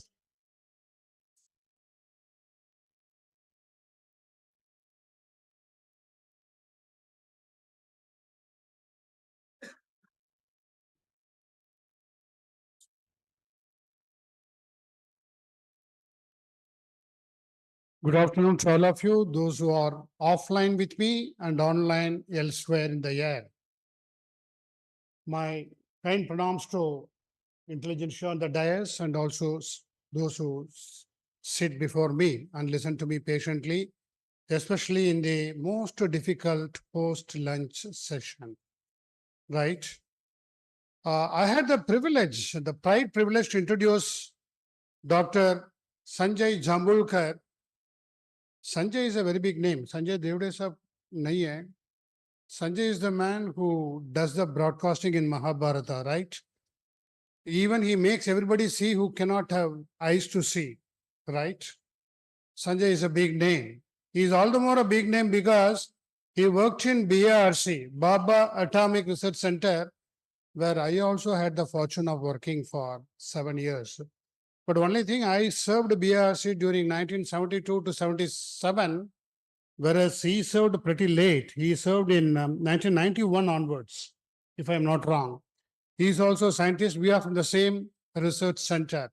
It's a wonderful research institution, premier institution in the country. But wherever he has worked, whatever doctorate or whatever postgraduate he has acquired or attained from any place, मराठीमध्ये म्हणतात ना आमची माती आमची मानस. He has got his BSc from Dr. Punjab Rao Krishi Vidyapeeth University only. The starting point, Jai Ganesh, is from Akola. He finished his BSc and obtained his MSc from Delhi and then PhD from Delhi only. He has done so much of a research in so many areas. If I start explaining this, the organizers will have to arrange for dinner also here. It will take a long time. So I would like to be very concise and precise. I will tell you, he is now into something called mutation, genetics. Genetics. I will take two examples. One example in the front row or in the dais. If a very lean person gets into a machine, will come out as a fat person. Madam, I am not feeling anything offensive to you. I will look at this side. If Malpani Saab enters into a machine, he will come out as Jambulkar Saab. In short, what I am trying to convey to you, he is well off, familiar, acquainted with, basic genetics mutation, sudden changes in the genetics, cytological, botanical part of it. For example, in our days, in our school young days, we used to have only pink roses. Now you see many colors of roses. We used to see only one brand of brinjal, wangi. Now you get many varieties with thorn, without thorns and all, right? So we in BRC have got a wonderful garden called Gamma Garden. I think Sanjay Saab, you should help us to visit that Gamma Garden once. People will appreciate and understand only when they personally see this. A small shengdana, groundnut, will become 2-inch long.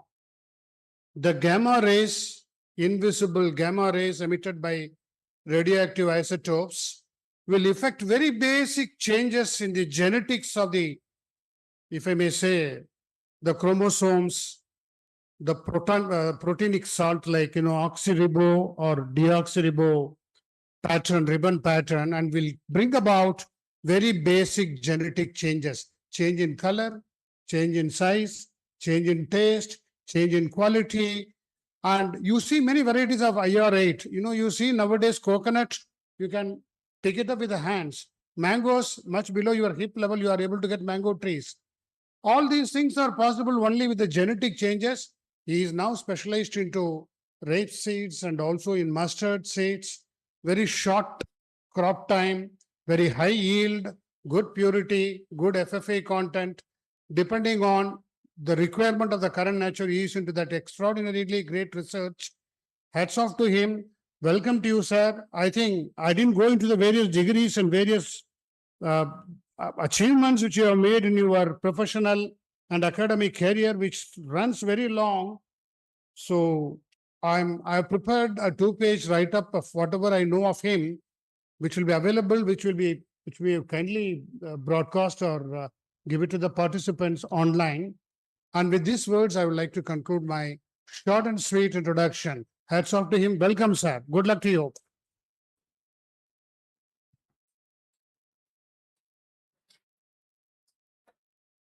May I now request Suradkar sir to felicitate Jambulkar sir by offering bouquet.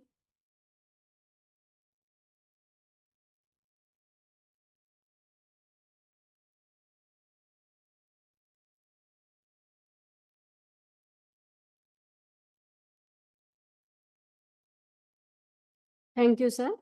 May I now request Dr. Jambulkar sir to share their valuable insight on use of nuclear energy for enhancing agricultural crop productivity resilient to climate change. Over to you, sir.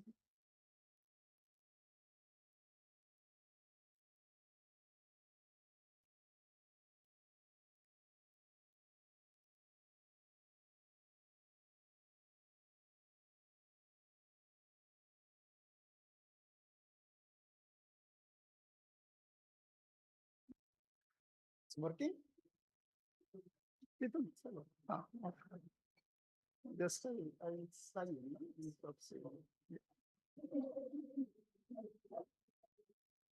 Yeah. So, very good afternoon to everybody. And first of all, I would like to thank Dr. Sanjay and his total team of this college to invite me to deliver my lecture on use of nuclear energy for enhancing agriculture crop productivity, which is resilient to the climate change.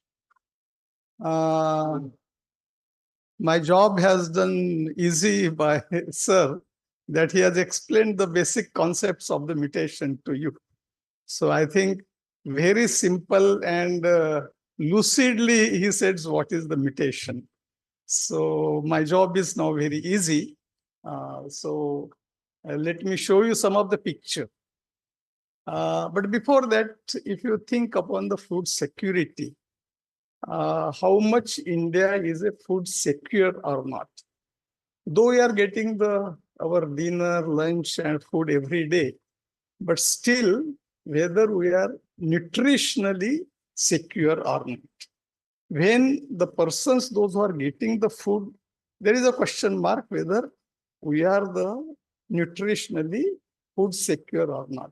Because some of the data, if you look at of the Planning Commission, for an example, I will give one example on the woman.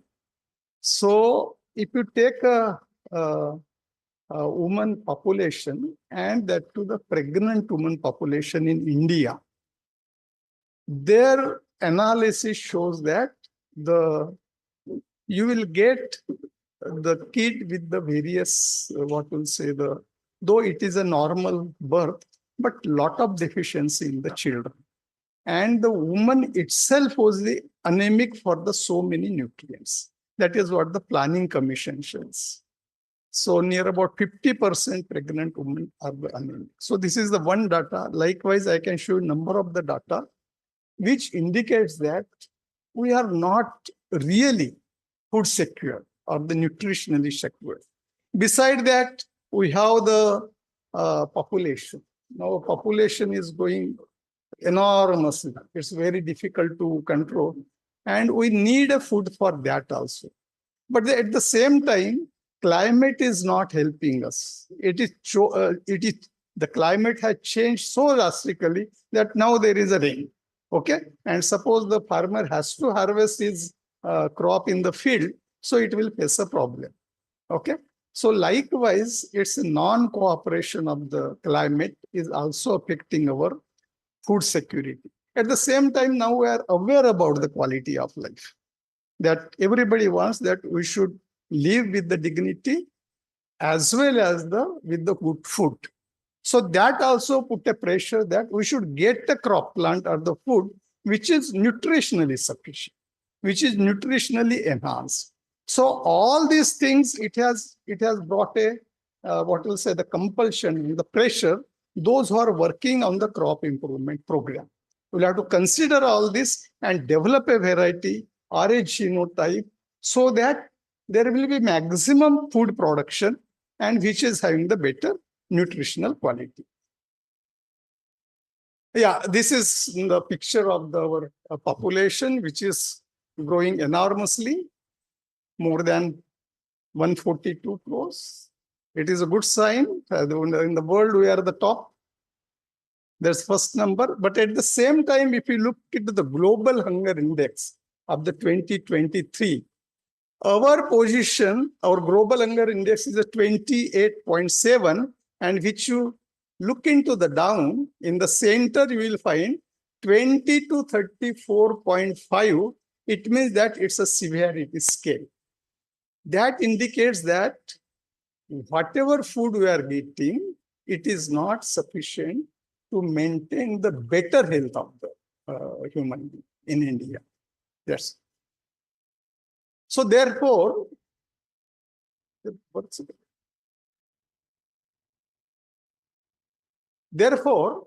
have the big challenges of developing high-yielding varieties, and that variety should be resistant to the biotic and abiotic stresses because of the climate change, and it should adopt in a harsh climate with the enhanced nutritional quality. Now, so the question is, I will talk about, because there are a large number of the techniques you might have heard about the biotechnological aspect. Punjab Rao Deshmukh Krishi Vidyapith is here. They also follow the all kinds of techniques, like a traditional crop improvement technique, like a hybridization and selection, so and so forth, including tissue culture, and now the biotechnology. And the recent one is like a CRISPR-Cas, changing the one specific gene using the specific tools in the biotechnological aspect. In the mutation breeding also, we do that only. As sir said, that we change a specific gene and the basis in that, so that you get the alteration in the character.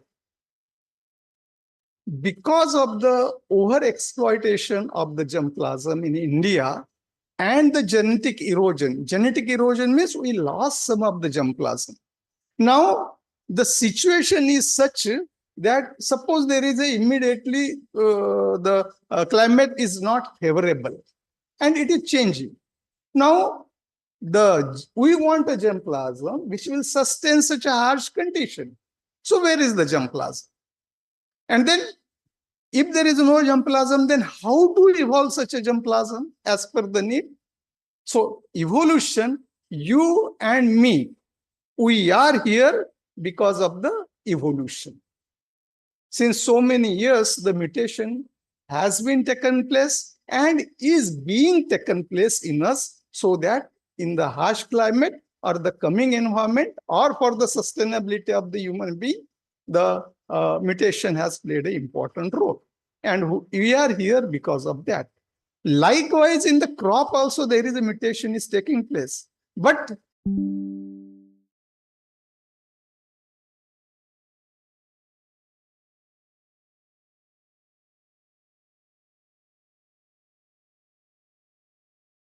spontaneous mutation means they are taking place in the nature.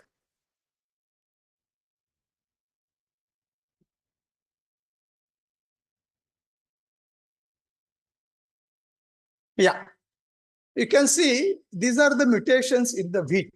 It is called as a dwarfing genes, okay? And the semi-dwarf gene in the rice, and the reduced height gene 1 and 2 in the wheat. So these genes are the spontaneous mutation. It has taken place, the mutation has taken place in the nature itself only, and that germplasm has used in the hybridization program. And whatever green revolution has been taken place all over the world, including India, is because of the genes. Why I wanted to say like this? Because how the mutation is useful for us. Just you can imagine, had this mutation would have not taken place in the nature, probably by this time, we might have not got the sufficient food. So therefore, the mutation plays a very, very important role in the life cycle of the living being, every living. And we are benefited with these mutations. Next.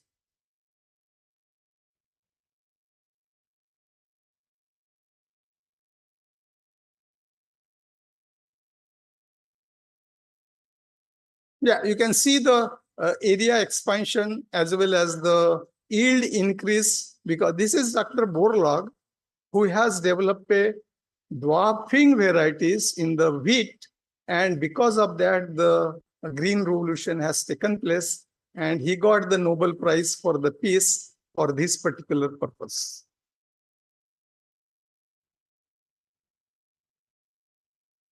This is, you might have heard or seen the picture. This is Dr. Swaminathan, who is responsible for the Green Revolution in India. And it is his blessing for India that we are getting the sufficient food. He got a World Food Prize in 1987. This is another example of the wheat rust. Left-hand side, if you see, there are the brown spots on the wheat plant.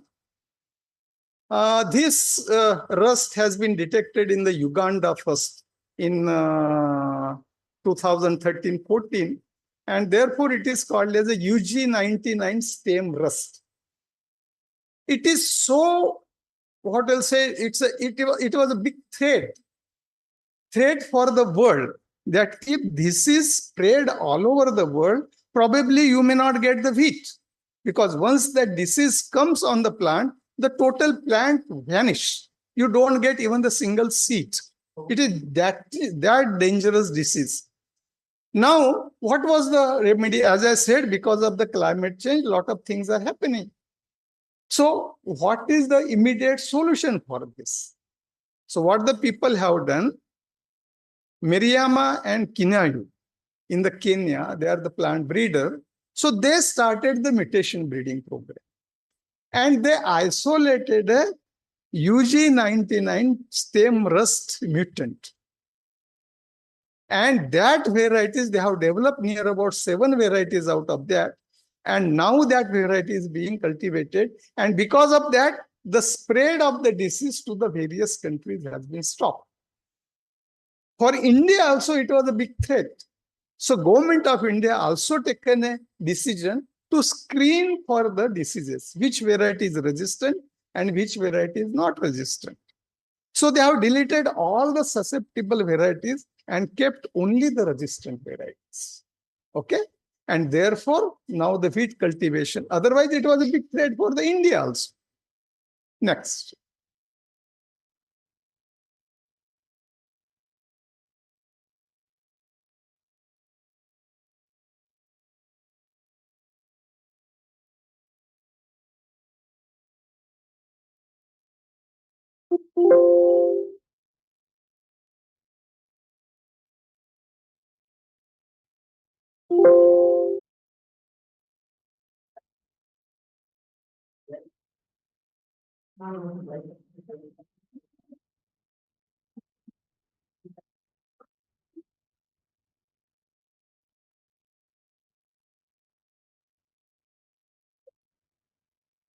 Yeah, next. Next. Next. Next. Yeah. This is another example of the mutations. In the Japan, once the black spot disease appeared on the pears, you can see the left-hand side below corner, there is a black spots on the pears. So it was a big question that the total cultivation in the Japan was affected with the black spot disease. Now, there is no answer for that.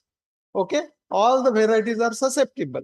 But what they found in their gamma garden, there was only one branch. We can see that encircled one. There was only one branch. There was no black spot. It means that it was in the gamma garden. Gamma garden means there is a machine which emits the gamma rays. Okay, so that might have affected to the branch, and that branch is resistant. So what they have done, they have excised that branch and make a number of the plants out of that. And the present cultivation of the Japanese pears are so sweet and so good and delicious that they have developed a disease-resistant variety out of the mutation. Next. This is the one example when there is a mutant. If you take a 2 mutant and do the hybridization, in the right-hand side, you find that the yield of that particular plant is exactly like it doubles. Okay, so that is the why this I'm saying how the mutations are helping for the enhancing the crop productivity and the production. Next. This is what the now the gamma chamber, you can say, below the person. He put the seed anything you want to initiate the mutation breeding program, it has to be exposed to the gamma rays. Gamma rays is a nuclear energy. So you put the seed, it goes to the chamber, the high energy rays come, and it makes the changes at the DNA level. You can see in the right side, it affects the DNA, and ultimately your character is changed. Your character means the character of the plant get changed. Next. So these are the various mutations. They are classified as physical and the chemical one. And most of the mutations we receive, that is through the gamma rays. Besides that, there is a chemical mutations also. Next.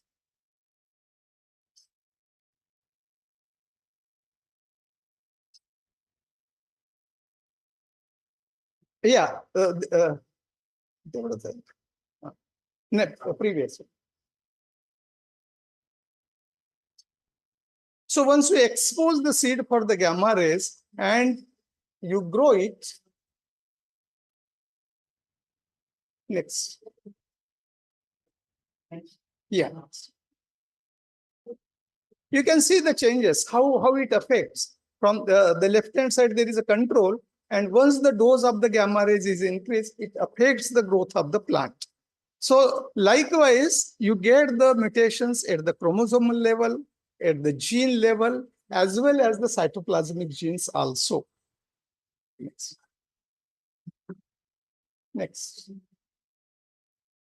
And this is the overall procedure that how the, once you start, you can see the left-hand side in the M2 generation. That is, the first generation you grow it, and in the next generation, because the mutations are of recessive nature, so they will appear in the next generation. You can see that yellow or white plant to the left-hand side.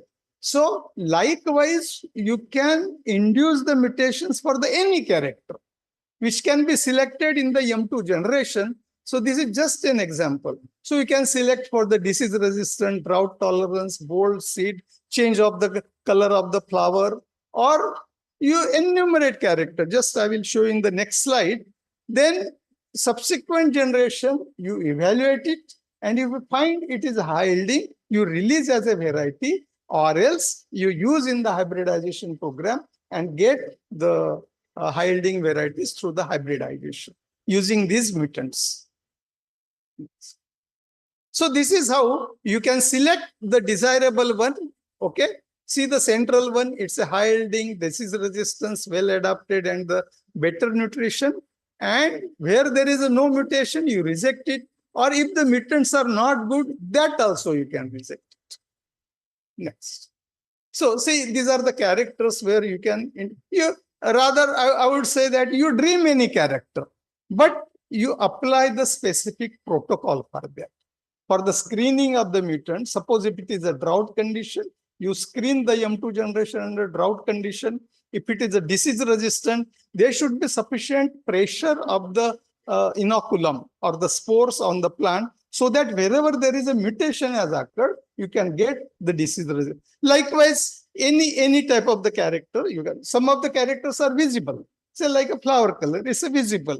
Boldness of the seed, it's a visible. Color of the seed, it's a visible. Okay. So any character you can, but follow the methodology which is required for, including now herbicide tolerance.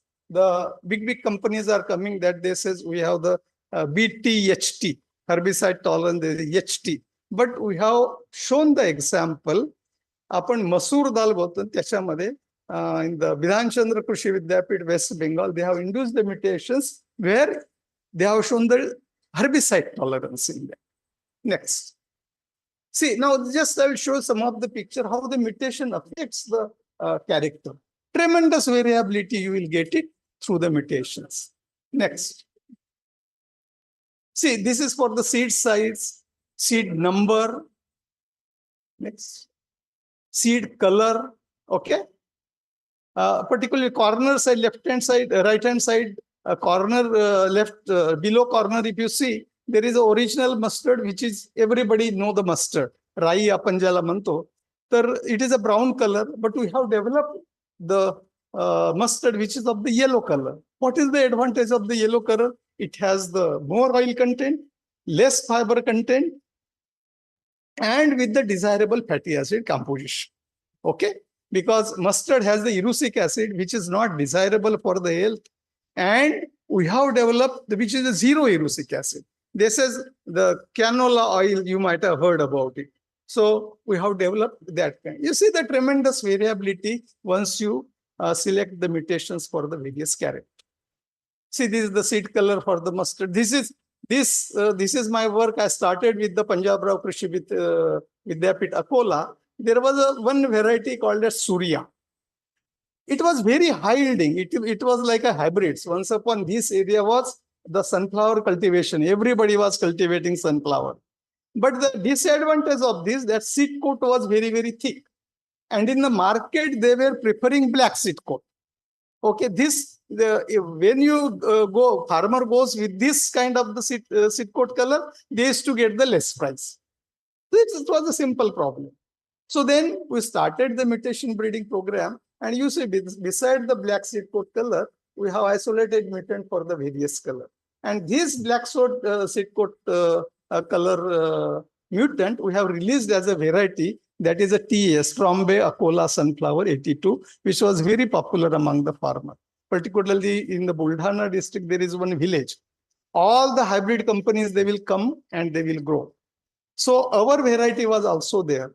And the farmer used to come and they used to say that we want a seed of this hybrid. It was not a hybrid. It was a variety developed through the mutation breeding program. So that much popular. But now the sunflower cultivation has reduced in this area, not only area, all over the India also. Next. Here it's again very good example of the yellow rust of the wheat. You can see left-hand side, the total field was infected with the yellow rust. That was again a big threat. It is a new disease. And again, the India, there was no solution for that. We have developed a mutant, which right-hand side, you can say it's all the leaves are not a single infection of the yellow rust. So this is how the mutation breeding helps solve the problem and to develop the high-yielding varieties. Next. This is a powdery mildew resistant mung bean. We have developed that one. It's a yellow mosaic as well as the powdery mildew resistant. Next. Right hand side, if you see, this is a dwarf mustard which I have developed. The yield of that is as good as the big variety, the tall variety. The tall variety, it takes near about 120 to 140 days to get the same amount of the yield. But we have developed a dwarf, and this dwarf now it is being evaluated all over the most of the states, and the results are encouraging. Probably this matures in the 90 to 95 days. It's a complete saving of 1.5 months, 140 days. So complete saving with the same amount of the yield, and some cases it goes the better than the existing varieties. Next. These are again various dwarfs in the wheat. Next. This is the linseed. Linseed oil was once upon the predominant oil of the Vidarbha region. Everybody was to used to eat the linseed. If you ask our fathers or this thing, everybody was using. But this is not an edible oil. Okay? And the people use this in the industry. The reason is that if you keep this oil for the longer period, shelf life is not good. We cannot, because of there are 3 double bonds which deteriorates the oil. If you keep for the longer period. That was the reason. It is not that oil is not edible. Because if you keep for the longer, your oil gets spoiled, and then you use that one, it will affect the health. So what we have done, that we have reduced that the third bond, second and third bond, okay? Linolenic acid was completely removed. It was a 50% linolenic acid. Okay, where there was a 3 bond. Okay, so 50% linolenic acid we have reduced down to 0, and now this variety has been released by the Indian Council of Agricultural Research, and they have this is the linseed oil variety to join the cooking oil category. Okay, who says the ICR Indian, and they have claimed that the ICR has developed this one. We also feel proud about it, though it is our variety, but it was proud for the country. What I mean to say, so why ICR says like that? there was no variety with the 0 linolenic acid content, and our institution has developed that. That's it. Next. You see, these are the wheat mutant showing the high amount of the iron and zinc. Generally, if you see the control variety, you see the iron and zinc content, and you see this in the some of the mutant. You see the last is a control variety, and the left-hand side, these are all our mutant, where the iron and the zinc content and the manganese content has been increased. Next. This is the only mutant in the country that the seed size of this mutant is a 4.5 gram and above for the 1000 seed weight. Otherwise, rest all the germplasm and varieties of the linseed, it's very small. And this, it is a bold seed size. So now we are in the verge of releasing the variety for the linseed also. Next. As I said, there is a climate change. When the crop is ready for the harvest, and suppose there is a rain, you will see in the Punjab, Haryana, and Uttar Pradesh, if there is a rain, so there is a germination. Once the wheat gets germinated, means it is total loss of the farmer. It is a total loss. They cannot harvest even a single seed. We have developed a mutant. We harvest sprouting resistant mutant. Even though if it is the rain, it will not germinate, and the farmer will able to harvest something. So using this in the nuclear agriculture and biotechnology division, we have developed 62 high-yielding varieties in the oilseeds, pulses, and the cereal crops. Next. And these are our very famous varieties which are being cultivated all over the India. One of the variety in the groundnut developed through the collaboration of the Punjab Rao Krishi Vidyapit, that is called as a TA24.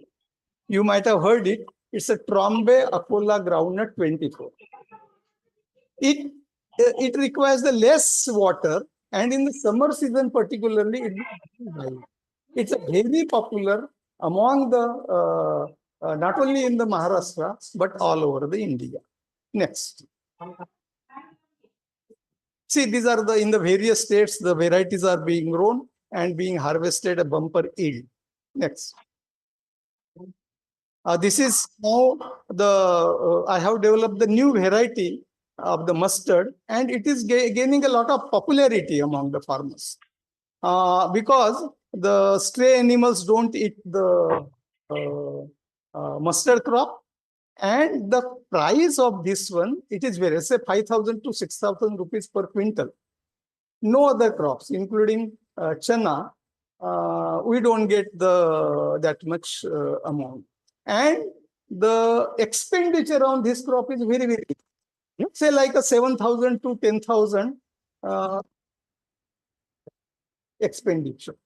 And the benefit which you get near about 60 to 70,000. 60 to 70,000. And therefore now there is a liking of this crop among the Vidarbha region of the Maharashtra. Next. See, this is the bumper crop. This is in the Nagpur village, the Dr. Bhodare, who is the head of the department of the plant breeding and genetics, who is there.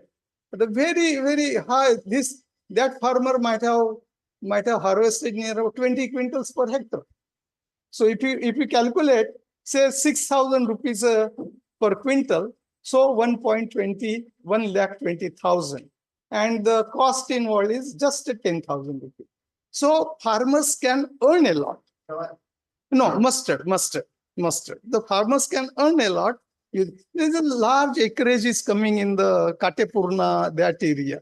The large number of the farmers. This is in that side only. And there is a representative from the Maharashtra state also. Next. This is in the Ramtek village. The self-help group of the ladies, they were very happy. When we went, so आपल्या भाषेमध्ये sir तुम्ही seed दिलं आणि आम्ही फेकून दिलं म्हणजे पाणी होतं त्याच्यामुळे फेकून दिलं and they have not taken any care. They don't, कारण सीड मिळालं त्यांना. I said what to do? ठीक आहे तिकडे fake. But when the crop came, they were very happy. And this self-help group, they might have got the oil crushing machine also from the Maharashtra government.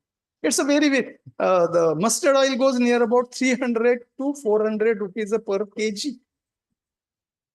400 rupees per kg. Katsa ghanitsa tel. So it's a big benefit to the farmers. Next. Yeah, likewise in the another area. Yeah, next. This is the linseed crop, which I said that now it is a zero linolenic acid. This variety is a TL99. Next. Our mustard, Mungbin variety, green gram. You see the farmers has harvested the rice crop and they have just broadcasted and got a bumper yield. These are some of the varieties you can see there. Next. This is the Parbhani cultivation TMB 37, our very famous varieties in the Maharashtra state. Next. This is TJT 501, very popular in the Madhya Pradesh. That if you during the Kharif season, the kilometers together, if you grow, two. So they have grown this our variety. Another variety is a PKV Tara, which is early than this, and that is now becoming popular in this area. Next.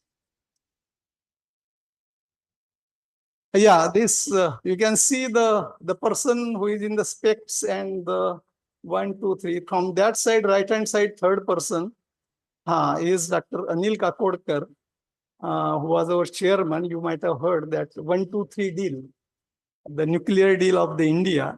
So he was the person who responsible for the nuclear deal of the India. He took a lot of interest in the agriculture in the BRC, and he visits our field during that time. Yeah. This is the gamma field. Yeah. So likewise, our varieties are now very popular most of the part of the country.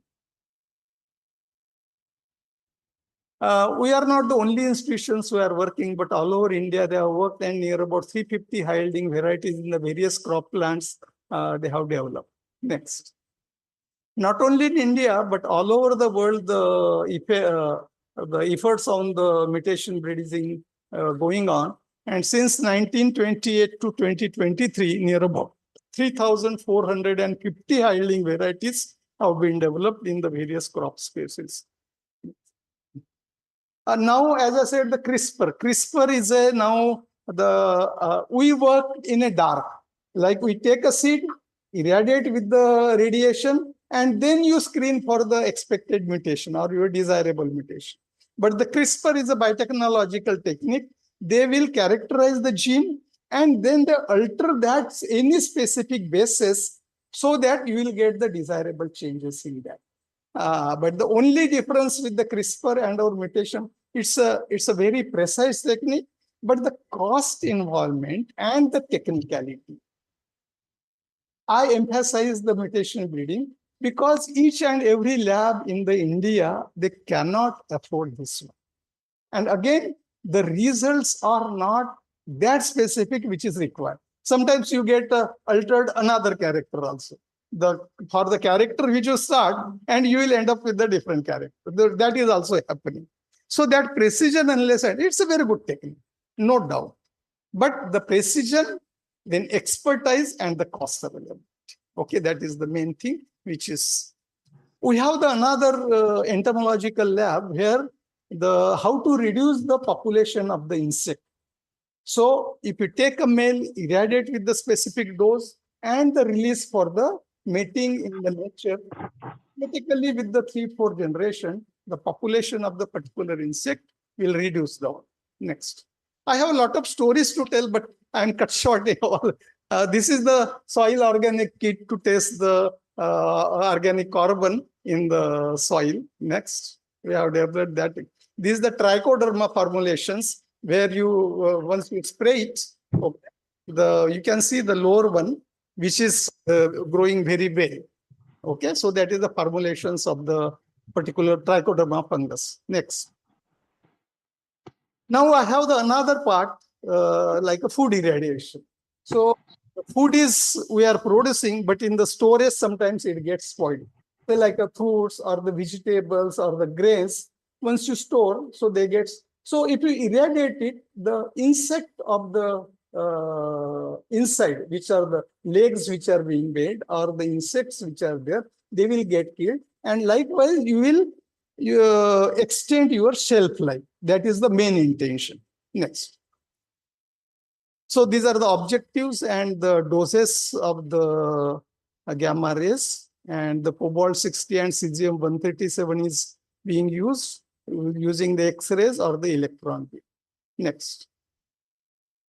These are the benefits of the, as I told you, eliminate harmful bacteria, insects. Then it is a shelf life extension, and you pack the food and then you irradiate. It is not necessary that you first irradiate, then you pack. In the packet itself only, so that helps for the shipping also. Next.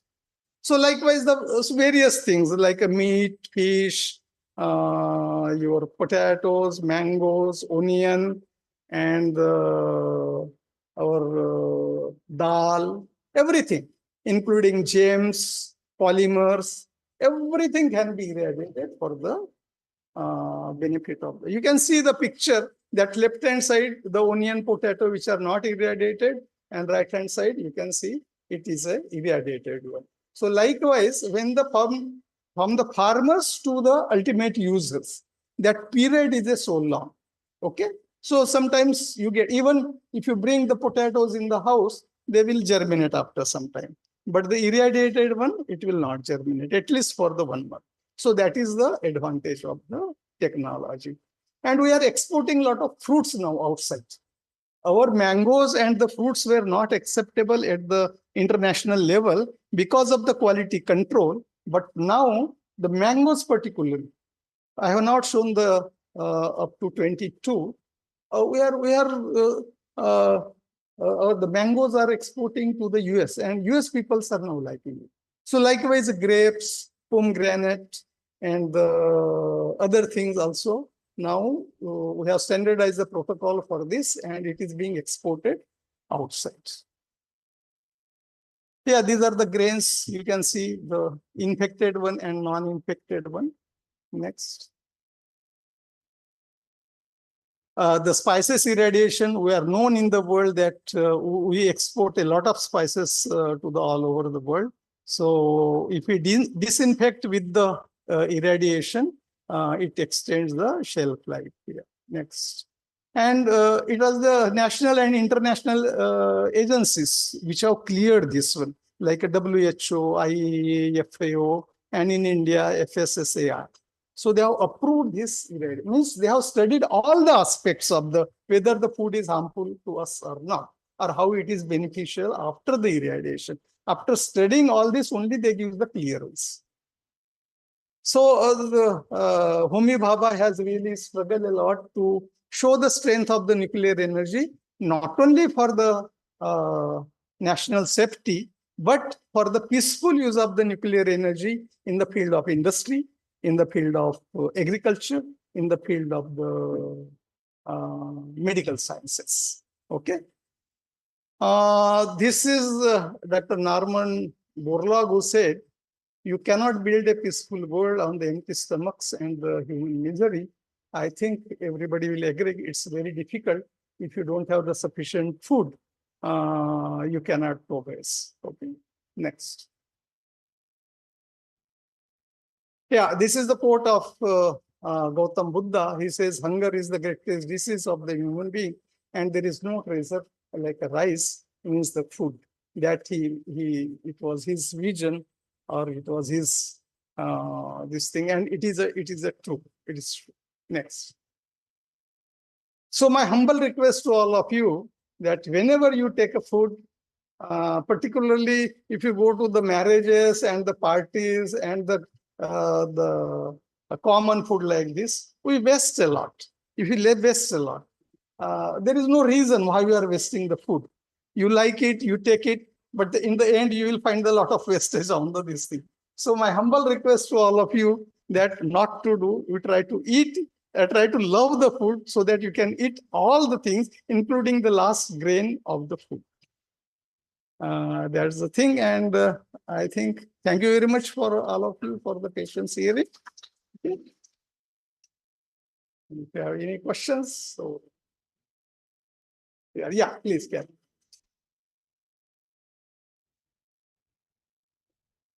Yeah, take this.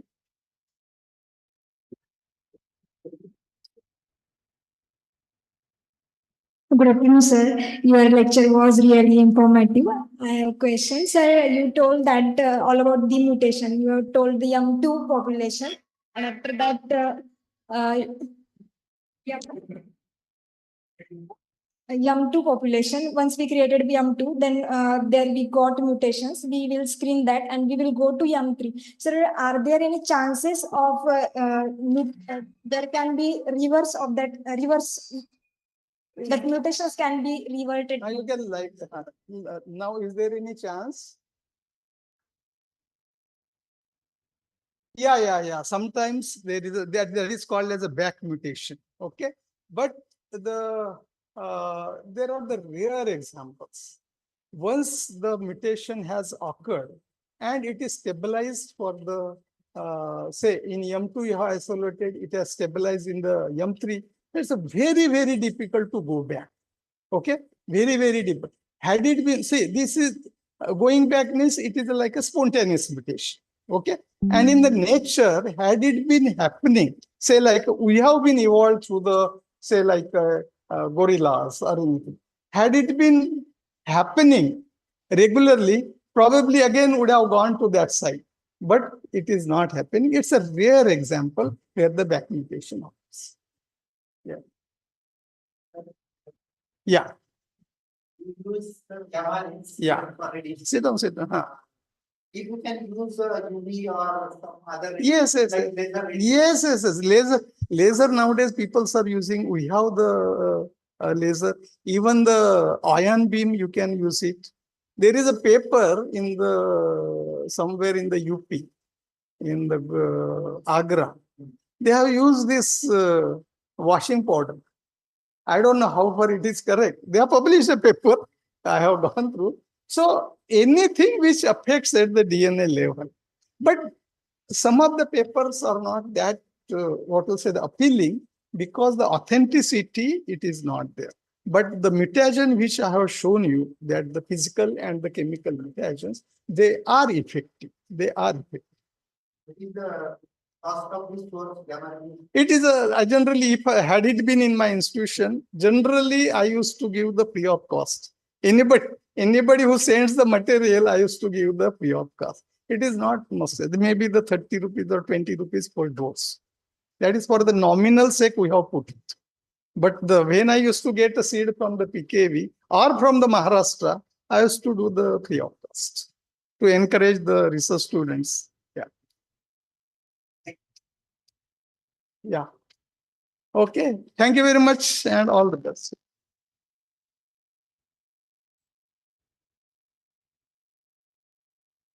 Thank you, sir. Now we will start paper presentations. All paper presenters are requested to be ready.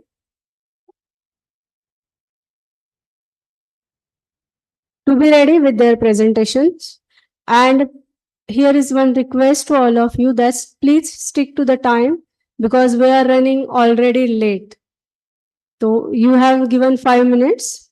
Aarti from Aba Saheb Garware College, Pune. Yes, ma'am. You can start your presentation. Okay, ma'am. Just a second.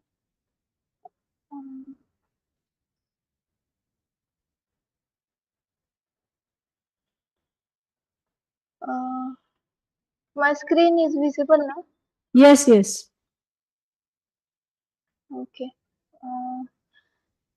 Hello, ma'am. My name is Aarti Chandragupta Mehere. Here I am going to present poster. PPT, madam.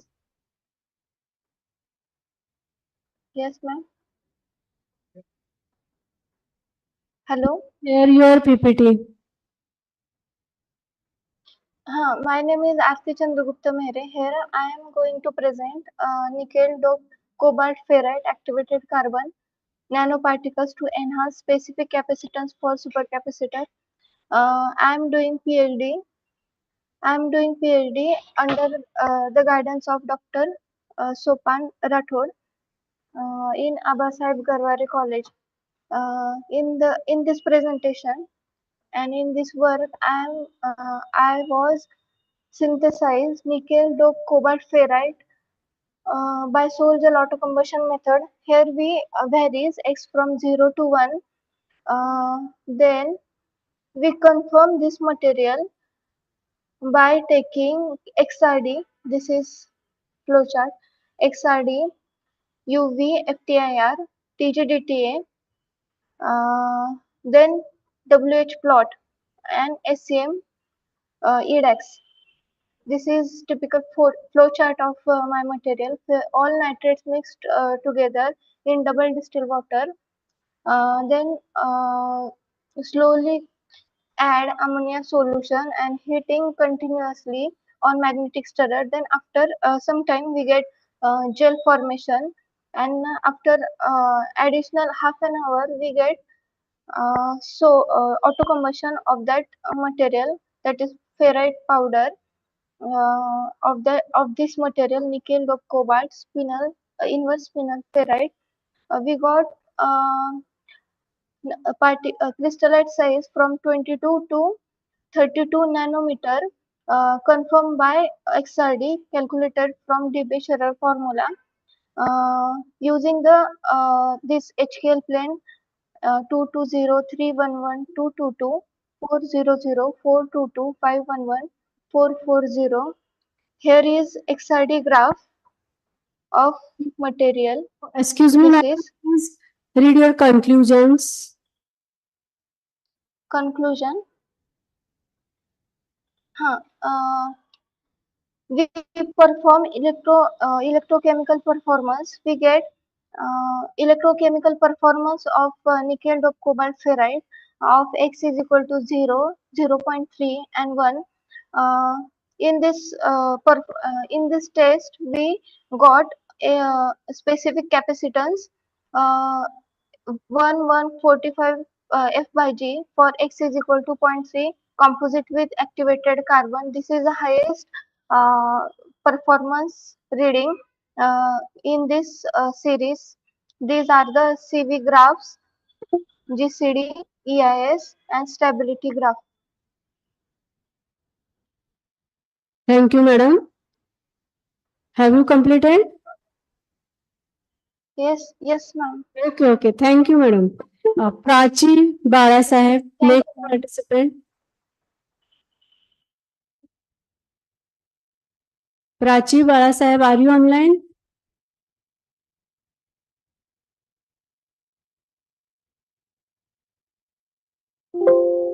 Prachi, are you online? Please unmute yourself. Prachi Balasaheb, please unmute yourself and present your paper. We will move ahead. Now, Aarti Bihade from Amravati. Sorry, Ashwini Bihade.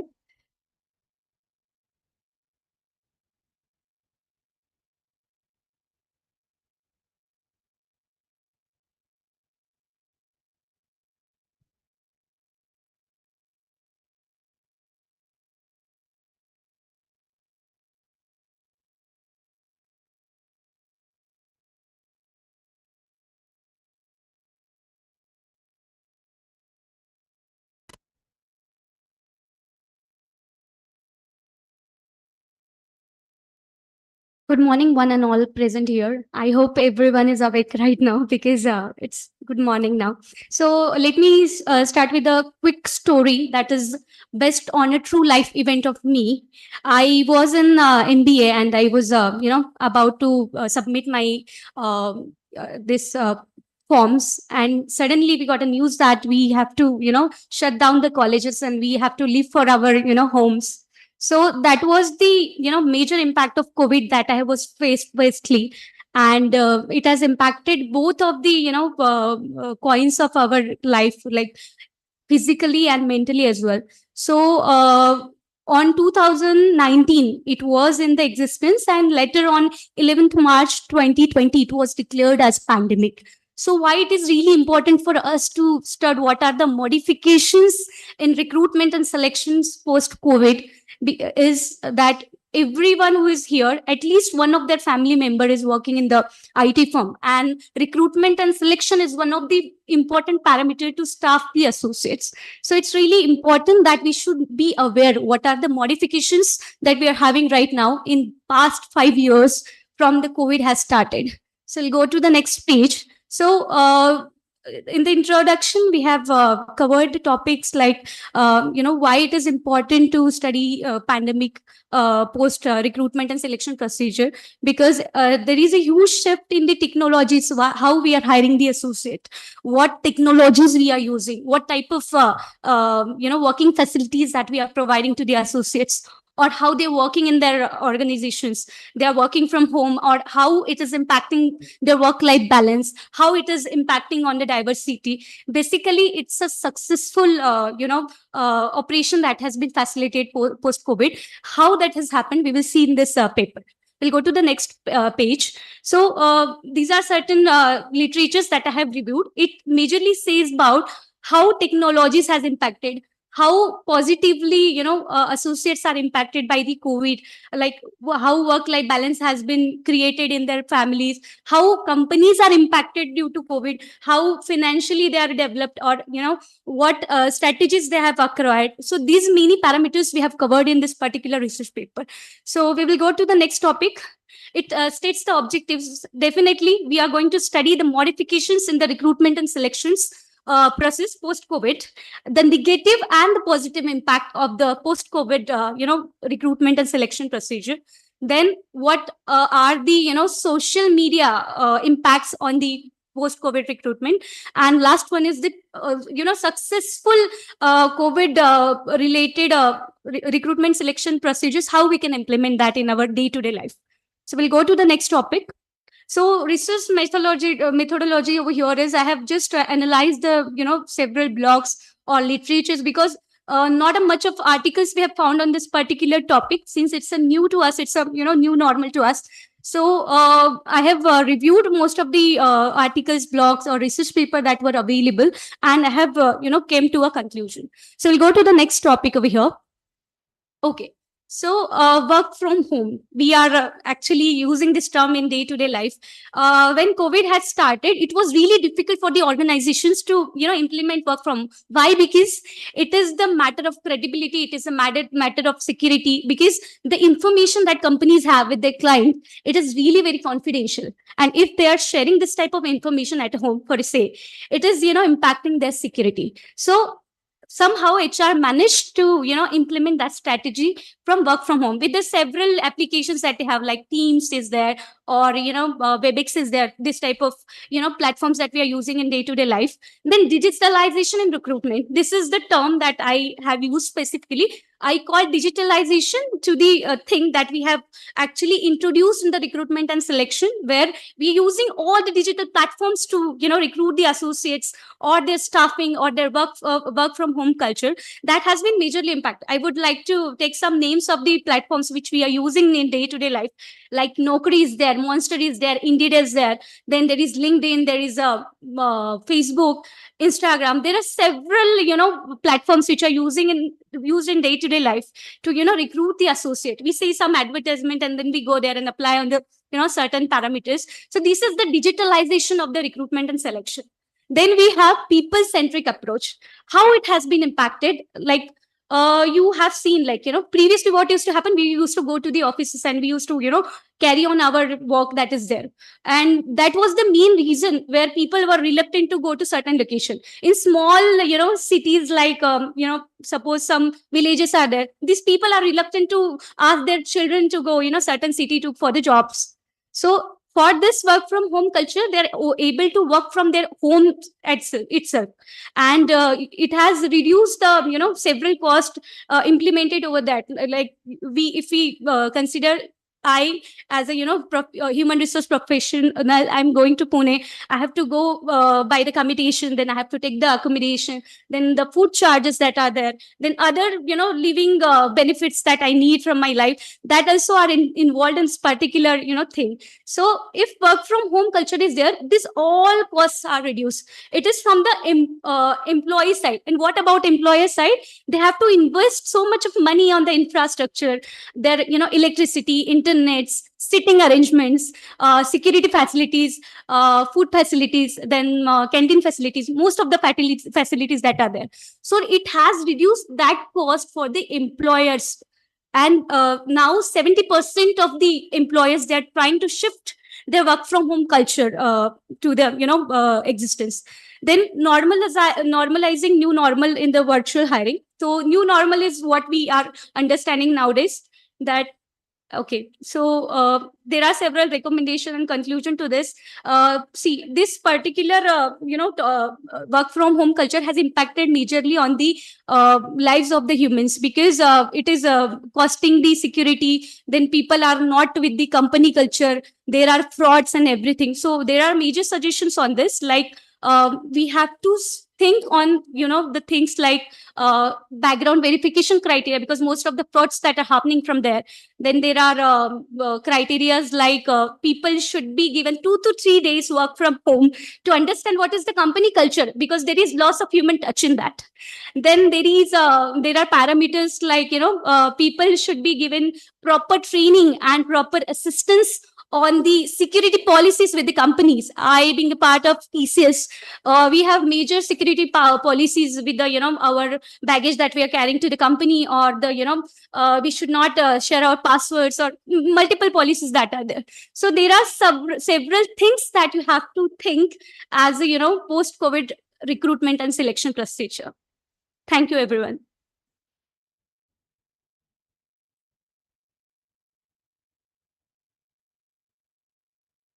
Thank you, Ashwini. Due to time constraint, we will stop paper presentation here. Okay, Pranita. Please state your conclusions and objective of study, okay? Good afternoon, everyone. My topic for today's presentation is mobile technology in collecting literature with enhancing accessibility and convenience in research. So here I have focused how we can use the mobile in collecting literature. Okay, in this I have utilized many mobile apps, so that I have studied it so that we can manage our research in a very prominent and efficient way. So directly we will go to that slide of yes, that is the slide, sir. Next.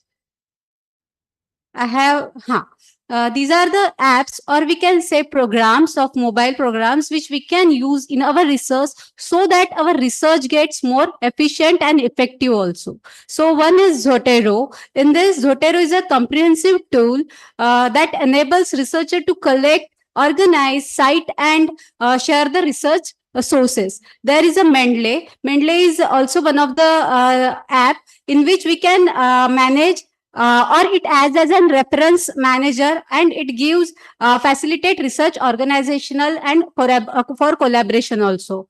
Sir, next. EndNote is also there. RefWorks is the one of the most friendly, user-friendly app. In this web-based reference management software, it is designed to assist researchers to in organizing the research, creating bibliographies, and collaborating with others. So ReadCube, Papers, and CTV are another apps with the help of these apps or programs, we can efficiently utilize our research. My findings are, it enhances the accessibility, it keeps us researcher updated, it gives convenience to the researchers to collect the data from all over the world. It keeps efficient, it helps to efficiently match the literature. So conclusions are, it helps the researcher to the researcher should use these apps so that that researcher can manage its literature very efficiently and effectively. This is pocket. This is means mobile apps are within the researchers' criteria. So these are my conclusions. Thank you. Thank you very much, Pranita. Now, Rajashri Rathod.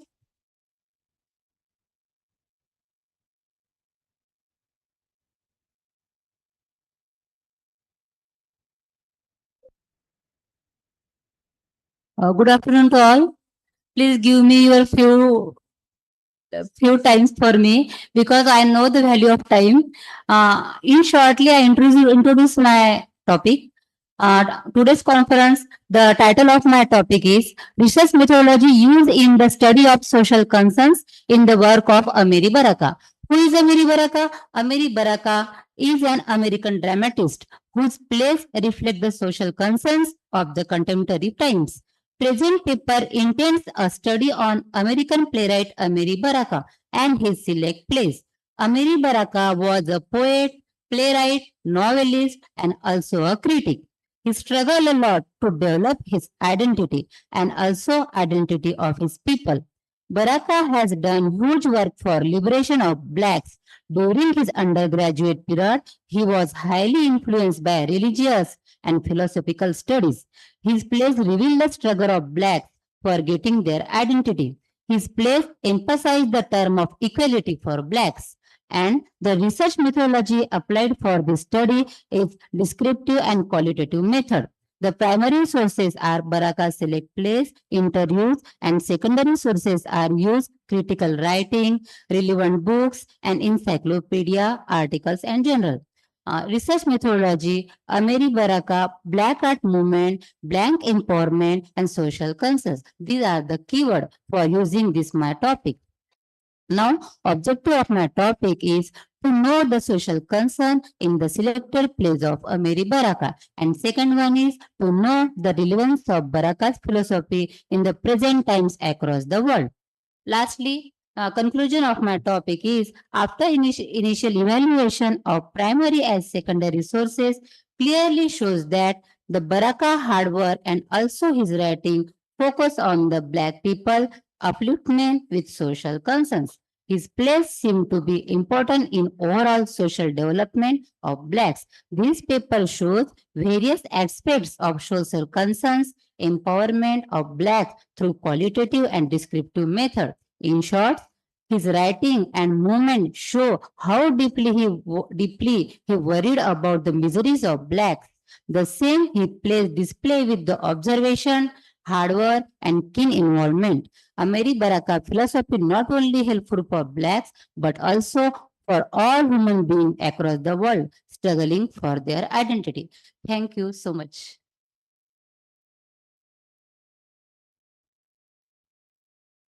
Thank you. A sincere round of thanks for sharing such a keen insight and intriguing perspectives.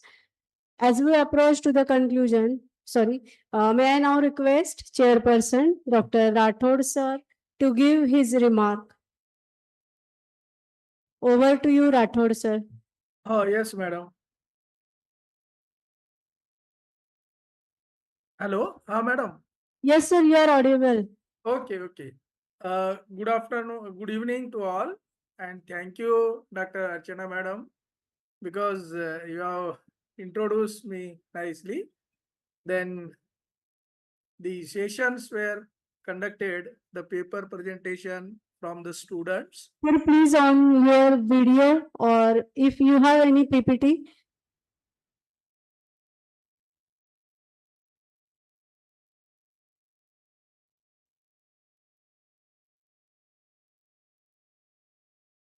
Okay, sir, you will start. Okay, fine. Okay. Good evening to all. And first, very thankful to Dr. Archana Khandelwal madam. And also, I am very thankful to my best friend Sanjay Devde sir. He has given two opportunity to me for chairing this session.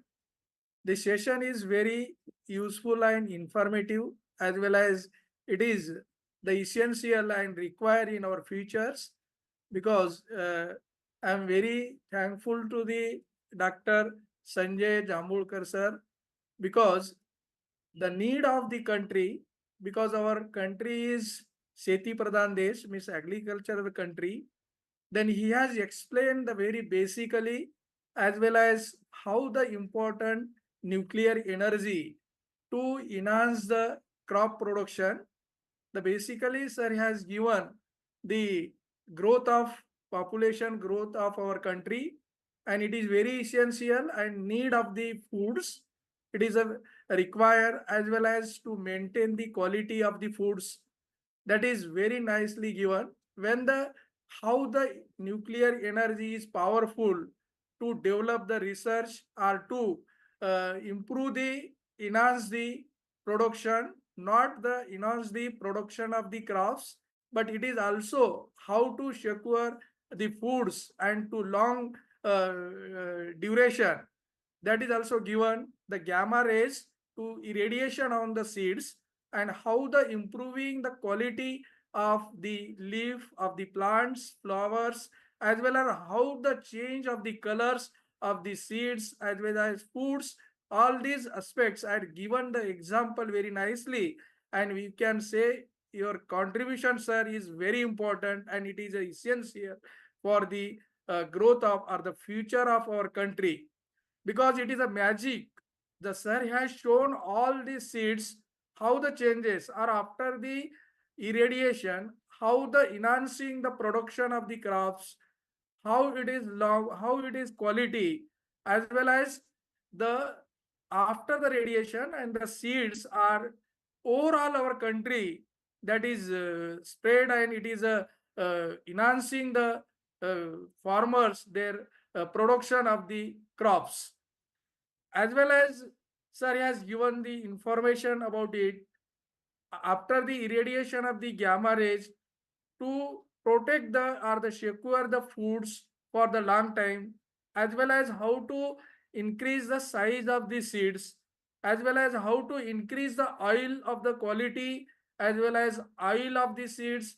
All these how to improve in the in our seeds, or it is a essential and requirement of our country, because the population is very fastly growth, as well as the very drastical changes in the environment as well as temperature. We are just suffering the temperature how is increasing, and it is effect on the all the crop production as well as the drastical change in the environmental. Then from that, all this we can be how to overcome from the research. Sir, once again I am very thankful, and I will wish to all the best for the your contribution to in a such agricultural field to improving or enhancing the production of the crops. Thank you so much, sir. Then some papers are presented due to the short time they have present, or the contribution of the researchers is also nice, but due to the short time they don't explain their ideas. But the young generation is also you can search or you can research originally and your contribution in the field of research. Sir, lastly, before your thanks, the sentence that quote is very nicely: don't waste the food and love and eat the food. It is very important, because we seen the some percentage of the foods are wastage. That is I like very much, sir. Thank you so much, madam. And once again, I am very thankful to my friend Dr. Sanjay Devde sir, as well as management, principal of the Shankarlal Khandelwal Arts and Commerce Science, to giving this opportunity to share my view and chair this session. Thank you, madam. Thank you. Over to Archana, madam. Thank you, sir. As we approach to conclusion, we extend our deepest gratitude to all the presenters who have dared to challenge conventional thinking and allowed us to peek into their world of wisdom. I express my gratitude to each and every paper presenter for their work, as well as to Dr. Rathod sir for chairing this session. Additionally, I appreciate Dr. Jambulkar sir's thoughtful speech. Many thanks for that, sir. We appreciate all the presenters, both online and offline. I proclaim the conclusion of this session with the chairperson's approval. I want to thank each and every one of you. Thanks to one and all. Now we will start valedictory session within 5 minutes.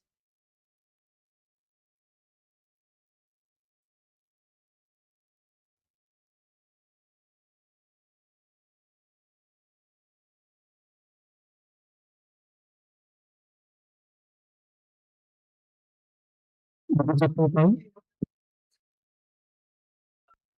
Total.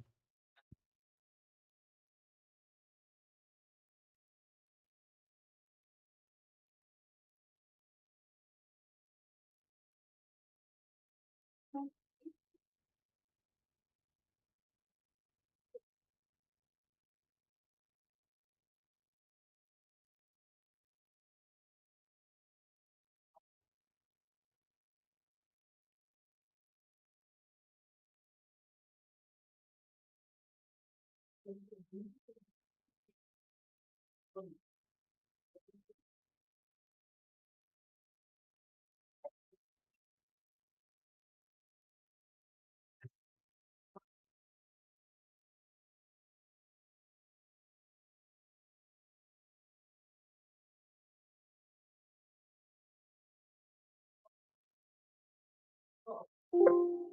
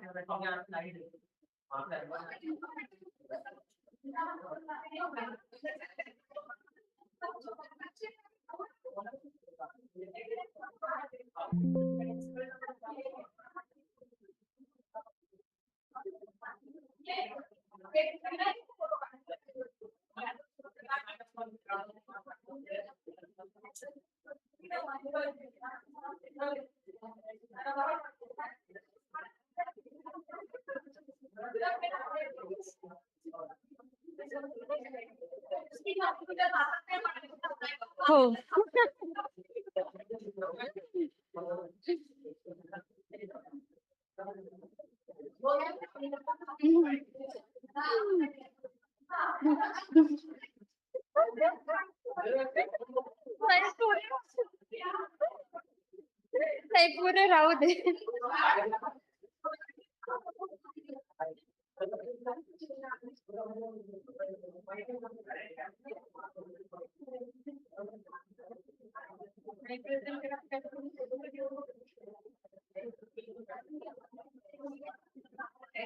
Right.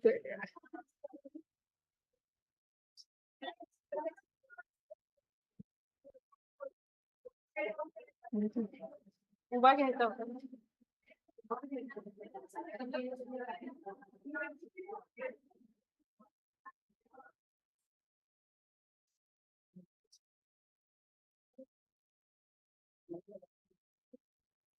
उभा घेशील उभा असा व्यवस्थित.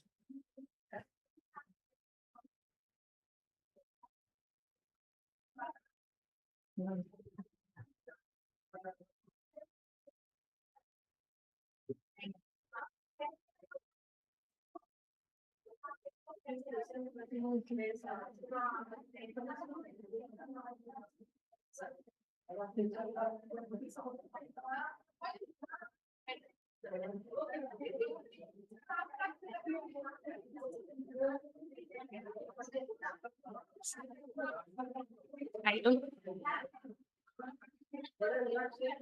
Hi.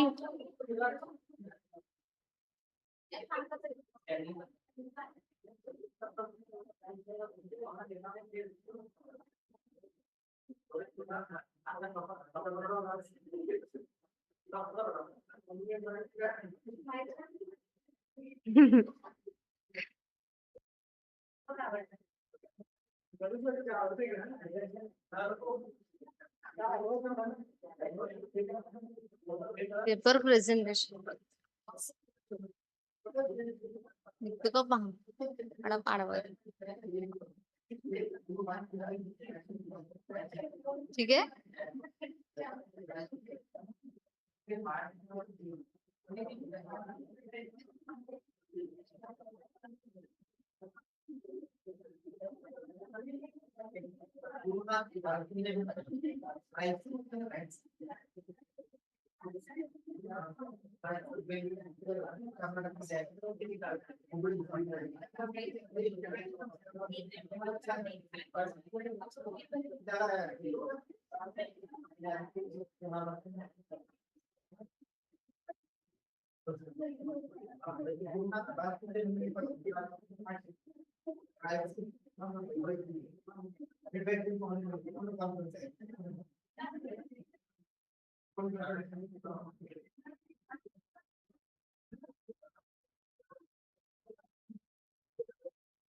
Banner पण घेऊन देशील ना.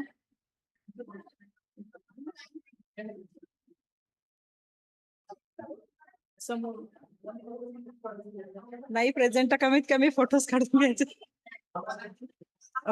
Photo घालतात ना तुम्ही काढ काहीतरी बोललं म्हणजे असं वाटतंय ना.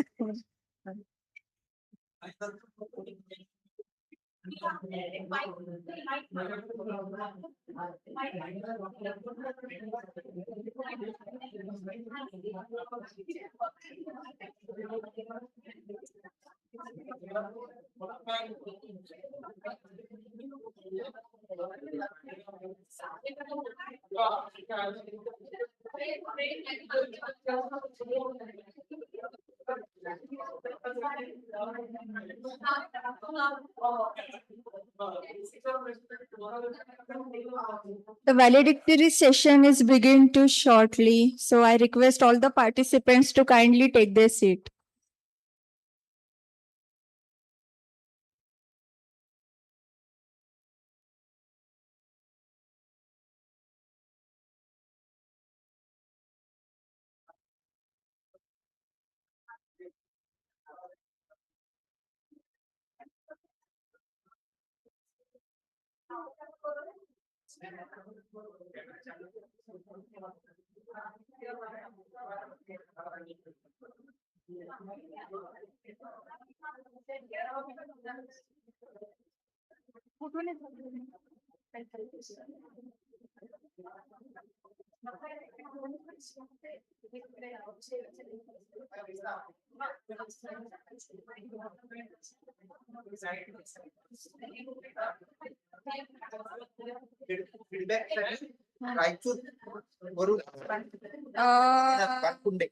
गुरुनाथ बालकुंडे कुंडे की कुंडे बालकुंडे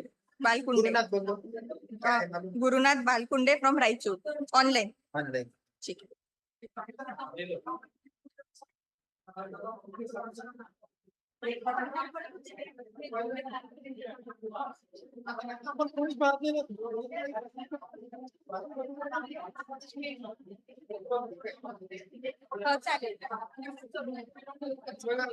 Hello, hello.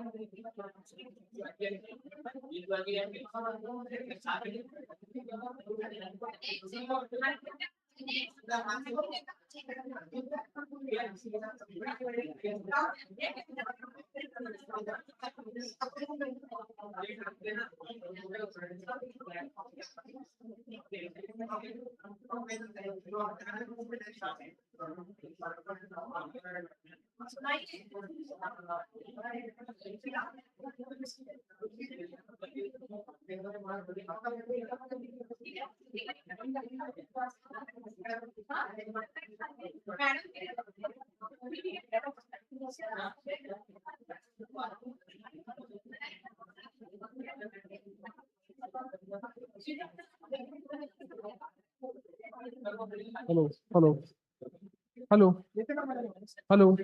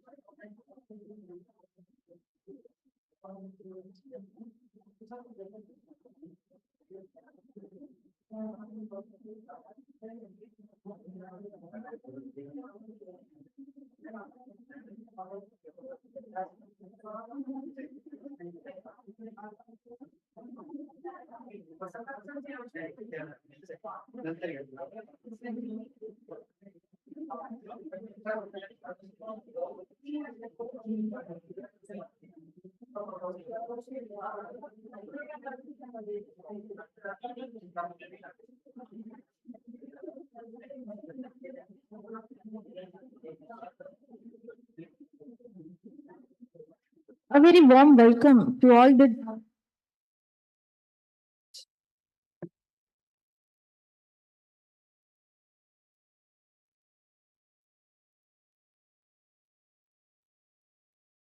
A very warm welcome to all the dignitaries, delegates, and esteemed participants in this valedictory function of National Multidisciplinary Conference on Future Horizons, Integrating Research and Innovation for Sustainable Development, organized by Doctoral Research Center's Research and Developmental Cell in collaboration with IQAC of Shankarlal Khandelwal College, Akola. Research is formalized curiosity. It is like poking and prying with a purpose. An integrated approach for sustainable development is a holistic strategy that aims to balance economic, social, and environmental needs in a way that ensures long term sustainability.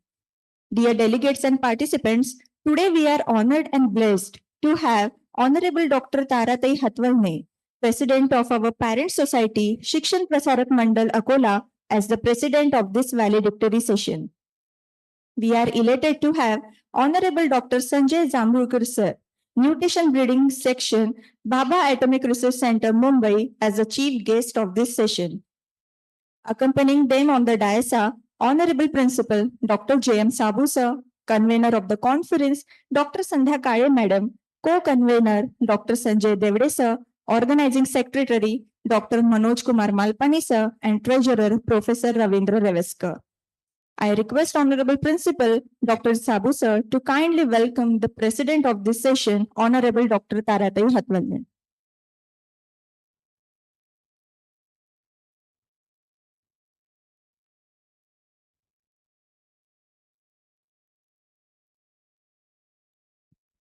Thank you, sir. I request Honorable Dr. Taratai Hatwalne to kindly welcome and felicitate our chief guest, Honorable Dr. Sanjay Zambulkar, sir.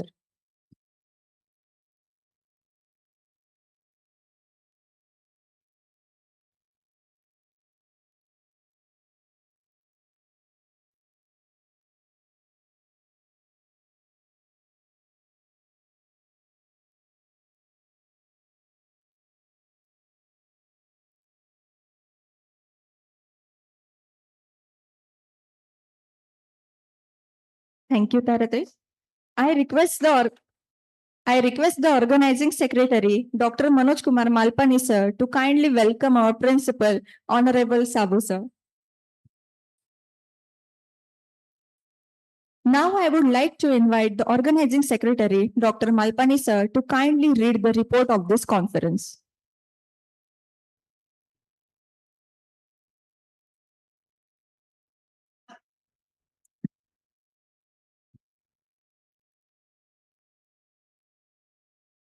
Honorable dignitaries, learned delegates, teachers, research scholars, and PG students, a very good afternoon to one and all.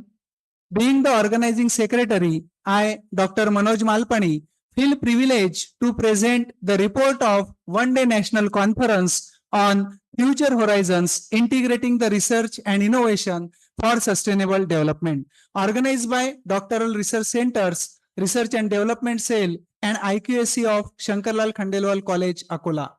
The conference served as a platform to explore the synergies between the research and innovations towards fostering the sustainable development. The president for the inaugural session of this conference was Honorable Sri Gopalji Khandelwal, Secretary, Shikshan Prasarak Mandal, Akola, delivered an inspiring inaugural address. Welcome note was delivered by Principal of our college, Dr. Jagdish Sabu sir. His visionary leadership set the tone for the conference, underscoring the crucial role of research and innovation in addressing the contemporary challenges. Introductory speech was delivered by convener of the conference, Dr. Sandhya Kale Madam. This conference was inaugurated at the hands of distinguished guest, Honorable Dr. Abhay Deshmukh sir, Director, Incubation Center, RTM, Nagpur University, Nagpur. Dr. Ashish Linge sir, Director, Research Vidya, Department of Business Management, CP and Berar College, Nagpur, was our keynote speaker, who delivered an enlightening discourse on research article synopsis and thesis writing for quality research. Dr. Linge sir's insights provided the invaluable guidance on effective communication of research findings, emphasizing the significance of clarity and precision in scholarly writing. In technical session 1, we had Dr. Abhay Deshmukh sir for plenary lecture 1 on the topic Research to Reality, Strategies for Effective Research Translation. His lecture delved into the crucial process of translating research outcomes into tangible solutions. The session highlighted the importance of interdisciplinary collaboration and stakeholder engagement in bridging the gap between the research and implementation, thus maximizing the societal impact. This session was presided by Dr. Harish V., Associate Professor of Physics, Government First Grade College, Shikripur, Shivamoga, Karnataka. After plenary lecture 1, a dynamic oral presentation session provided a platform for in-depth exploration of emerging issues and trends in sustainable development. The second technical session also started with plenary lecture 2 presented by Honorable Dr. Sanjay Zambulkar sir, BARC Mumbai, on the topic Use of Nuclear Energy for Enhancing the Agricultural Crop Productivity Resilient to Climate Change, explored the potential of nuclear energy in bolstering the agricultural crop productivity amidst the challenges posed by climate change. The second technical session, after the second technical session, the remaining oral presentations, 30 research scholars delivered their oral presentations. In this conference, attendees also had the opportunity to engage with a myriad of poster presentations showcasing the cutting-edge research and innovative solutions across the various disciplines. The poster session facilitated networking and knowledge sharing, enriching the conference experience for all the participants. From 27 poster presentations. 3 best poster presenters were selected and will be appreciated in this valedictory session. In this conference, we have received a huge response of 143 participants from the various regions of the country, such as Karnataka, Odisha, Bangalore, Gujarat, Indore, and Maharashtra. Again, till date, we have received total 61 research papers, which will be published in Journal of Emerging Technologies and Innovative Research, an international open access peer-reviewed referred journal, and has a UGC approved journal number 63975. So in conclusion, the National Conference on Future Horizons, integrating the research and innovation for sustainable development, was a resounding success thanks to the active participation and contributions of all attendees. The insights garnered and connections forged during this event will undoubtedly catalyze the efforts towards achieving a more sustainable and prosperous future for generations to come. We extend our heartfelt appreciation to all distinguished dignitaries, chairperson, stakeholders, presenters, and attendees for their unwavering support and commitment to advancing the frontiers of knowledge and fostering the sustainable development. So thank you very much. Thank you, sir. Along with this conference, we had organized a poster presentation competition as well. Now, we are going to declare the winners. I request Honorable Dr. Taratai Hatwane to present the memento to the winners. The third prize goes to Umesh Shinde. Third prize winner is Mr. Umesh Shinde.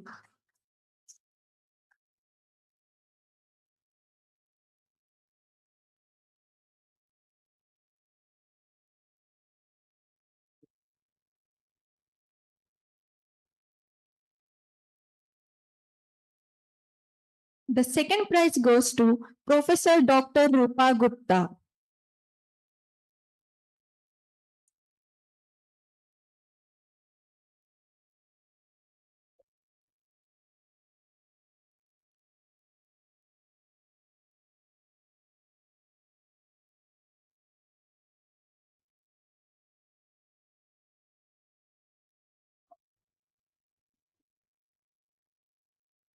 And the first prize winner is Shrestha Saxena.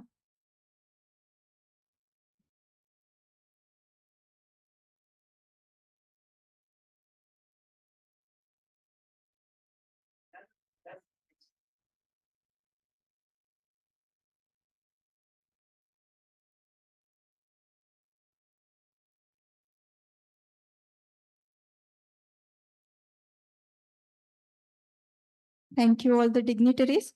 I congratulate all the participants for their outstanding posters and efforts. We have received immense response from various faculties, research scholars, and students. Feedbacks are the reflections of our efforts taken. I invite Ashwini Bihade to share her opinions.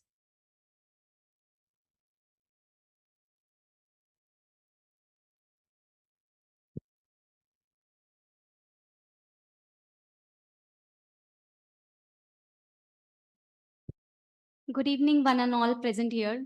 To be very honest, this was my first ever conference for my life, actually. So this must be a reference for the whole lifetime to, understand what type of things that are happening. To my surprise, there are several, topics that are covered over here, right from the botany to physics or chemistry or research that we are doing nowadays. So this multiple topics were covered in this particular, session that has happened today. And I am really privileged and blessed to be part of this intellectual crowd because in day-to-day life, it's rarely possible that we might meet such personalities in, our lifetime actually. So I am really blessed that we got this opportunity to, get some insights from them and understand their real life best experience to utilize our, utilize it in our future or implement in our day-to-day life. So I'm really blessed, and I'm looking forward to have more sessions like this. Coming to the hospitality, I'm really amazed, like the type of services that they have provided, right from the breakfast or brunch that they have provided. That's totally amazing. Like like it's a personal comment actually. The food was very delicious, I must say. So it was actually one of the best things that I have attended so far. So I'm looking forward to attend more sessions from the college. Thank you so much, everyone. Thank you, Ashwini. Mr. Gurunath Balkunde from Raichur, who have joined us virtually, would like to share his views.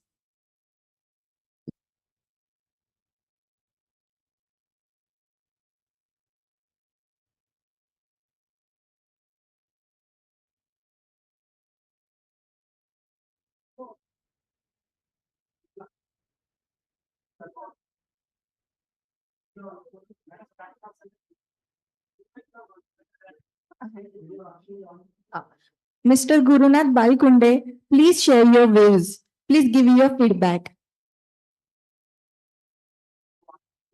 Yeah, kindly turn on your video.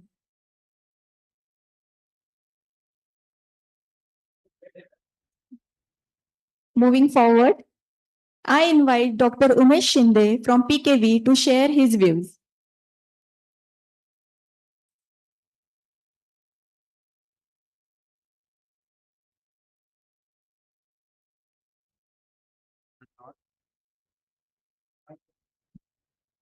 Thank you.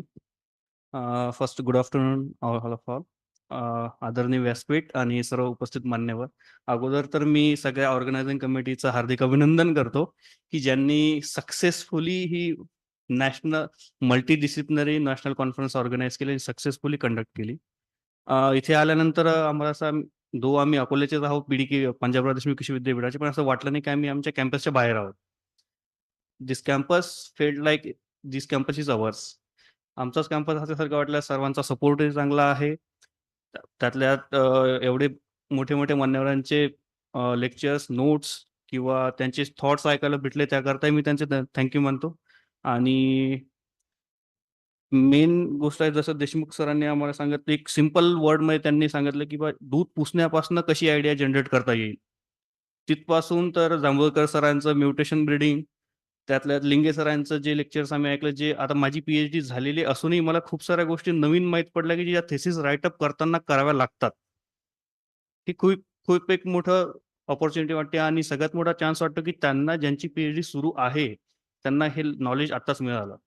त्याकरताही या कॉलेजचं, या campus organising कमिटीचे thank you आणि त्यांना परत एकदा खूप खूप शुभेच्छा याच्यासाठी. Thank you.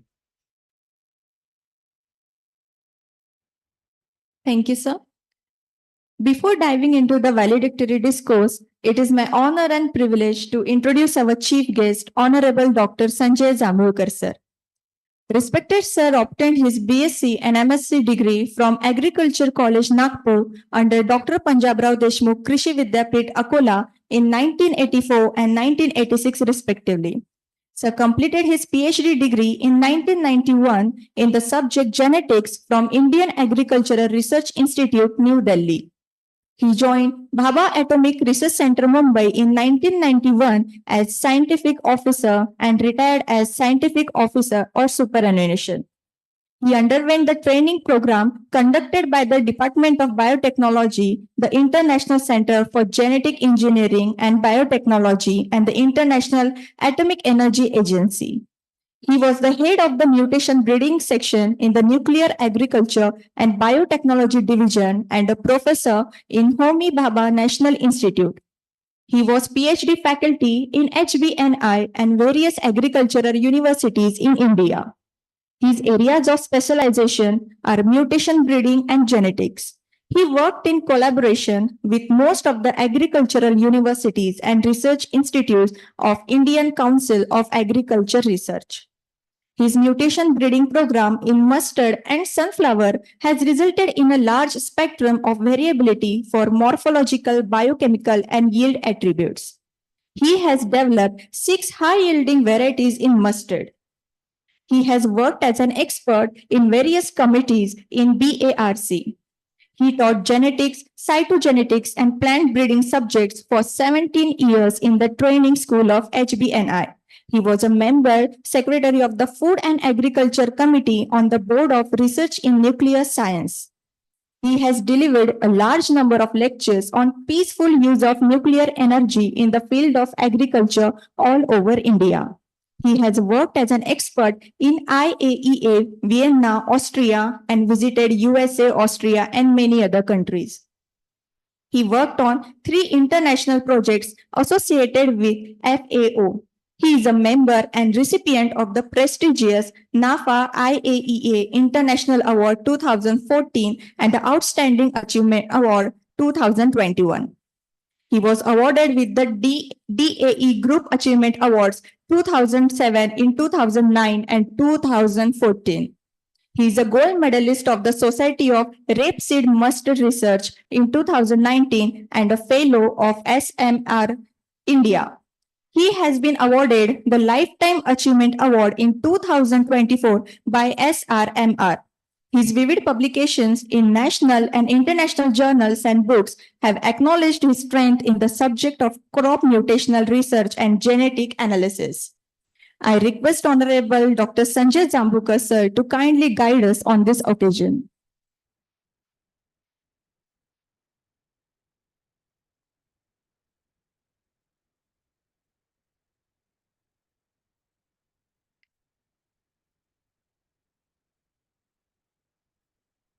Respected dais, teachers, and students.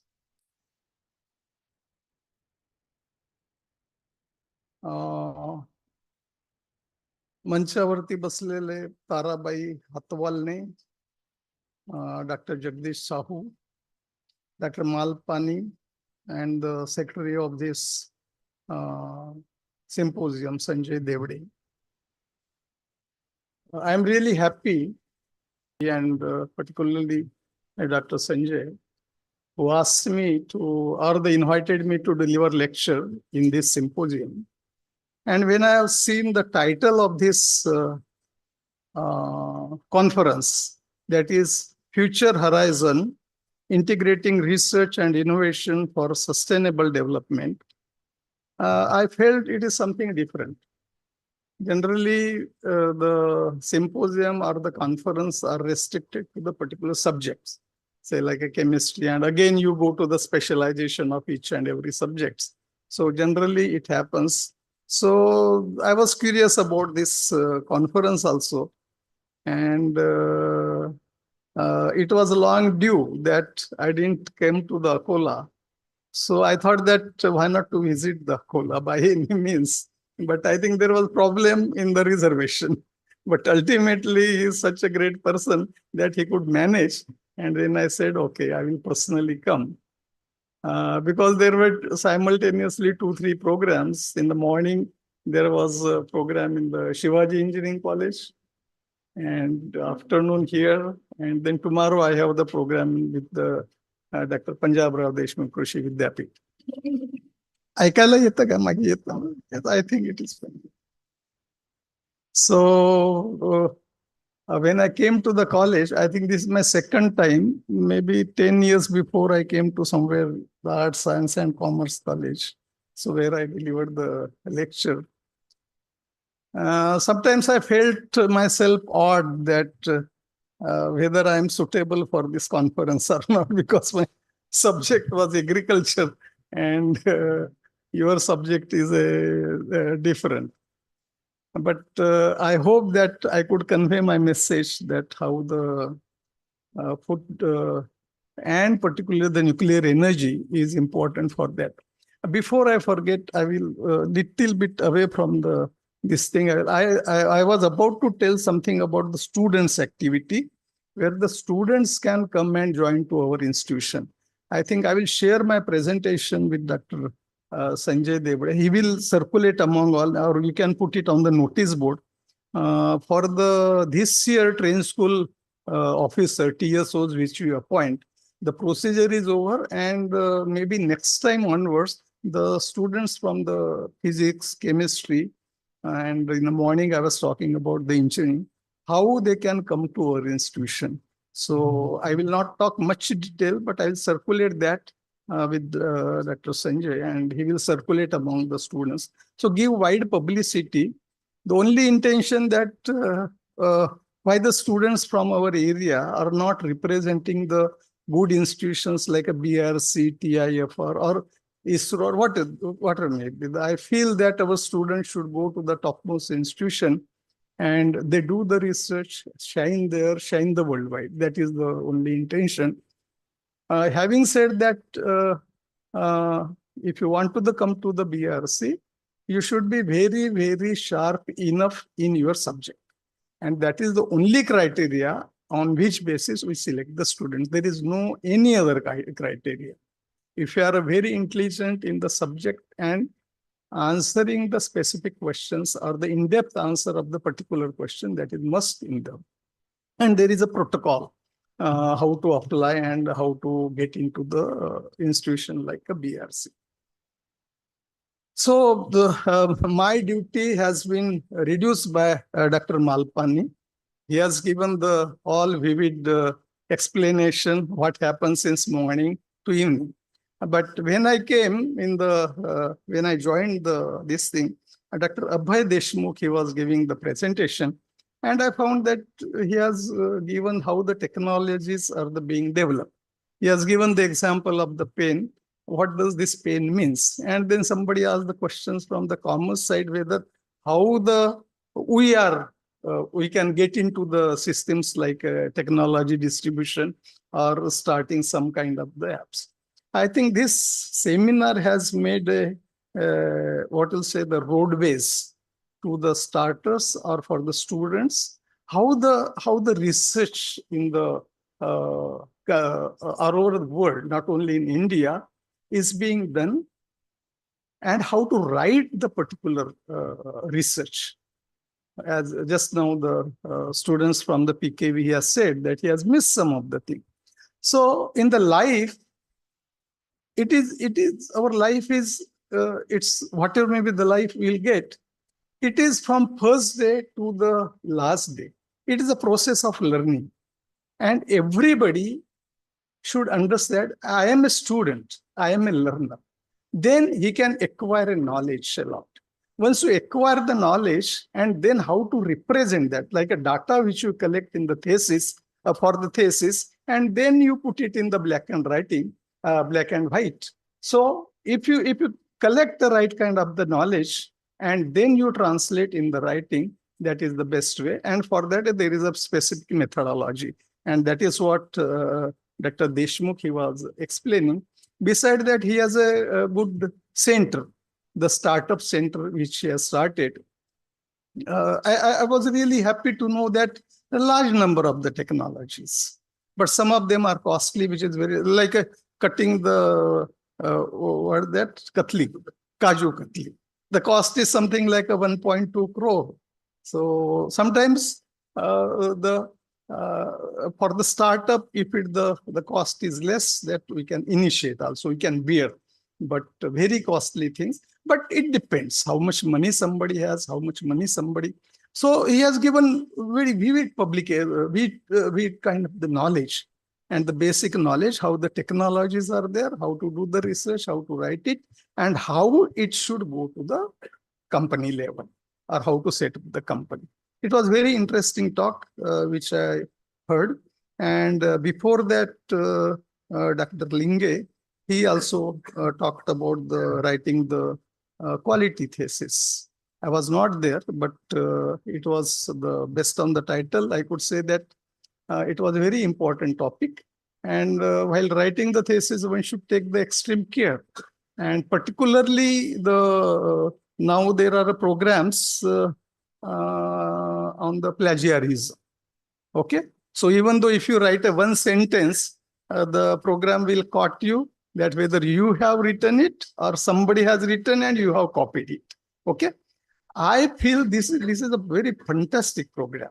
But even when you send the paper, in our paper, though we write as 100%, but there will be some kind of like one sentence. Now, Dr. Swaminathan was the father of the Green Revolution.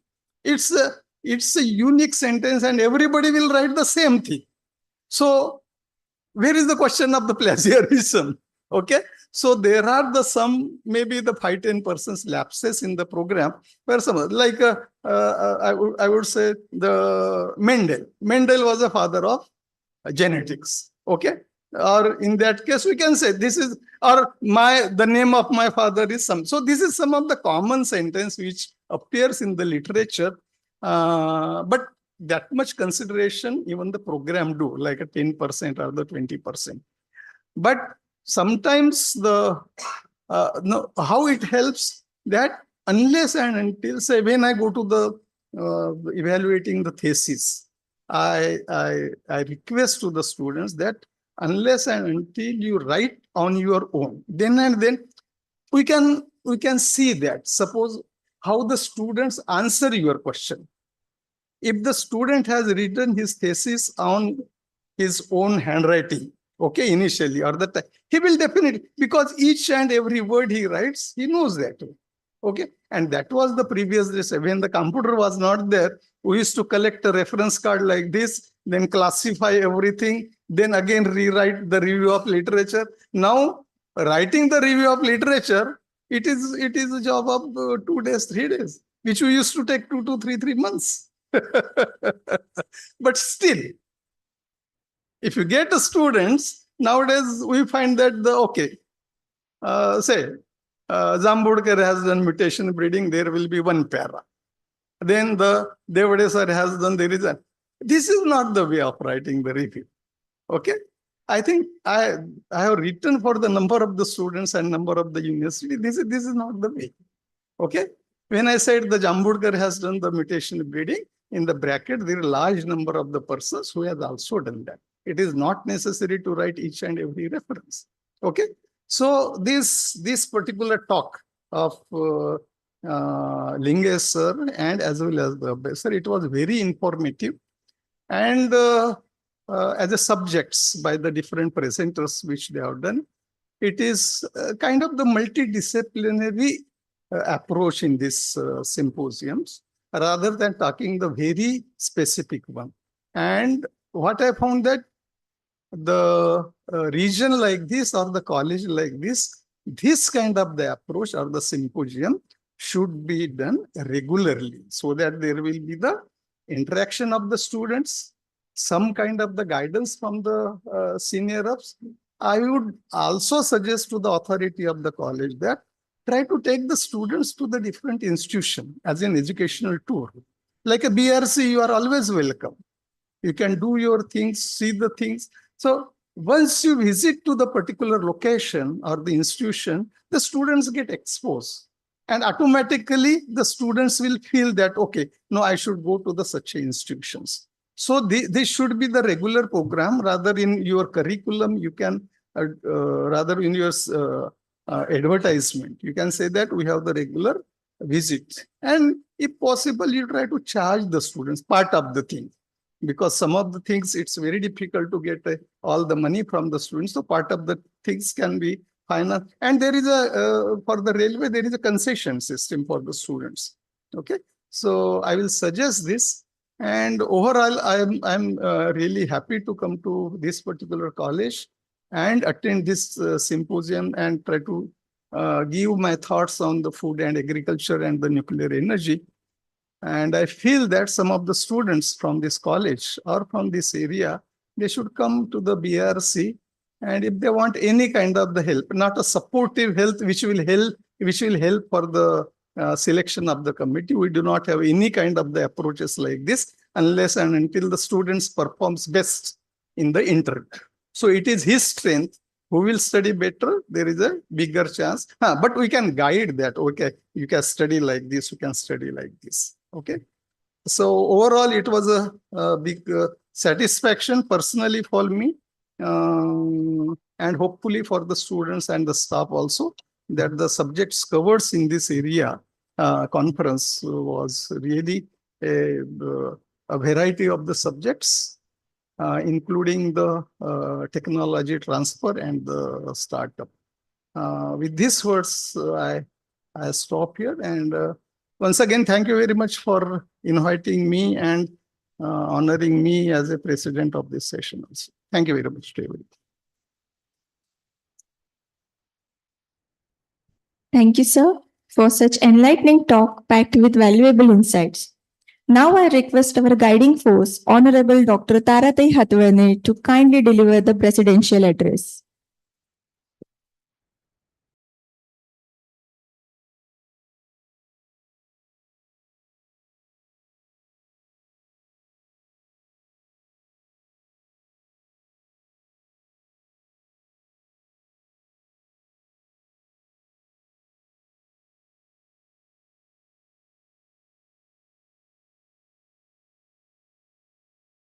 मला माझा पीएचडीचा काळ आठवला की ज्या काळामध्ये PhD करणं खरंच खूप कठीण होतं आणि त्याला इतकं महत्व होतं. आज मुळी सगळे इथे पीएचडी झालेलेच आहेत आणि त्यावेळेला मी पीएचडी करते ह्याच सगळ्यांना इतकं कौतुक होतं की मला असं वाटत होतं की काय जगावेगळं करते आणि पीएचडी झाल्यानंतर तुम्हाला कदाचित खोटं वाटेल पण पीएचडी झाल्यानंतर इतक्या ठिकाणी माझा सत्कार झाला. पीएचडी केलं, पीएचडी केलं, पीएचडी केलं आणि आज परिस्थिती अशी आहे की पीएचडी पर्यंतचं शिक्षण म्हणजे काय सगळेच घेतात कारण पीएचडी केल्याशिवाय कुठे नोकरीच मिळत नाही. शिक्षण क्षेत्रात तर नक्कीच मिळत नाही नोकरी. त्यामुळे पीएचडी हे इतकं सामान्य झालेलं आहे आणि म्हणूनच पीएचडी करताना त्याच्यामध्ये अनेक बरे वाईट प्रकार शिरलेले आहेत असं मला वाटतं. म्हणजे माझं जे निरीक्षण आहे त्याच्यावरून मला असं वाटतं की असं बऱ्याच ठिकाणी आता झालेलं आहे.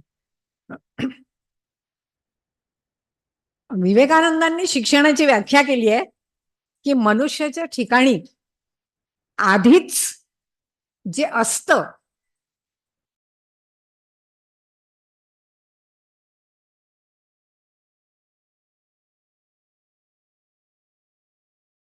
पूर्णत्व आहे तो अडाणी आहे की तो शिकलेला आहे हा प्रश्नच नाही.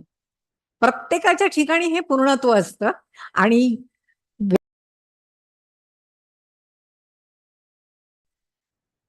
तेच शिक्षण.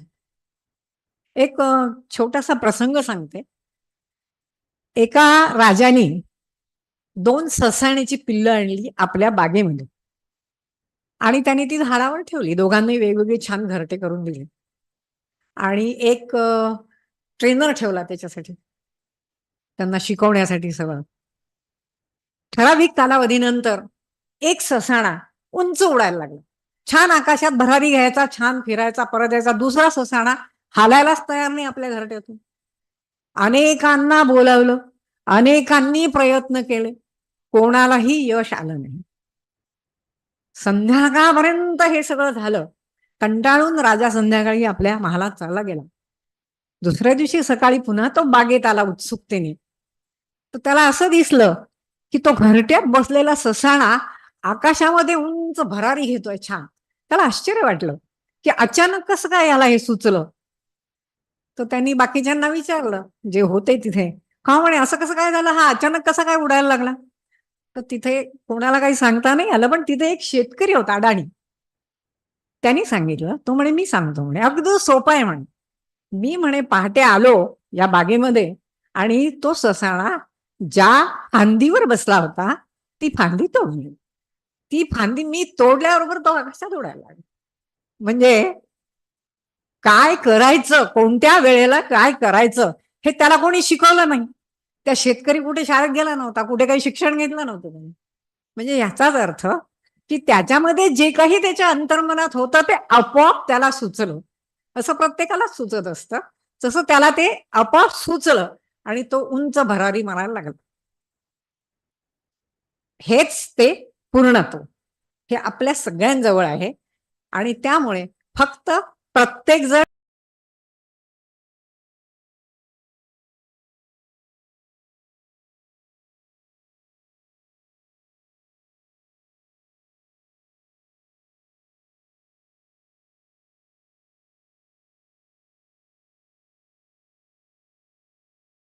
आपल्या जवळ असतील तर आपण हे इथपर्यंत सहज जाऊ शकतो.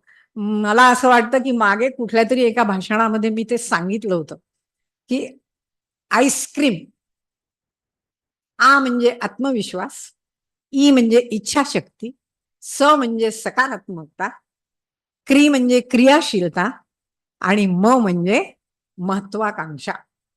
या 5 गोष्टी जर आपल्याजवळ असतील ना, तर आपल्यामध्ये जे काही वेगळेपण आहे ते सहजतेने आपण प्रगट करू शकतो.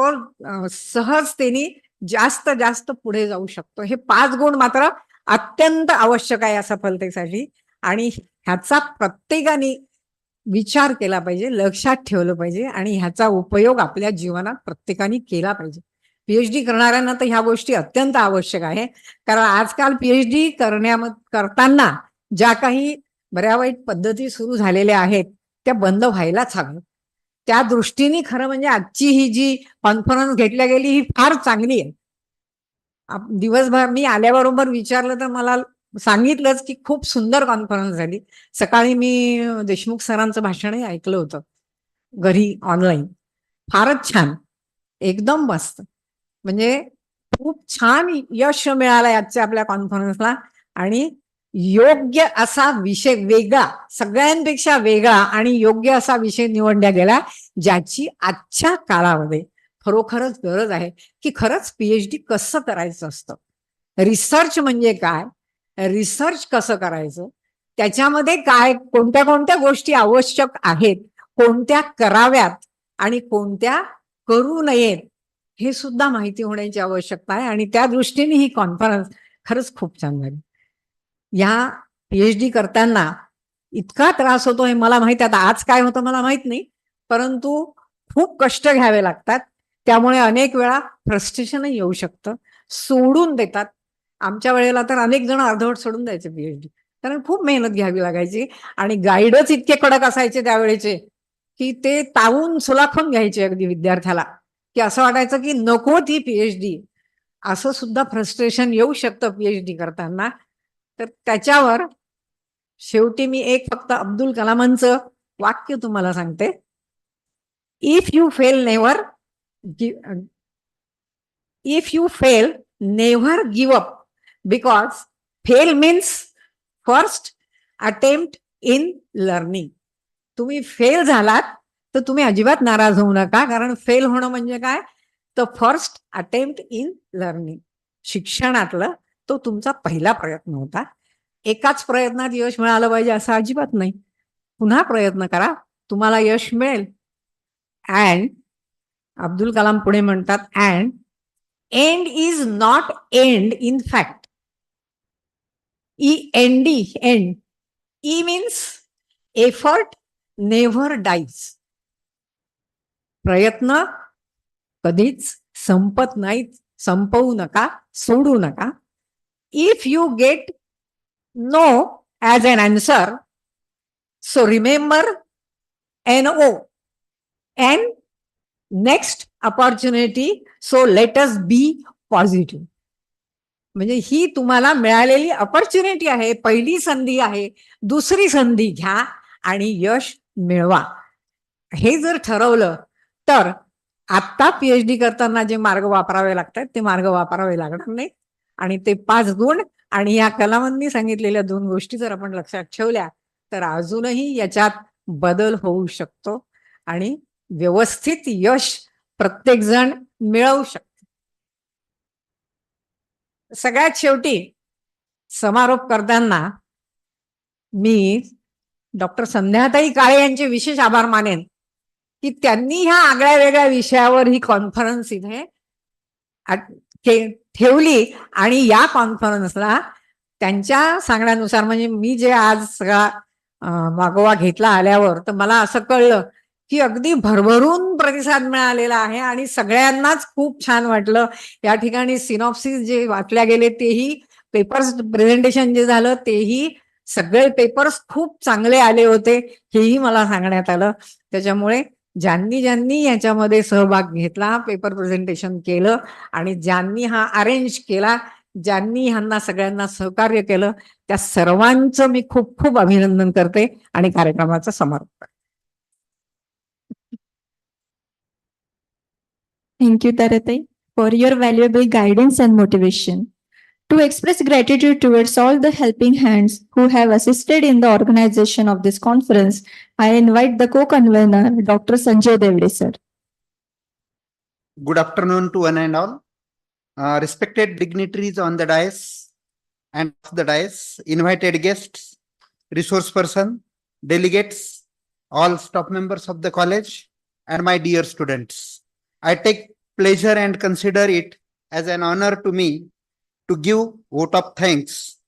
Today is a red letter day for our institution to get such an opportunity to arrange a national multidisciplinary conference on future horizon, integrating the research and innovation for sustainable development. And on behalf of our institution and research centers, RDC and IQAC, I, Dr. Sanjay Devde, express my sincere thanks to President of today's function, Honorable Taratai Hatwalne, President of our SPM Akola, who constantly inspired and kept excited the spirit of this activity. I am also grateful to chief guest of this function, Honorable Dr. Sanjay Ji Jambulkar sir from Bhabha Atomic Research Center, Mumbai, who spared valuable time for all delegates and graced the function. I also grateful to Honorable Dr. Abhijit Deshmukh sir for a chief guest of inaugural function and invited talk in technical session, who spared valuable time for us and inaugurated the national conference and also for enlightening remarks to this function. I also extended my sincere thanks to Dr. Ashish Linge sir, CPA and Berar College, Nagpur, for very valuable guidance and the keynote address. I also thanks Dr. Harish sir and Dr. Rathod sir for chairperson for two technical sessions. I also extend my sincere thanks to our principal sir, Dr. J.M. Sabu sir, for his cooperative enthusiasm to arrange this national conference. I am highly thankful to all delegates, research scholars, and students for their active participation in this conference. At last but not least, I am especially thankful to our expert technical committee and coordinator of all organizing technical sessions, Bhojan Samiti, and all the members of different committees of the national conference and staff members of the different committees of this national conference. Their helping hand, without which this program would not have been too successful. I would also extend my thanks sincerely from the bottom of my heart to all those who have been actively or indirectly involved to make this program a grand success. Thanks. Thank you very much. Thank you, sir. The conference will conclude with national anthem. I request everyone to kindly stand up. I invite Mr. Sanjay Tikande for national anthem.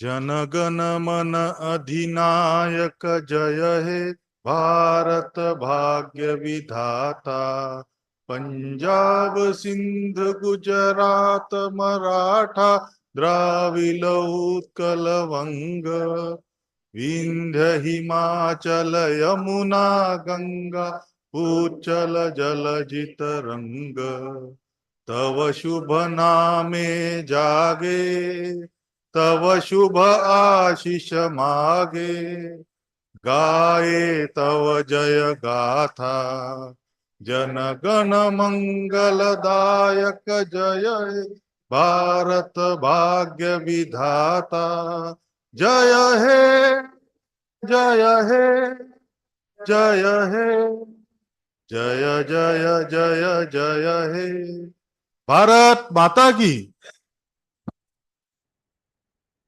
With the permission of the Chief President, I declare this conference is over.